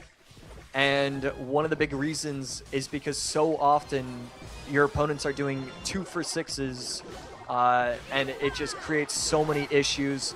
I think there's a chance that maybe we see an uptick of even 2% usage in these monthly finals. I'll take whatever I can get. Do you like the Hero Ice Golem rework, especially in that context? I already like the idea of an Ice Golem hero rework. I didn't actually check out that one. It's a third blast is slow instead of freeze, and the damage per blast is up to 80%. Okay, yeah, I'll take anything to get rid of the freeze. I've seen several videos of people getting beyond frustrated with how strong the Ice Golem can get, and it's going to be nice not having to worry about that like I have been worried about it recently. Oh, and Grieco certainly worried about that, as the ability from the Doctor does a ton of damage and wipes the board clear. Huge advantage early for Polaris. So Grieco running Lava, should be Lava and Fireball as his last 2 cards. Polaris going to be running what looks to be Poison and probably some air targeting unit. Maybe like a Mega Minion or Archers. And there we go, Archers coming in for Polaris. And this is going to be tough to get through, for sure.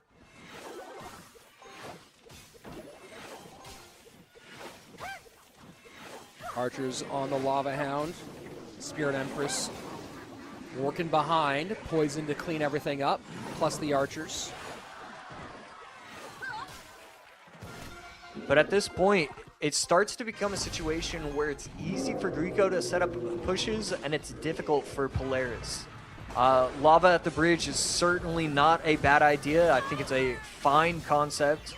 And right here, we're going to start seeing this constantly. Evo Zap coming down, so perfect timing to have the Evo Zap ready for those Evo Archers. Doctor ability gets a lot cleaned, but still plenty at the bridge. And a second Doctor ability. Immediate double ability use by Polaris, and now back on the counterattack. Yeah, not the strongest card offensively, though, so the guards placed in front of the tower will be enough.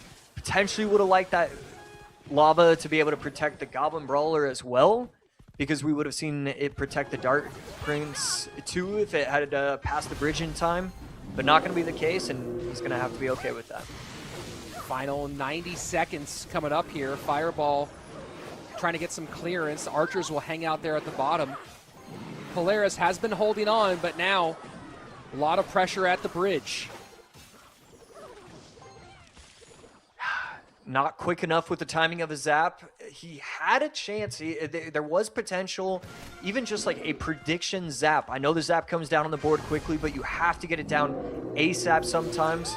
Would have had a chance to get the Empress onto the tower, and you need to make these plays at this point. But instead, electing to wait till triple elixir, and he thinks that he can get one last big push going. Evo Cage. Now so an interesting situation here. Dark Prince up high to work on the Archers and the Doctor. Tower very, very low for Grieco. Polaris with the game in hand if he can hold. This might be the last opportunity for Grieco. Needs to get a Fireball Zap, otherwise he's just going to be able to activate ability. Ability gets activated, and nothing to take out the Doctor. So huge attempt of a push, but nothing happening. Fireball Zap in. Lots on the board. Archers But that's going to be just way too strong. Yeah. Wow. Polaris getting the tower down, extending it to game number 3. And keeping the hopes alive for the newbies in July. Yeah, I mean, he has to feel really good about that in terms of deck selection and then just overall gameplay. He was protecting his archers super well. He was applying pressure, activating the abilities properly. A lot of it comes down to mistakes on Grieco's end. There were a couple opportunities where he needed to make the play. He needed to go with the prediction zap. He needed to Fireball Zap those Doctors and not allow for easy opportunities for him to chain. Just something had to be different from Grieco, and was not surprised by the end result by that end of the game. And as we head into game number 3, of course, this is a little different than the games we've had so far as we go deck picking for game number 3, because we had a mirror match in game number 1. So both players will have 8 cards off the board that neither of them can use. And then we had 8 completely different cards in game number 2. So very interesting how we had the cycle for cycle magic, minor wall breakers magic archer decks in game number 1, and then the lava versus graveyard in number 2. Josh, let's take a look at what's missing and think a bit about what's going to be the deciding deck pick for these two. Yeah, so when you look at Polaris, there's kind of a lot available to him in terms of spells. He's used Poison, he's used Bar Barrel, and he's used Delivery. But he's got all sorts of Lightning decks, all sorts of Fireball decks available to him. Definitely going to be something that you're watching out for, and you have to assume it's going to be something surrounding the MK, surrounding the Lightning, or surrounding the Fireball. And then on the other side, Grieco doesn't have as much available to him, but still has a lot. Fireball and Zap and Delivery for himself. And then now you look at Poison, now you look at Lightning decks. We could easily see some sort of MK Lightning Royal Hogs deck coming from both, but I expect both opponents to see that in their opponents and then try and counter it in some sort of way. So I wouldn't even be shocked if we see the counter to that deck mirror match coming from both of these guys. Both guys working on putting together their options. Of course, we've seen the buildings heavily lean towards the Tesla and Bomb Tower, as you might expect. Mortar available if someone chooses to go that direction, open for both guys. We saw the cage just now for Grieco. And of course, Tombstone has been making a bit of a comeback as of late, and an option as well. So you have to imagine when you look at Polaris that he's either going to go with some sort of Tesla control, although it doesn't have the delivery, which pairs so nicely. But I don't know. Now that I'm thinking about it, I think maybe he avoids that direction, maybe because he's thinking about MK Hog or the EQ, which has been good today, and maybe go something a little bit heavier. Yeah, still Still a lot of things up in the air.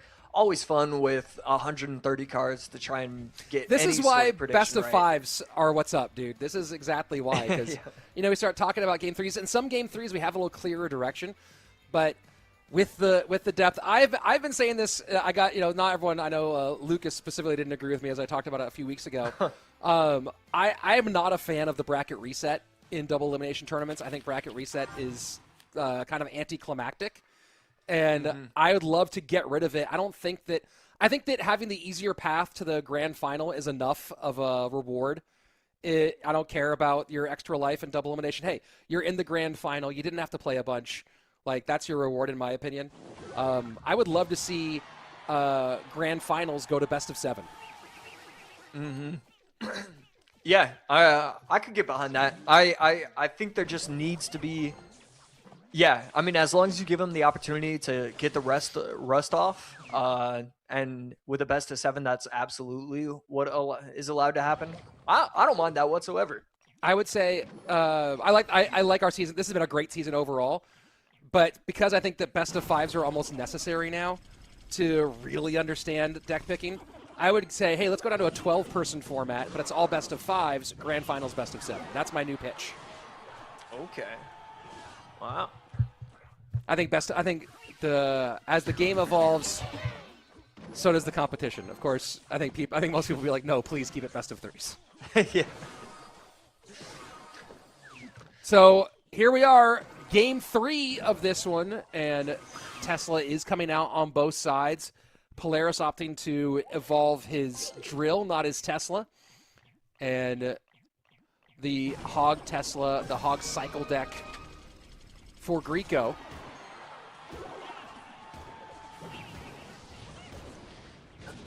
Yeah, so should have MK, should have Lightning as the last 2 cards for Greco. Polaris on the other side. With the drill, this MK could be dangerous for Polaris to try and get offensive pressure. On the other hand, all of these cards are 2 elixir or less, basically. So he's always going to have that opportunity to outcycle. Quick cycle, though, from Greco as well, with the Skellies, the Electro Spirit, and the Bar Barrel. There goes the MK.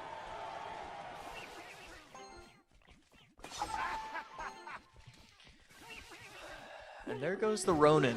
I was waiting for that moment when I knew what was. I was just waiting for the adjustment, and seeing the Ronin shows that Polaris was at least somewhat ready for this matchup.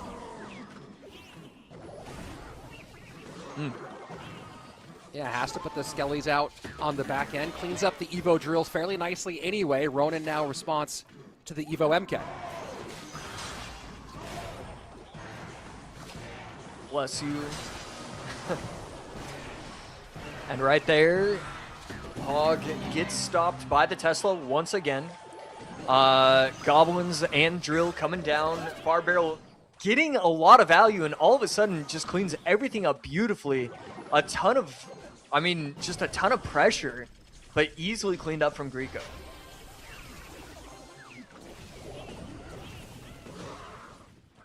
A little bit of goblin work on that right-hand side. Polaris opening things up. Greco in trouble. Yeah, I mean, he's just looking for this one opportunity. Needs to get a lightning down that actually gets a little bit of value.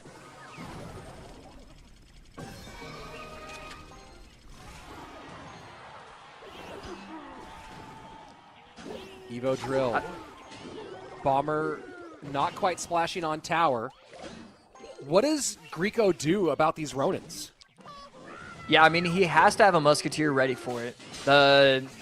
Without it ever being ready, it's just way too simple for him to just have the Ronin win that mirror, have the Bomber kind of clean up nicely, and we finally almost get it. There's a reason why he snowballs the Musketeer to the left. I think that's brilliant recognition from Polaris on how to potentially lose the matchup and how to make sure that you avoid that. Is there a world where it makes sense, and Greco I think knows this is over, I was going to say, is there a world where it makes sense for Greco to cycle an MK in the back early and have 2 MKs on 1 Ronin? or get something else like the Barb Barrel to take that first Ronin shot.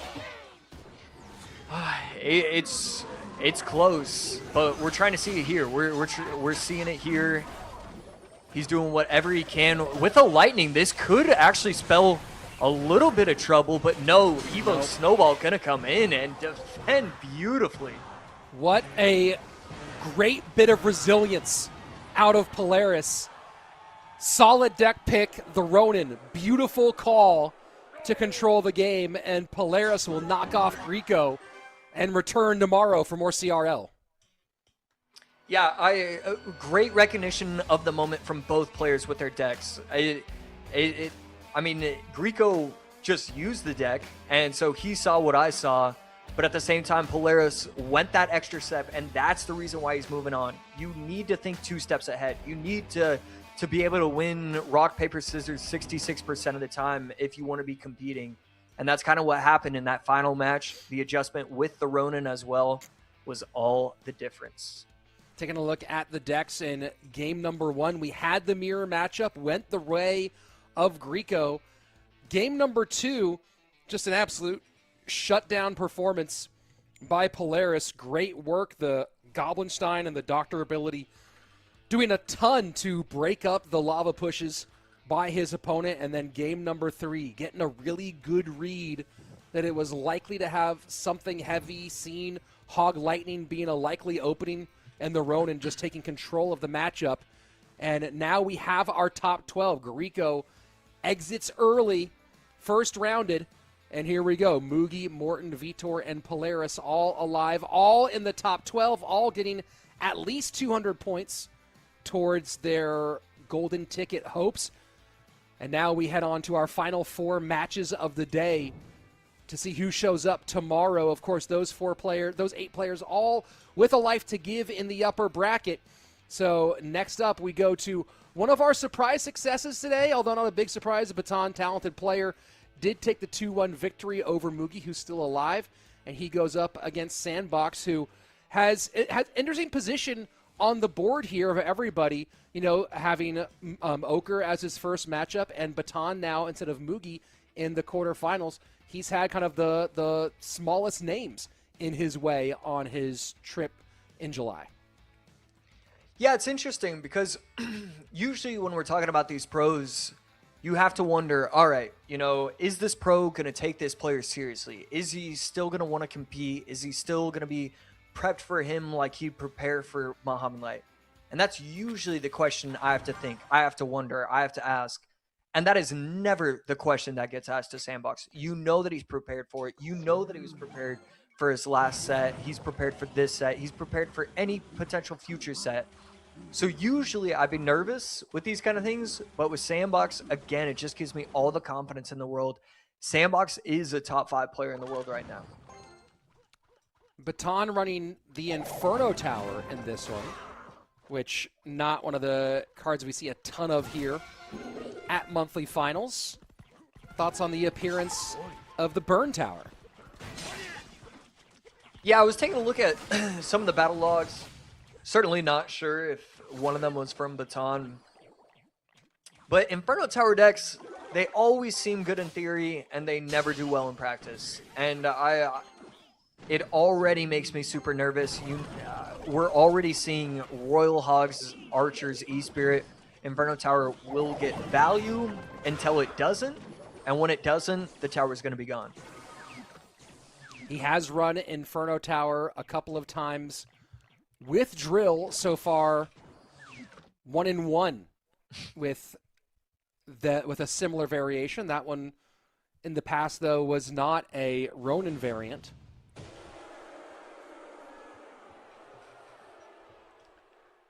And a little slowdown here as we reach the midway point of regulation time. Both guys kind of just assembling their situations. It's cool for me to see these pros just do normal things, and then when they're doing it, it's like, oh, wow, I eat grapes too. I could be a pro as well. They're just like us. It is funny to see Sandbox eating in the middle of a game, though. That is... The memes never stop. Sandbox feeling confident, dancing around to his music or to his coach's words. Either way, feeling good. Dark Prince in response, and it will not get out in time. So one of the goblins is going to start stabbing away, and he will still have to protect himself. Poison going to come down, and that's going to be the lead coming in for Baton. Sandbox needs to continue to make adjustments, and that's exactly what we expect from him. That one picked up easily. And now the opposite lanes. Poison down, but that's going to still give a lot of damage. That's a huge bit of damage. Yes, the King Tower activation there, but lead now goes towards Sandbox. And the pressure now starting to pay dividends for the multiple-time world finalists. Yeah, Snowball going to come down, protect his tower a little bit, but again, getting a little bit more damage. Sandbox consistently finds the way to go in with the Royal Hogs at the exact time his opponent plays the Ronin. Just, I mean, utter brilliance if he's doing that on purpose. And again, we're getting to the tower with these Royal Hogs, and we're just getting consistently ridiculous amounts of chip damage. Sandbox feeling great these last 30 seconds. Sudden death overtime, and Sandbox continues to pull away ever so slightly.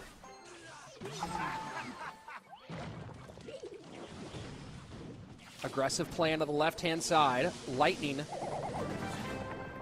And the lead opens up more. Sandbox didn't like something about that.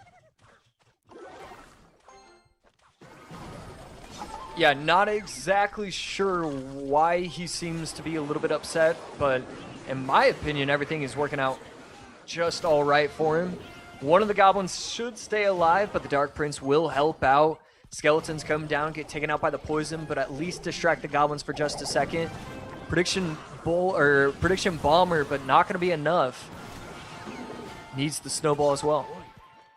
And the Evo Snowball and Evo Drill not in sequence together. And if Baton is going to steal the win here, needs to have one big knockout blow. But the pressure from Sandbox is going to make that likely impossible. Evo Drill in. Poison down. Snowball Classic coming through, but Bar Barrel cleans things up. And that will be Sandbox taking game number 1. And a grape in celebration. 2. You earned it, Sandbox. You earned 2 grapes. Why not? Hey, take a third, Sandbox. Well done indeed. A brilliant game number 1 to start off this set. Not a lot to talk about from both sides, really. It felt like the deck construction was a little bit stronger for Sandbox, and it just felt like early on it was obvious why we don't use Inferno Tower, why we don't... I mean, at the end of the day, as much as I love seeing creativity, I don't expect it from the players. I expect them to use the meta. I expect them to use the strongest decks. No substitutions, just mono-y-mono. Can I beat you at your best? I'm going to use my best. And right there, the reason why it was proven, the Inferno Tower just did not get the value he was looking for. Forced him into defensive poisons when he otherwise would have been able to Tesla and bring every troop into the middle. We just weren't able to see that. And Sandbox was probably very grateful to see Inferno Tower early on. I'm trying to think of what he was looking for there, because you think about it, right? And you're like, hey, you already have the Ronin, which can control so many of the big beefy troops there. So what's the... Are you looking... Are you thinking trying to cover lava? Like, what are you trying to cover there by the Inferno Tower being added in? Yeah, so I didn't even think about lava, and that probably could have been about 30-40% of it. I would assume the largest majority would have to be that he's worried about RG. And if that's your reasoning, I guess it's okay, but it seems way too restrictive. And even if you do get the matchup, you still might not win. So Inferno Tower just seems a little bit silly in that moment, but I'm sure he had his reasons. Yeah, I'm sure he had his reasons for it. Yeah, it seems like you're trying to cover like a couple low. I mean, I guess maybe you're also helping against Loon if that happens, right? If it's the giant skeleton Loon deck. But Tesla seems like it would do, like there's other variants of this deck that would do better in that matchup. So, yeah, it's just a very interesting piece, right?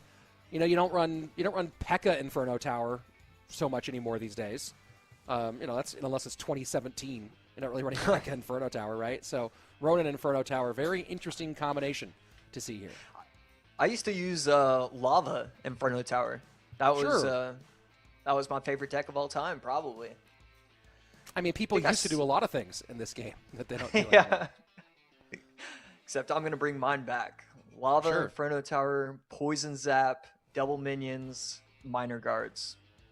Hey, I will never bring back my original deck, the Expo Bowler Miner from too many years ago.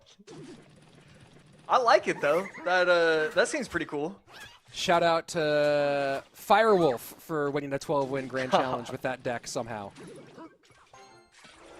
Shout out Firewolf.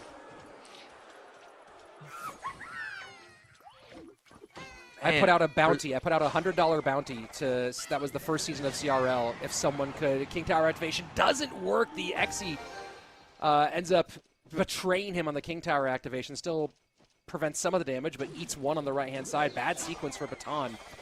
I would say I put out a $100 bounty to anyone in CRL, NAEU who could win the Grand Challenge with that. He was the only one able to do it. Or the only one willing to try it enough times to try to win that $100.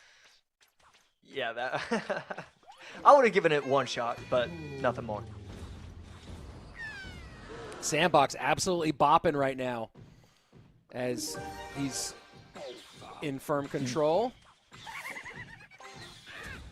Yeah, the reasoning behind that placement, for those that aren't aware, is because he's trying to activate his own King Tower, trying to wait for that monk to start reflecting, and then it would bounce onto the King Tower and activate. So nice placement from Sandbox, and then also just good recognition from Baton to not worry about that.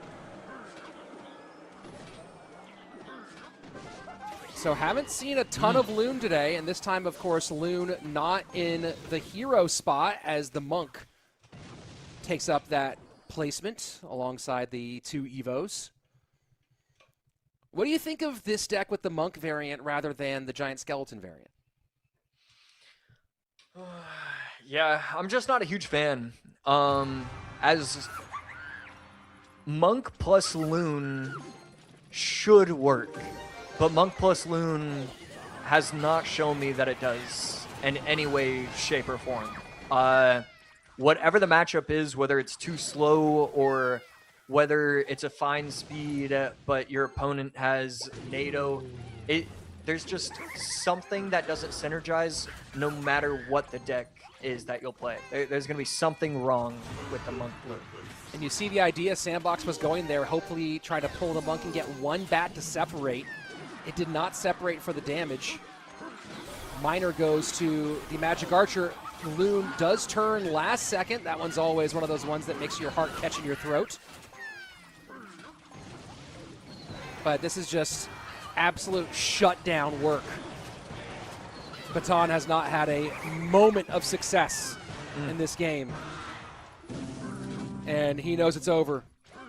That's going to be the leap and Sandbox. Easiest 2-0 of his weekend as he shuts down game number 2 just as easily as game number 1, if not more so. Man, Sandbox is just on a tear. I think he also went. I forgot to check. I think he might have also gone 7-0 last week on Sunday. I mean, it is just incredible how solid he is playing right now. Taking a look, and he did go 7-0. That's right. Yeah. Would you look at that? Would you so look Sandbox, at that? What's up? I said, would you look at that? Would you look at that? Sandbox game number 1, Royal Hogs Lightning Bar Barrel, just trying to run a simplified, I think I'm better than my opponent kind of deck. And that's exactly what we saw. The Inferno Tower, while there were times where it defended properly, there were often times where it wasn't able to do so. And it was good recognition from Sandbox. One of the concepts, one of the ideas that I was thinking about was going archers at the bridge, Royal Hog split when you're trying to get pressure with the Dark Prince. He took it one step further. He went Royal Hogs left, archers left. And I thought that was a really clever way to get around those Inferno Towers to get the DPS you needed in order to make it to the tower. Game number 2, it was just constant pressure, constant cycling, constantly using the deliveries on top of the balloon, on top of the executioner. And it was really simple. Wasn't a lot to it. It was just strong defense over and over until he won. And it was just really simple for Sandbox in that set. Simple and complete as Sandbox's Saturday comes to a close. He'll be back tomorrow in our upper bracket semifinals. Who will he be facing? We'll find out soon, as it will be either Mohamed Light or Adriel. It's possible that semifinal upper bracket matchup is between two golden ticket holders. If Mo's able to take the win over Adriel, of course, that will be our next match up tomorrow. Mugi, Morton, Vitor, and now Baton Polaris.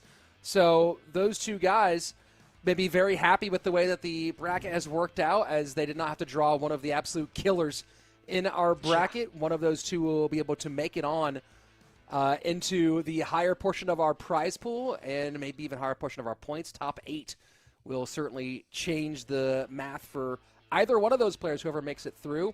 But now we go to one of our heavyweight matchups of the day.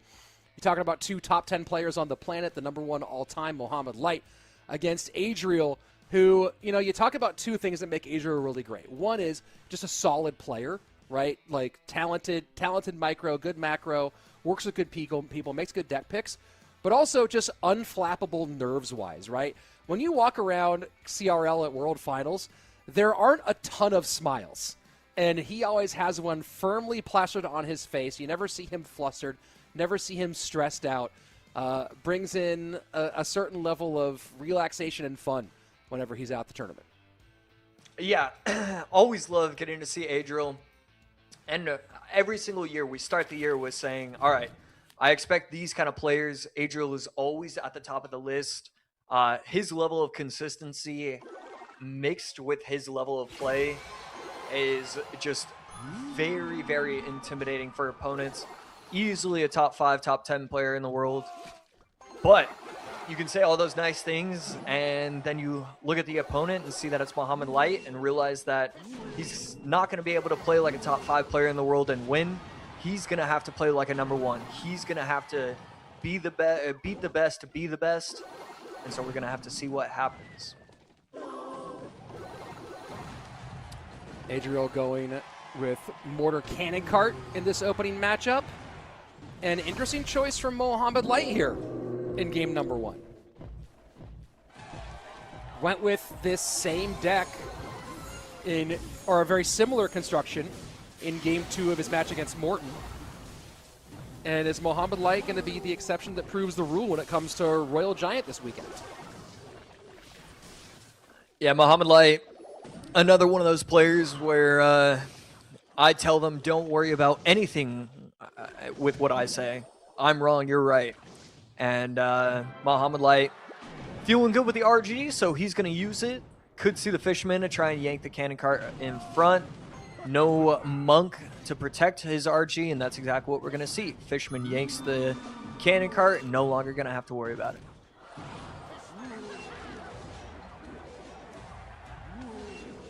Mother Witch won't accomplish much here other than turn one pig the opposite direction.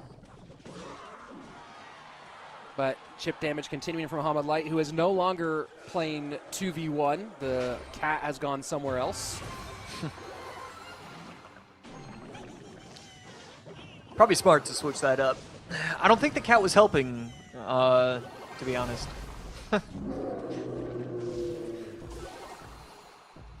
Looking through just some general match history, last time that Mohamed and Adriel faced off in a competitive matchup. That can't be right. GKR qualifiers last year?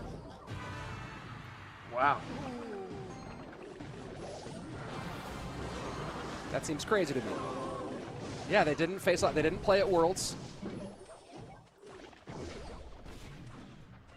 Yeah, I mean, I guess it's kind of fully dependent on Adriel because we'll see. Every competition has Muhammad Light. But I don't see him too often in the community events. All right, Muhammad ended up taking that one 2-1. They played in the warm-up tournament last year, and Adriel took that one 2-1. Of course, these guys do have some pretty important CRL history in World Finals 2024, where it was Adriel who knocked out Muhammad Light much earlier than anticipated.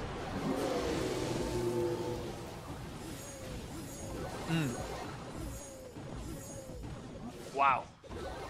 Great use of the ability right there from Muhammad Light. Gonna take out everything, have the cannon cart take itself out. And we're at 1 minute and 20 seconds left, and Adriel's weakest tower is at 2655. Muhammad Light's weakest tower is at 2787. It is a completely different ball game when pros play this game compared to casuals and newer players. Just no amount of chip damage is allowed. And it is a joy to watch. And that was 2023 World Finals, where Adriel and Muhammad Light had that famous matchup. Not 24, when Muhammad won his second of 3 world titles.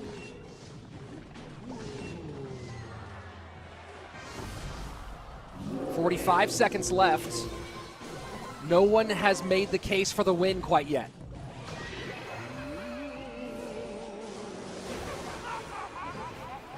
The lightning for Adriel, plus the damage from the minions. And here comes Muhammad's most important push of the game. Yeah, Muhammad protecting himself, not going to allow the Doctor to activate its ability. There's a lot coming down, lightning forced out. Evo Ghost swinging away. The Mama makes it to the tower, 1922. But there's not enough on the field. Adriel just needs to protect for a little bit longer.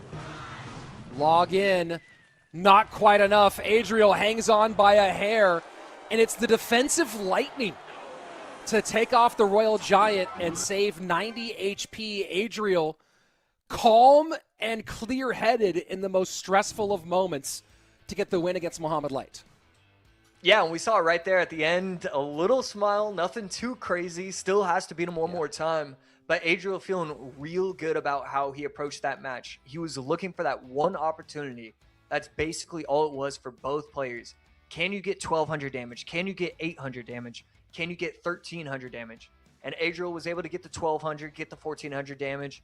Muhammad Light was only able to get the 9 or 1,000. And that was the difference between winning by a little bit and losing by a little bit. And Adriel has to feel so happy about how he played in that match. Well, you think about the decision-making in that last 30, 40 seconds, right? Where Adriel has the lead. And how many times, like, when I'm curious, lightning against Royal Giant, how many times does lightning hit the Royal Giant versus be used completely behind it on support troops or used on tower for extra damage? I don't know I don't know if there's any way for us even to get that math, but I have to imagine it's on the lower end of things, and using the lightning there to make sure the RG doesn't hit rather than trying to save it, trying to make sure he gets tower damage. That's the difference between success and failure here. Yeah, probably 95% of the time the lightning actually hits the RG, the player will immediately be upset about it. And this was one of the few times where it hit the RG and he was able to celebrate. 2 of the top guys in the world consistently between Adriel and Muhammad Light, currently both ranked in the top 10 on our current season. Of course, Muhammad Light has now become a staple, has made every World Finals since we've switched into the solo era. On the other side of things, Adriel with World Finals appearances in 2023 and 2025, both of those top 6 finishes for the young guy who has had a much longer history in Clash Royale, obviously, than just those 2 World Finals. Long time. And you talk about people who've maintained a high level for a long time. A lot of people don't realize how long Adriel has been very, very good at Clash Royale and looking to make his 3rd World Finals appearance and his second time in a row. Muhammad Light already in rarefied air as a 3-time world finalist and 5-time world finalist and 3-time world champion, Josh. But now looking to join a very exclusive club with making potentially his 6th world finals in a row. Yeah, I cannot believe what we've seen out of Muhammad Light. Just the level of dominance is it's fun, it's sad, it's scary, it's fun. It's all those emotions wrapped up into one. So definitely been a lot of fun to see his journey. And yeah, with Adriel, when you look at his career and his journey, and you really start to think about it, there's a chance that he's been competing longer than Morton has at the highest competition levels. Sure. Martin, of course, the other guy who has put in a lot of world finals. If he qualifies for this one, he'll be in his 6th world finals because he can add in 2 from the team's era. We already know it's going to be a lot of talent at our championship weekend. Muhammad opting to go to this popular minor wall breakers deck. Adriel going bridge spam with the lead. Yeah, so waiting to see what the heroes are, what the evos are, and here we go. We've got Ronin, we've got Golden Knight, we've got a lot of, and especially with the Bandit as well. A lot of these are going to match up well against the wall breakers, and so you're not going to be able to outcycle because there's 4 or 5 different troops you got to outcycle, and this could create problems for Muhammad Light. But at the same time, it's always going to be tough for Adriel to set up these actual pushes. He's going to apply so much pressure.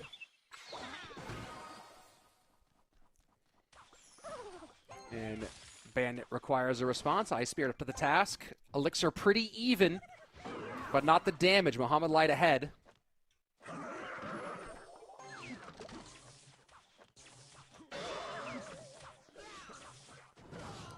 And Ronin, like what's the I guess the Ronin target is going to be what, the Berserker when it comes across, right? Ronin not an awesome target in this matchup. Yeah, Ronin's going to be decent just as an overall card, but yeah, it's Berserker. That's about. Is that all? Okay, I guess the delivery. I guess the delivery, yeah, or if the Goblin Barrel doesn't go to tower. Yeah, not a lot of opportunities, but either way, still a strong card regardless. And we're seeing that with Adriel having the same idea, thinking that it just needs to get placed on the map. Right now, MK trying to jump on top of the Magic Archer, not going to work out the way he wants to. Adriel finally getting the push that he's been looking for. But Muhammad Light doing a great job of protecting.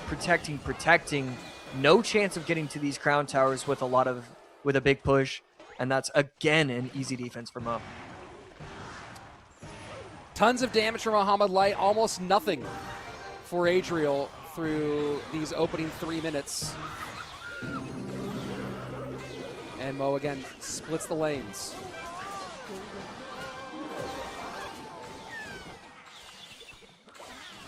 Wow. Getting multiple lineups. Is that Magic Archer Bandit going to take it out? Try and attack the Berserker, but the Berserker, again, staying alive. Just such a strong card, and Adriel's basically got one more chance. He can let that right side go and just see what he has to... I mean, just see what he has, really. And Muhammad Light easily controlling all of it. Golden Knight in. Adriel trying to find some way to overload the bridge. Wall breakers won't connect. Golden Knight not finding any sort of target. Does dash on a tower. That is a very big dash. There is no direct tower damage for Muhammad Light. I like the attempt at trying to predict, but that prediction is going to be the same reason as to why he loses.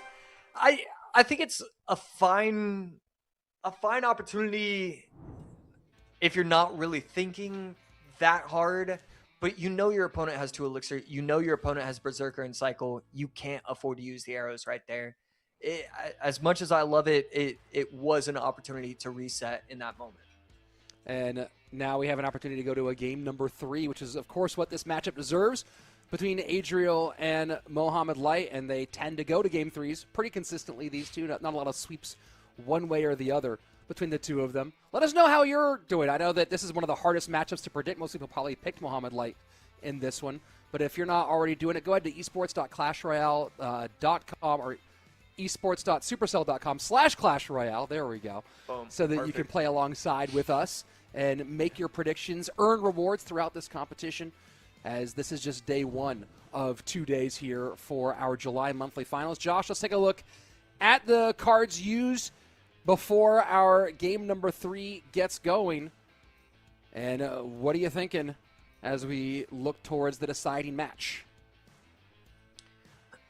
So, what have we seen from Mohamed Light? We've seen the delivery, Fireball, Log. Adriel still has quite a bit available to him, but no Lightning, no MK. Mohamed Light definitely could be running Hog, Hog EQ maybe Royal Hogs MK. There's just a decent amount available to him. As much as I don't love the fact that everybody keeps running this minor Fire Spirit Wall Breakers deck just so consistently, it still leaves a lot available to you. It's basically a free deck at times, and I will say that helps so much for this game number 3. Yeah, although he doesn't have that available now for Mohamed, as he in this last one ran the double bait with Tesla. Minor is still open for Mohamed Light in this one, and that's a valuable option. But Tesla, delivery, double Spirit's gone. Only Spirit left is Electro Spirit. Snowball still open for Mohamed Light. Lots of drill pieces still open here if that's the direction that Mohamed's leaning. Other side of things, Adriel ran the Cannon Cart Mortar deck in game number 1, got the win there. Bridge spam didn't work. Tons of Cycle. I mean, pretty much, Josh, all of Cycle is still open for Adriel in game number 3. So you talk about that minor Wall Breakers deck. Adriel still has that as an option, has all the spirits available, has goblins available if he wants to go that way, has bats available if he wants to go ahead and lean on that idea, as well as Magic Archer. Didn't use it in the bridge spam deck. So I'm very curious to see if Adriel wants to head in the direction of what's been one of the more popular decks on the day.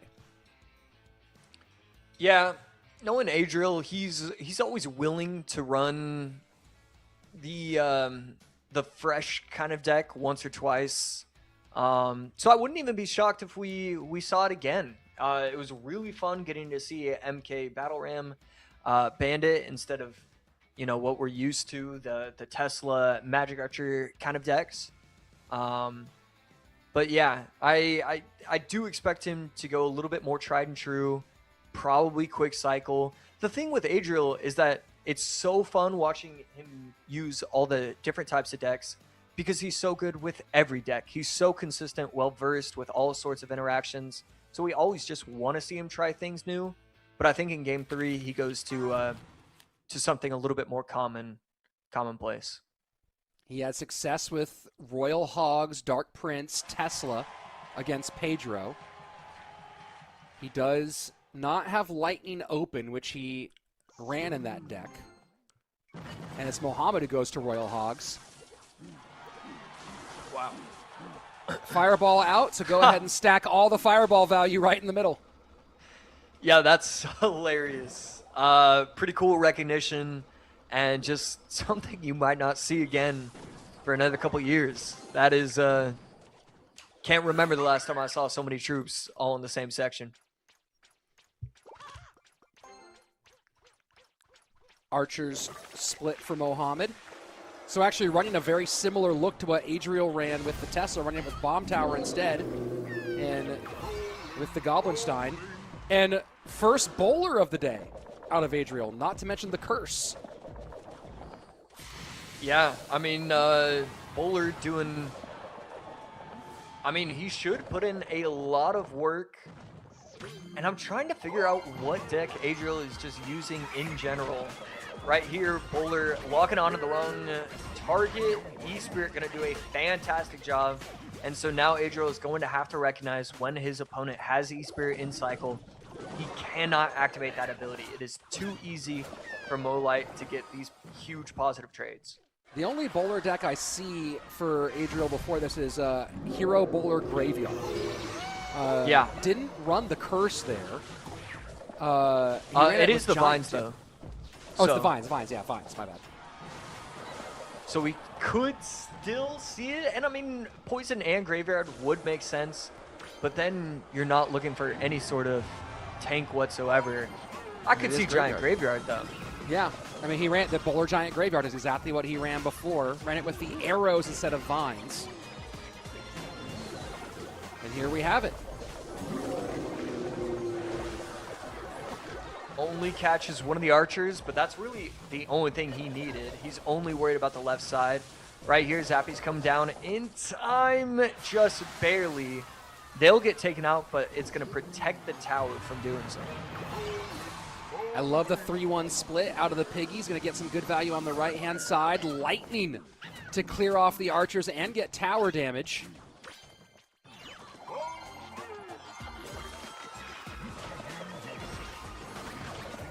And the Vines clearing a path. Does Adriel double down behind this bowler here? And he does. Piggies go opposite lane immediately. Back to another bowler is Adriel. Mohamed Light in the lead. But Graveyard only needs one good push to change everything. Yeah, every time Adriel gets within range, he keeps activating this ability, and it continues to be a simple task for Molite. Archer's going to come down. Vines are going to put in a little bit of work, but Mohamed Light's dominating right now. 921 on the right-hand side. Mohamed Light controlling, going to eat the bowler damage on the right-hand side. Bomb Tower trying to do work for both. Bowler not in cycle, so Snowball, Zappies, Berserker, the answer for these Piggies. They will get a little bit more damage. And just not able to get into a position for a good Graveyard is Adriel. Yeah, Mo keeps just controlling the field of play, forcing predictions out from Adriel with really no chance of him going in with the Royal Hogs right there. It's just, I mean, there's no pressure. He keeps forcing Adriel to reset, and it's just not enough damage. There's no opportunity. Giant Bowler Graveyard looking like it's going to get the fail here. No way to stop these pigs. Snowball plus Bowler. Lightning will finish things off. There's no lightning block. Mohamed Light takes game number 3 and stays in the upper bracket. He'll be facing Sandbox. And Mohamed Light in form in July. Yeah, Molite has to feel great about that. Gets the reverse sweep. And I mean, that was just great from him. All game, it was just constant pressure. Love seeing what he was doing with those E-Spirits. I believe that might be an upcoming interaction that gets changed because of the movement speed, or maybe it was just health, I guess, so the Spirits. Just a lot of really solid play coming in from Molite in that game number 3 to protect himself and stop those Graveyards.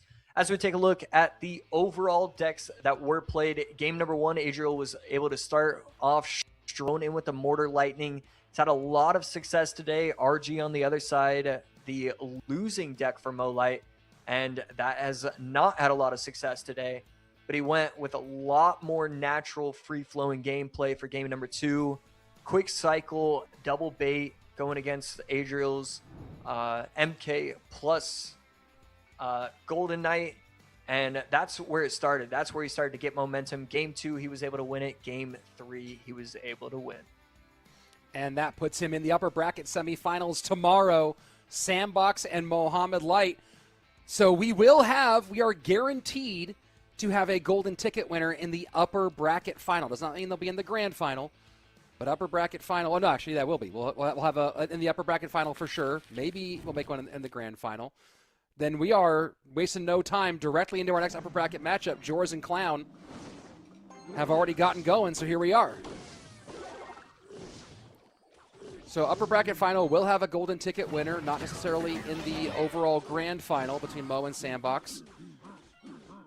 And that will, of course, knock Adriel down to face Vitor in the lower bracket tomorrow. Elimination matchup. More on that later. Right now, Clown and Jors.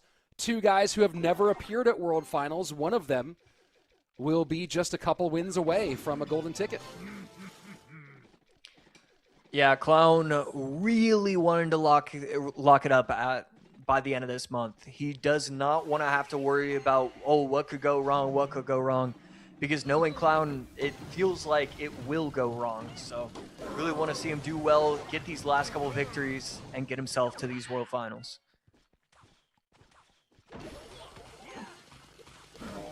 Well, Clown, of course, already at the moment guaranteed a top 12 position. Of course, a win here guarantees you top 8. Takes you from 200 points earned today to 225. And 225 would put him over 1,000, probably enough to guarantee a World Finals berth. Needs to activate the ability, will do so in time. So could have been trouble, instead lightning quick with that. Rascal Man not gonna make it to the tower. It will. And as much pressure as Joyce has been putting on, Clown with just a few offensive possessions has his tower down at 23-26. Jors is interesting. Jors to have a meaningful opportunity at making it to World Finals on points, right? Comes in to the weekend with 270. So even making, top 3 would put him near 600 points. That would require him to have another top 3 finish next month. So for Jors, it's really either he kind of has to make the grand finals this weekend, get that 400 to have any real opportunity of making it on points or a golden ticket. So top 2 finish is kind of the minimum threshold for Jors on our July monthly finals. Definitely going to be tough, especially going up against his opponent in Clown right here. Finally gets a little bit of chip damage with this mortar, getting some offensive pressure on the right side as well. But Baby Dragon just matches up so well against so many different decks. And we're seeing that once again. This Lightning Royal Hogs deck is just so strong. No Lightning just yet until now. Lightning comes down and is able to protect that left side. Mortar, though, with a pretty important connection. He's going to pop the ability here. Yeah, force out the log. Very smart stuff. George is putting a little bit of extra pressure. And the Electro Spirit doesn't quite get everything, and just like that, George is back in the mix. Can't pre-log, no login cycle. Goblins plus minions clean everything up really nicely, but Baby Dragon, in response from Clown, will clean up everything nicely himself. 1247 to 1720. George does have pressure in both lanes compared to Clown. Mortars have been connecting pretty well for the 36th ranked player in our competition.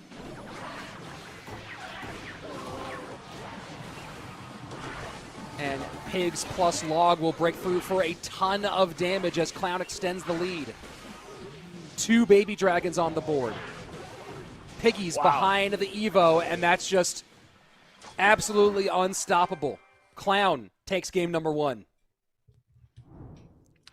I'm sure it felt more difficult in that moment as the player versus the commentator, but it did feel like there was an opportunity to keep playing in that moment. It felt like he had that 0.5% chance still And if you've got anything, I don't care if it's 0.01, 0.00001, you continue to play. And so I was a little surprised to see him throw it at the end.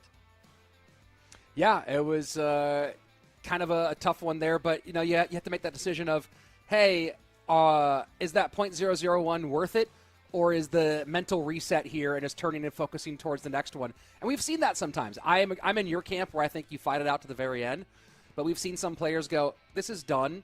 It's not mentally, it doesn't help my focus to play this out continuously. Let me go ahead and just turn my attention to the next one. Yeah, and it definitely feels that way. And, to already have that figured out for yourself as a player, it does show some positive things, honestly. It shows that you have been in these situations before. You've figured out your best method to reset and get yourself good to go for that next match, for that rest of the set. So even though I personally don't like it whatsoever, I actually don't mind it, for sure.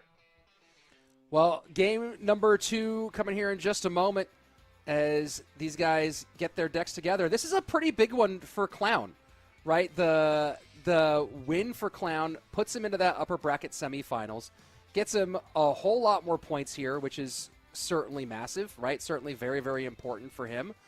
But also for kind of the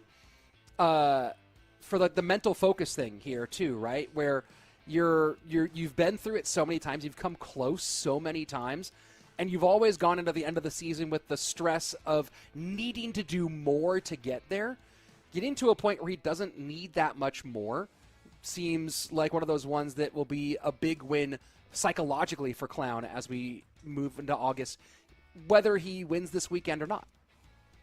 Yeah, I just want to see him compete at the World Finals. It has been... I've been a fan of his for, 3, 4, 5 years. And I just want to see him compete with the best because I think he is one of the best. And so, yeah, just really rooting for him. And I'm hoping this year is the year. Unless Jors has something to say about it. Starting off 0-1, obviously not the hot start that Jors was looking for. But I wouldn't be surprised. I think he has the right mindset to be able to come back. Did we see it? We did see it in... Oh, no. I'm looking at Clown's gameplay. Yeah, we'll see if Jors has what it takes to be able to do that. Jors got the win over Vitor with a reverse sweep after losing with that minor wall breakers deck in game number 1. Went to Graveyard Furnace game number 2, Graveyard Evo Furnace game 2, and then to Lava in game 3, the Lava Inferno Dragon deck, where he beat the bridge spam of Vitor. So Jors has put it together for the reverse sweep. So far on the weekend, has to do it once again. Back-to-back reverse sweeps. Are those in the cards for Jors? And Clown bringing Heal Spirit out in game number 2, and that kind of tells you a bit about the deck idea he's going for. But, I feel like we've mostly seen Heal Spirit come out in game 3, Josh, when someone's out of spirits. Yeah. We've seen it out of spirits, and then we've also seen it only with Royal Hogs. So to run this game to run it with RG instead, I do have to say I'm a pretty big fan of what Clown's trying to pull off right here. The fish boy will pull the queen off the board. And Jor's going to use the snowball to clean that one up. And the slight elixir deficit in single will give an opening for Clown to play Royal Giant early. Yeah, cycling it behind the King Tower, trying to build those pushes. And this Hunter is going to help, but it's going to be tough to get this RG to cross and actually provide a little bit of value. Not really the main goal, though, just trying to cycle to his Evo, trying to force out Elixir. That's what we see right here. And opens up a little bit of a damage lead, 24-92. So just a little bit of chip on the opposite side.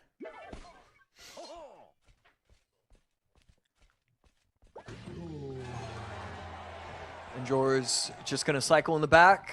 Should be running Drill and potentially Rocket. I'll see that every once in a while. But probably Poison as his last card. And then Clown. Now that we're hitting double Elixir, we should start to see a lot of RGs start to get cycled on this board. And if you're Jors, you know, you see Royal Ghost, Hunter, and Barb Barrel. Can't be super happy about those against your Drill.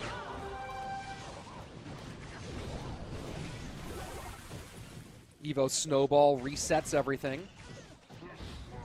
And that'll be enough to prevent a shot from the Royal Giant. And a full cleanup job.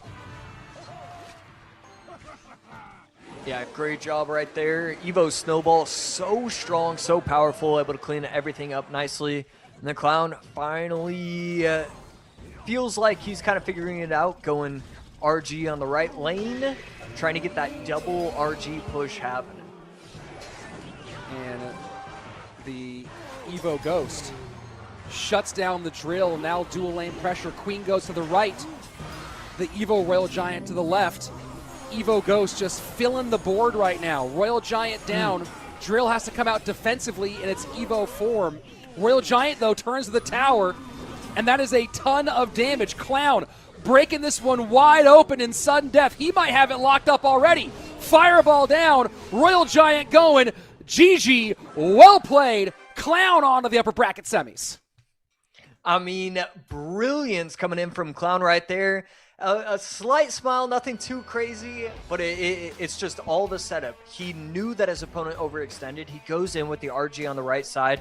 It walks up. All of a sudden, his opponent defends with Archer Queen plus invisibility, plus, I believe, skeletons or something like that. Quick recognition coming in from Clown. All right, all I need to do is put Monk in front, RG behind, activate Monk. That's exactly what we saw. 1, 2, 3-step process. And he was able to get the RG locked onto the tower, locked on for the win. And yeah, I mean, just so quick seeing it. It's almost like Clown jumped out of his seat in that moment because he knew that RG on the left side was going to be able to take it. And it's the same Evo Royal Ghost that defended the Drill, came on and put so much pressure in the opposite direction. And, you know, as an almost exclusively Drill player myself, Josh, I can say that there are 2 times when you see Evo Drill come out on defense. Number one is when you have it completely handled and you're using Evo Drill to put the game away. And number 2 is when you are completely panicked and there is nothing else that can save your life and you're just praying that this will work. And this was, unfortunately for Jors, the latter, not the former. And that will end up with him going down into the lower bracket. We're going to look at our brackets here in just a moment. But Clown now into the upper bracket semis where he will await the winner of Asaf and Sub. On the lower side of things, Jors will fall down to face off against Morton. Both of those guys battling for their lives in some of our early matches tomorrow when you tune in the morning. That will end up being our, I believe, our 3rd match of the day, Jors and Morton. If you want to see how that one shakes out, make sure you don't forget to tune in tomorrow. If you haven't already, by the way, make sure that you subscribe to this channel and turn on notifications so you never miss a moment of Clash Royale esports action. The grand finals for this one will be tomorrow alongside the entire journey. We, of course, have one more matchup today. And then on top of that, we have one more monthly final, our last chance qualifier in August and September, respectively, and then on to our world finals later this year. Where? Well, we don't know yet. We'll have that announcement coming to you. I'm guessing either sometime next month is my guess. We'll see when they decide to release that information. Right now, Josh, we turn our attention to our final matchup of the day, Asaf and Sub. And both these guys had a little bit of adversity in their matchup. Sub taking care of Greco, Asaf back and forth with some great games against Polaris and a pretty terrible game against Polaris. And they will be vying for our last upper bracket spot for Saturday or for Sunday. Yeah, Asaf definitely impressed me at times. Thoroughly enjoyed Asaf's deck choices and deck selection. Going in Game 3 with the Royal Hogs, Evo Wizard, and Lightning, I thought that was super clever and gave him a lot of outs, even if he did get the wrong matchup. And even taking a look at the deck that he lost, he was going double bait. Actually, not even double bait. Actually, and funny enough, I actually don't like this deck. This is the triple 1 elixir deck that I thought he got a little bit too carried away with. But as long as he doesn't do that again, it definitely has to be advantages off. I think he's so talented. Yeah, he got a little cute with that one, and it did not pay dividends for him. And then pulled out the heel spirit in the final game of that one. Sub, in his matchup against Greco, reverse sweep for Sub. Lava did not work out for him in game number 1. Went to Drill and then to Bait in games 2 and 3. And we did see Inferno Tower in that one. He was able to make it work, but had some better targets for it, even though he was up against Graveyard. Sub able to get the win against Greco. So this game, players preparing their decks, and looks like we are finally ready to go into the action. Final matchup of the day, Asaf and Sub. Both still will be appearing tomorrow, but under very different circumstances. And just like Viper when he runs Hog Valk, anytime Asaf wants to run Drill, I will be there and I will be watching. Bowler in response for Sub, though, has to make Asaf a little bit nervous. Sub could be running giant Graveyard minions. Feels like that's the closest thing to a meta deck that we can see from just those first 2 cards. You talk about the meta shifting over the day, Josh. We hadn't seen any Bowler all day, and then now suddenly here it is, and it's going to be Hero Bowler Mortar. Interesting wrinkle. Yeah, nice little change right there. Snowball plus E-Spirit plus Ronin is going to take out the Mortar just in time, but not before it gets his tower down to 1785. A great start for Sub. And Asaf going to Comfort in game number 1. Couple of shots from the Magic Archer. Asaf has certainly grown as a player, but known first and foremost as a drill guy.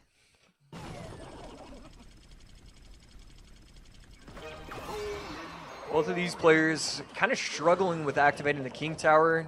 It's kind of awkward placements, awkward situations, so certainly can't blame them, but to see both of them back-to-back miss King Tower activations is pretty funny to watch. And the Ronin up high. Snowball cleans up down low. Lots of damage in for Sub. Asaf has a lot of ground to make up if he hopes to stay in contention for game number 1.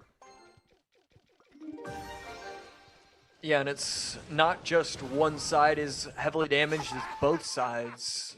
More damage given than taken for Sub, and already back to an Evo Mortar starting to go off. Only Ronin in cycle, but Scalers are going to come out and protect his tower. What's the math here for Asaf to turn this into a victory, right? There's some solid drill counters out there. He hasn't had success really on either side of the board yet. Struggled on defense, struggled on offense. What turns this around for Asaf? Yeah, I don't know. It's pretty difficult because the Ronin doesn't really get the value you're looking for. And if you're playing this well and you're a Sub, I don't know. The Sub just is going to play well. That's the other thing. Usually you can wait around for a few mistakes here or there. For Sub, he doesn't make those mistakes. He gets the mortar locks when other players wouldn't. And there's that mortar lock just as you talk about it. Significant damage on both sides and right back to mortar one more time. Asaf getting pressured heavily. Magic Archer trying to get the line up and get some damage, but is it consequential? And that's a mortar lock once more.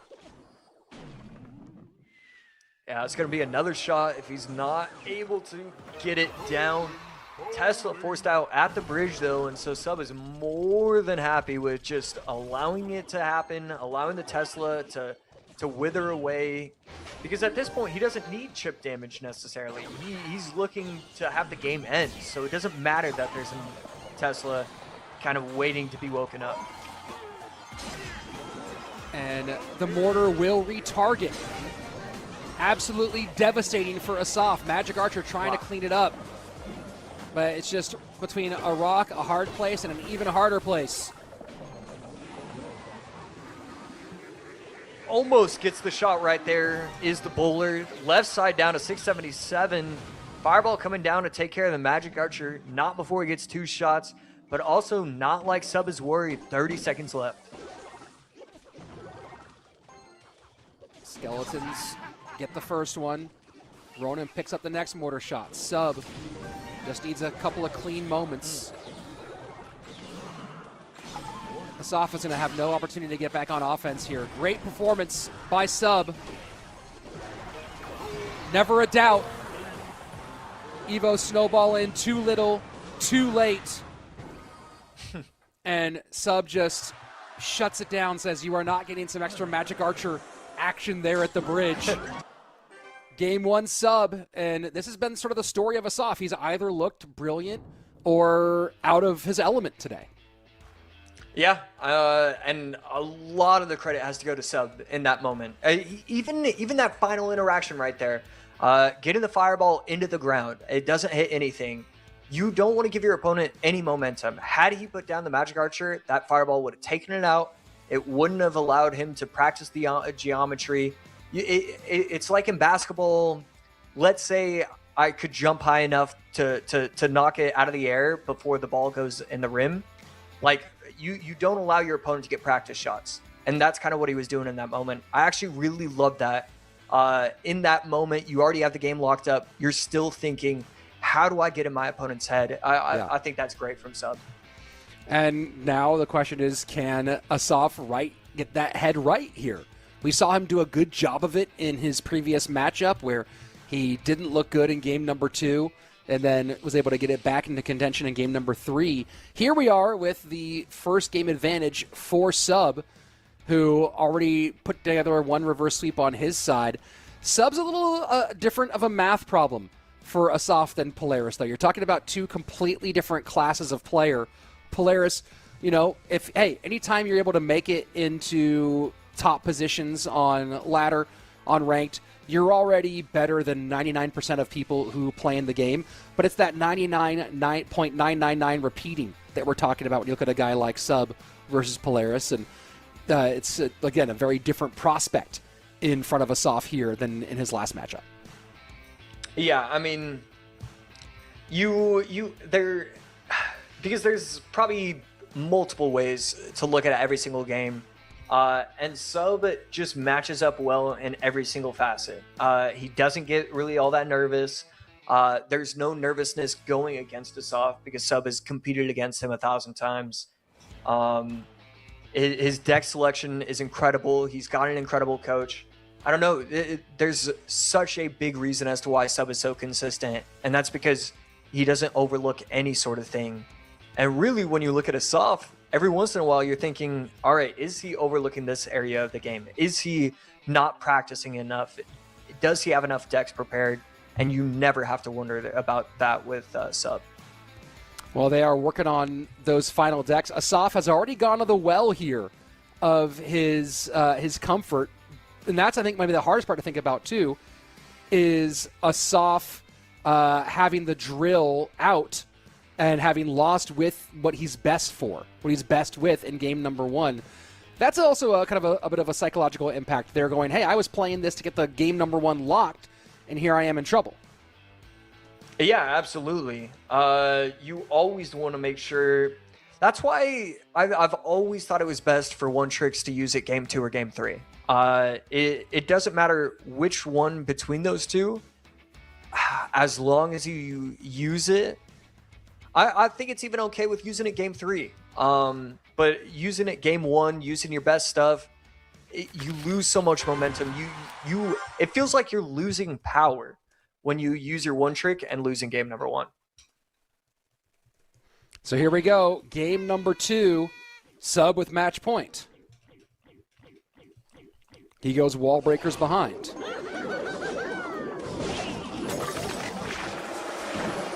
Feels like absolutely something we expect at this point for Sub to be running double wall breaker plus goblin barrel action.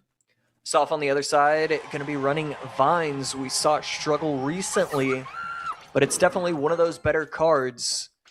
So we could still see some good out of it. Just needs to see the rest of Sub's variation that he will be playing. And Asaf looking spam in this one. And the giant skeleton, you do have to get that Tesla out there. It's interesting in seeing giant skeleton here on this bridge spam deck. Yeah, certainly pretty interesting, and I like it. It allows you to go a little bit slower. MK can, at times, go a little bit too fast, not allow you to build up the proper amount of elixir. You just don't have to worry about that with Giant Skeleton, so it's a nice little addition to the deck.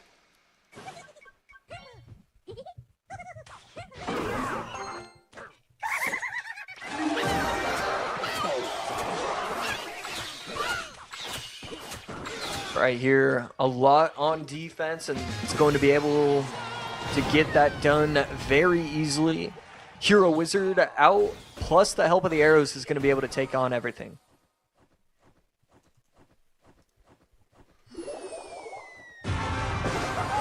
Delivery down, barrels split, and the Fire Spirit will jump on for down. Yeah, the more I see that Fire Spirit get the insane damage it gets for connections like that, the more I am totally okay with seeing just something different when it comes to the Spirit universe going forward. Yep. All right, sweet. We gained another one. A lot of us are pretty sick of all these spirits just jumping around, getting chip damage on my towers. It'll be nice to not have to see that anymore. And I think that's our first Hero Wizard of the day. We've seen a lot of Evo Wizard, but not so much Hero Wizard.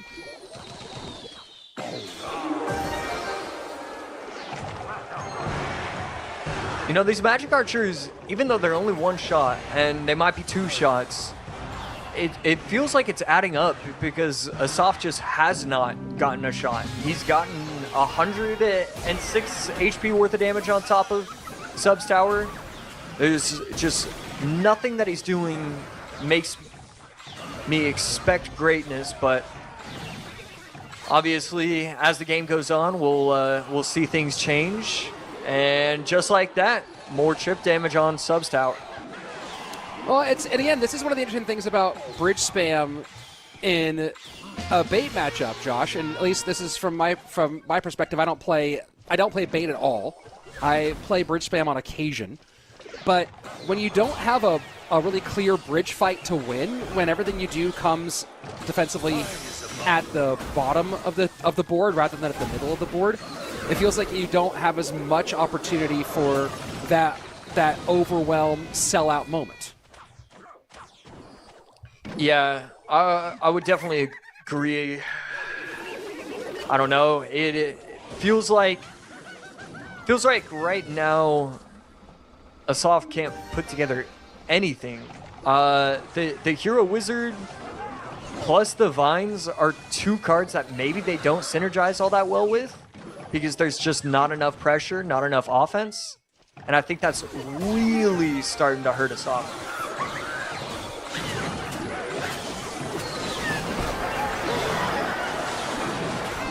This will be it, though.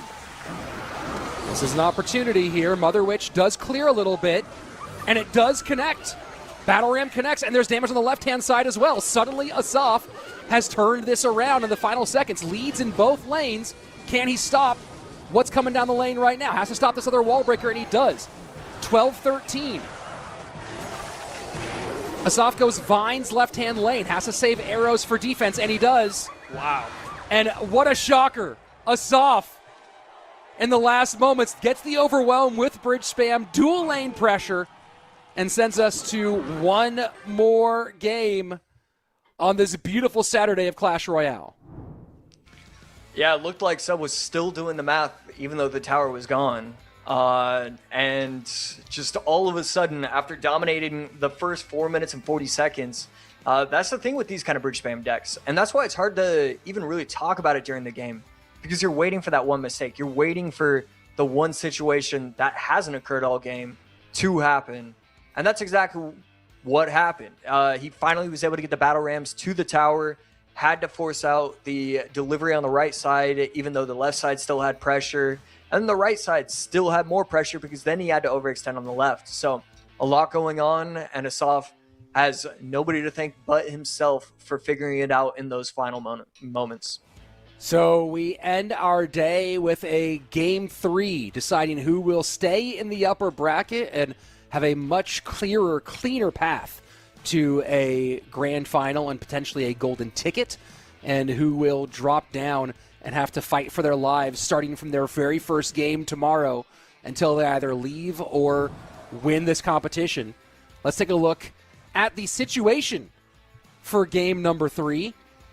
And a lot of cycles still available for both, especially after the game 1 sub going with the Bowler Mortar deck. Game 2, Asaf going with Bridge Spam. So plenty of opportunity. Drill out for Asaf, Bait out for Sub, and Mortar out for Sub. So 2 of Sub's real common archetypes out for him, and a little bit more restriction when it comes to possible cycle decks in our third and final. Josh, thoughts as we look towards the deciding game? Yeah, I mean, it feels like we're seeing, I'm just experiencing deja vu for the first time in a minute, because what do I look at? I look at the MK, I look at the Lightning, I look at the Royal Hogs, I look at the Hog. Some of the spells are available, obviously Poison available for Sub, Fireball available for Asaf. There's just a lot. Even though there are options taken away, there's still plenty of really, really solid, strong options. And it's going to be up to both of these players to kind of figure it out. Asaf probably, if he could choose like a ladder deck, we'd be seeing MK, Royal Hogs, Lightning. So Sub would probably want to try and work around that deck a little bit. And Sub on the other side, probably going to use Bait with maybe some sort of Poison, maybe some sort of Lightning. I mean, at the same time, it could just be what we saw in the last set. Worry about MK Lightning if they use something else. That's all right. They use something else. So looking at the win conditions available, ones we haven't seen today. We have not seen, I guess it's so funny to see P.E.K.K.A. in the win condition area. It doesn't make any sense. Yeah. But, you talk about what we have seen today. We've seen Wall Breakers. We've seen Goblin Barrel. We've seen Miner. We've seen Skeleton Barrel. A lot of the cycle stuff, of course. The Bridge Spam, Drill, Hog Rider, Loon. We've seen Giant and Graveyard. Graveyard, of course, Giant kind of shockingly so. We've seen Piggies. When you get into the heavy stuff, like really, it's just Royal Giant and the Lava Hound that we're seeing now. We didn't see any Golem today, which I'm will be more likely to see it tomorrow when we get into the best of 5s. And that's my big question for you, Josh, as we look towards tomorrow. Tomorrow, of course, all those, when we get to the end of the competition, we start to see best of 5s pop up. Do you think we're going to see more of a look at maybe Ram Rider tomorrow, at E-Giant tomorrow, at Golem tomorrow, potentially? Absolutely. And that's one of the many, many reasons why I really like the addition of best of 5s. I think it's pretty important for not only the health of the esports scene, but just kind of it preserves the ability to have fun when you're competing. And it forces you to get creative. It forces you to use the decks that you're not really prepped for. Because, yes, a lot of these players can play 5 or 6 different decks, but as soon as a couple of the cards move over and all of a sudden you just lost 2 decks without even recognizing it, now you got to think of something yourself, and now you got to prep that way. So I definitely expect to see the Ram Riders, the Golems, all get played tomorrow. I got to say, I'm pretty excited for that fact. And both players certainly taking their time to get this one right. Make sure they don't make their mistakes. Here we go. Game number 3. Winner will move on in the upper bracket to face Clown tomorrow. in the upper bracket semis. The loser will find themselves down in the lower bracket.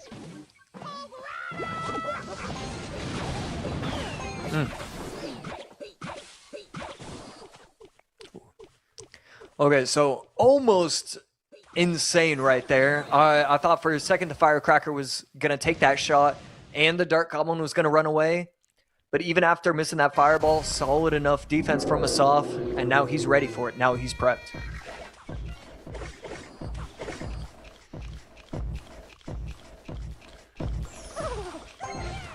So Hog Firecracker with the Goblinstein. And we'll get a little bit of the Electro Burn on that right-hand tower. Asaf going to get one stab on the right-hand side. Dark Goblin might turn, and it does some critical early damage for Asaf. Yeah, massive lead right there. Up by 650 HP and just all the momentum in the world. But Hog will be real difficult to stop. He only has the Goblins. He only has the Dark Gob. I expect to see a lot of prediction logs coming in once it hits double, once it hits triple. He just hasn't been able to afford to do that just because he's so low on Elixir. A little bit more out of there for Asaf. Elixir pretty even between these two.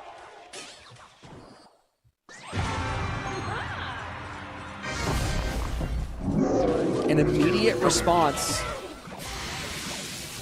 Does Asaf need a mortar? Does he go for a mortar here? I don't think he will. Instead, he chooses to eat 2 hog shots. Maybe he did need the mortar.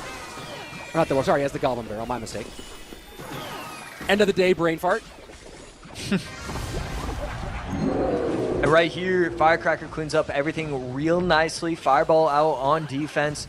And no Hog. Just kind of understanding that he was down a decent bit of Elixir. Didn't want to get too aggressive. And it's going to let him survive to the next day.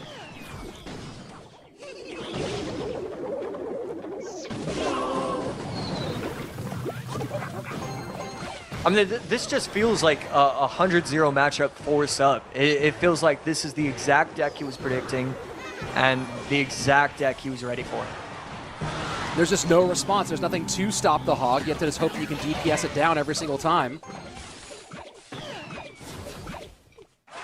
The only thing I don't like is that he's not trying to go in with prediction logs, but that feels like it's only because what's the point? He's going to win as long as he plays calm and collected.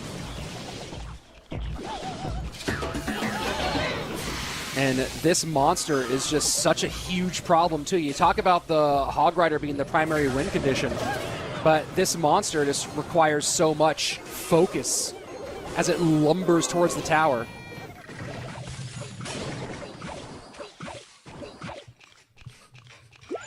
And again, cleans everything up really nicely. Not once has he gone in with the aggressive Hog log, still electing to defend.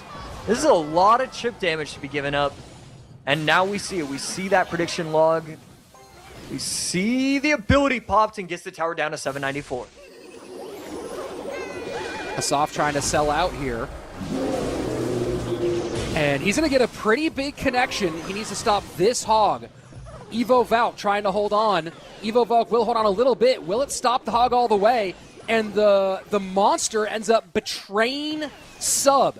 Suddenly, Asaf is in the mix. Is there any way? One more Evo Valk hit. Asaf needs the fireball here. He has to get a Goblin Barrel. He has to do some damage. Wall breakers go opposite direction. 548, 461. Does that wall breaker connect? And it does. Oh, my word.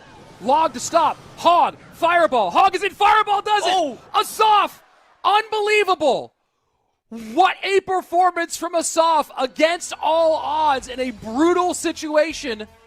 Does the only thing he could and ends up in the top 4 of the upper.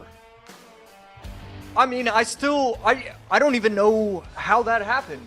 I wasn't looking at that. I was looking at Sub trying to see what he was going to do to celebrate. I got lost. That's incredible. What an incredible win from Asaf. And now we know our lower bracket. Tomorrow, either Mugi or Sub is out. One of those two guys going home. Now it will be Clown and Asaf. Our upper bracket final will feature a player who's never been to a world championship. So it'll be Sandbox and Mohammed Light on one side, Clown and Asaf on the other. 2 golden ticket winners. The final upper bracket will have a golden ticket winner and a player who's never been to world finals. That's going to be such a fun matchup tomorrow. And what a finish to a completely exciting day, Josh. From bell to bell today, we've had just back and forth finishes against all odds moments. One of the most fun days of CRL monthly finals we've had in 2026. Yeah, I mean, I had an absolute blast, and it's been so exciting. Every single month gets more and more valuable and impressive and scary, and pick a random adjective, and it probably fits because all these players are going for so much. They're going for that World Finals ticket. They need those points. They need that one set. The difference between losing in the first round of the monthly finals and making it to the third is the difference between a minimum of a 25K paycheck. It is incredible the amount of pressure these players are in, and to see a lot of them today were playing great. They were playing on fire. They were playing like they were free, and that is fun to watch as a viewer. And we have some pretty critical matchups tomorrow. You talk about Sub and Mugi. Neither one of those two players has secured a world final, although Sub might already have enough points guaranteed for the weekend to, that 1,000-point mark might be the one. But then you turn your focus to the Adriel Vitor matchup. That's one of those ones that getting the win against the other person could be enough to guarantee your points to lock you in. But take a look right around that spot, like Morton. Grieco's out already. Grieco is done.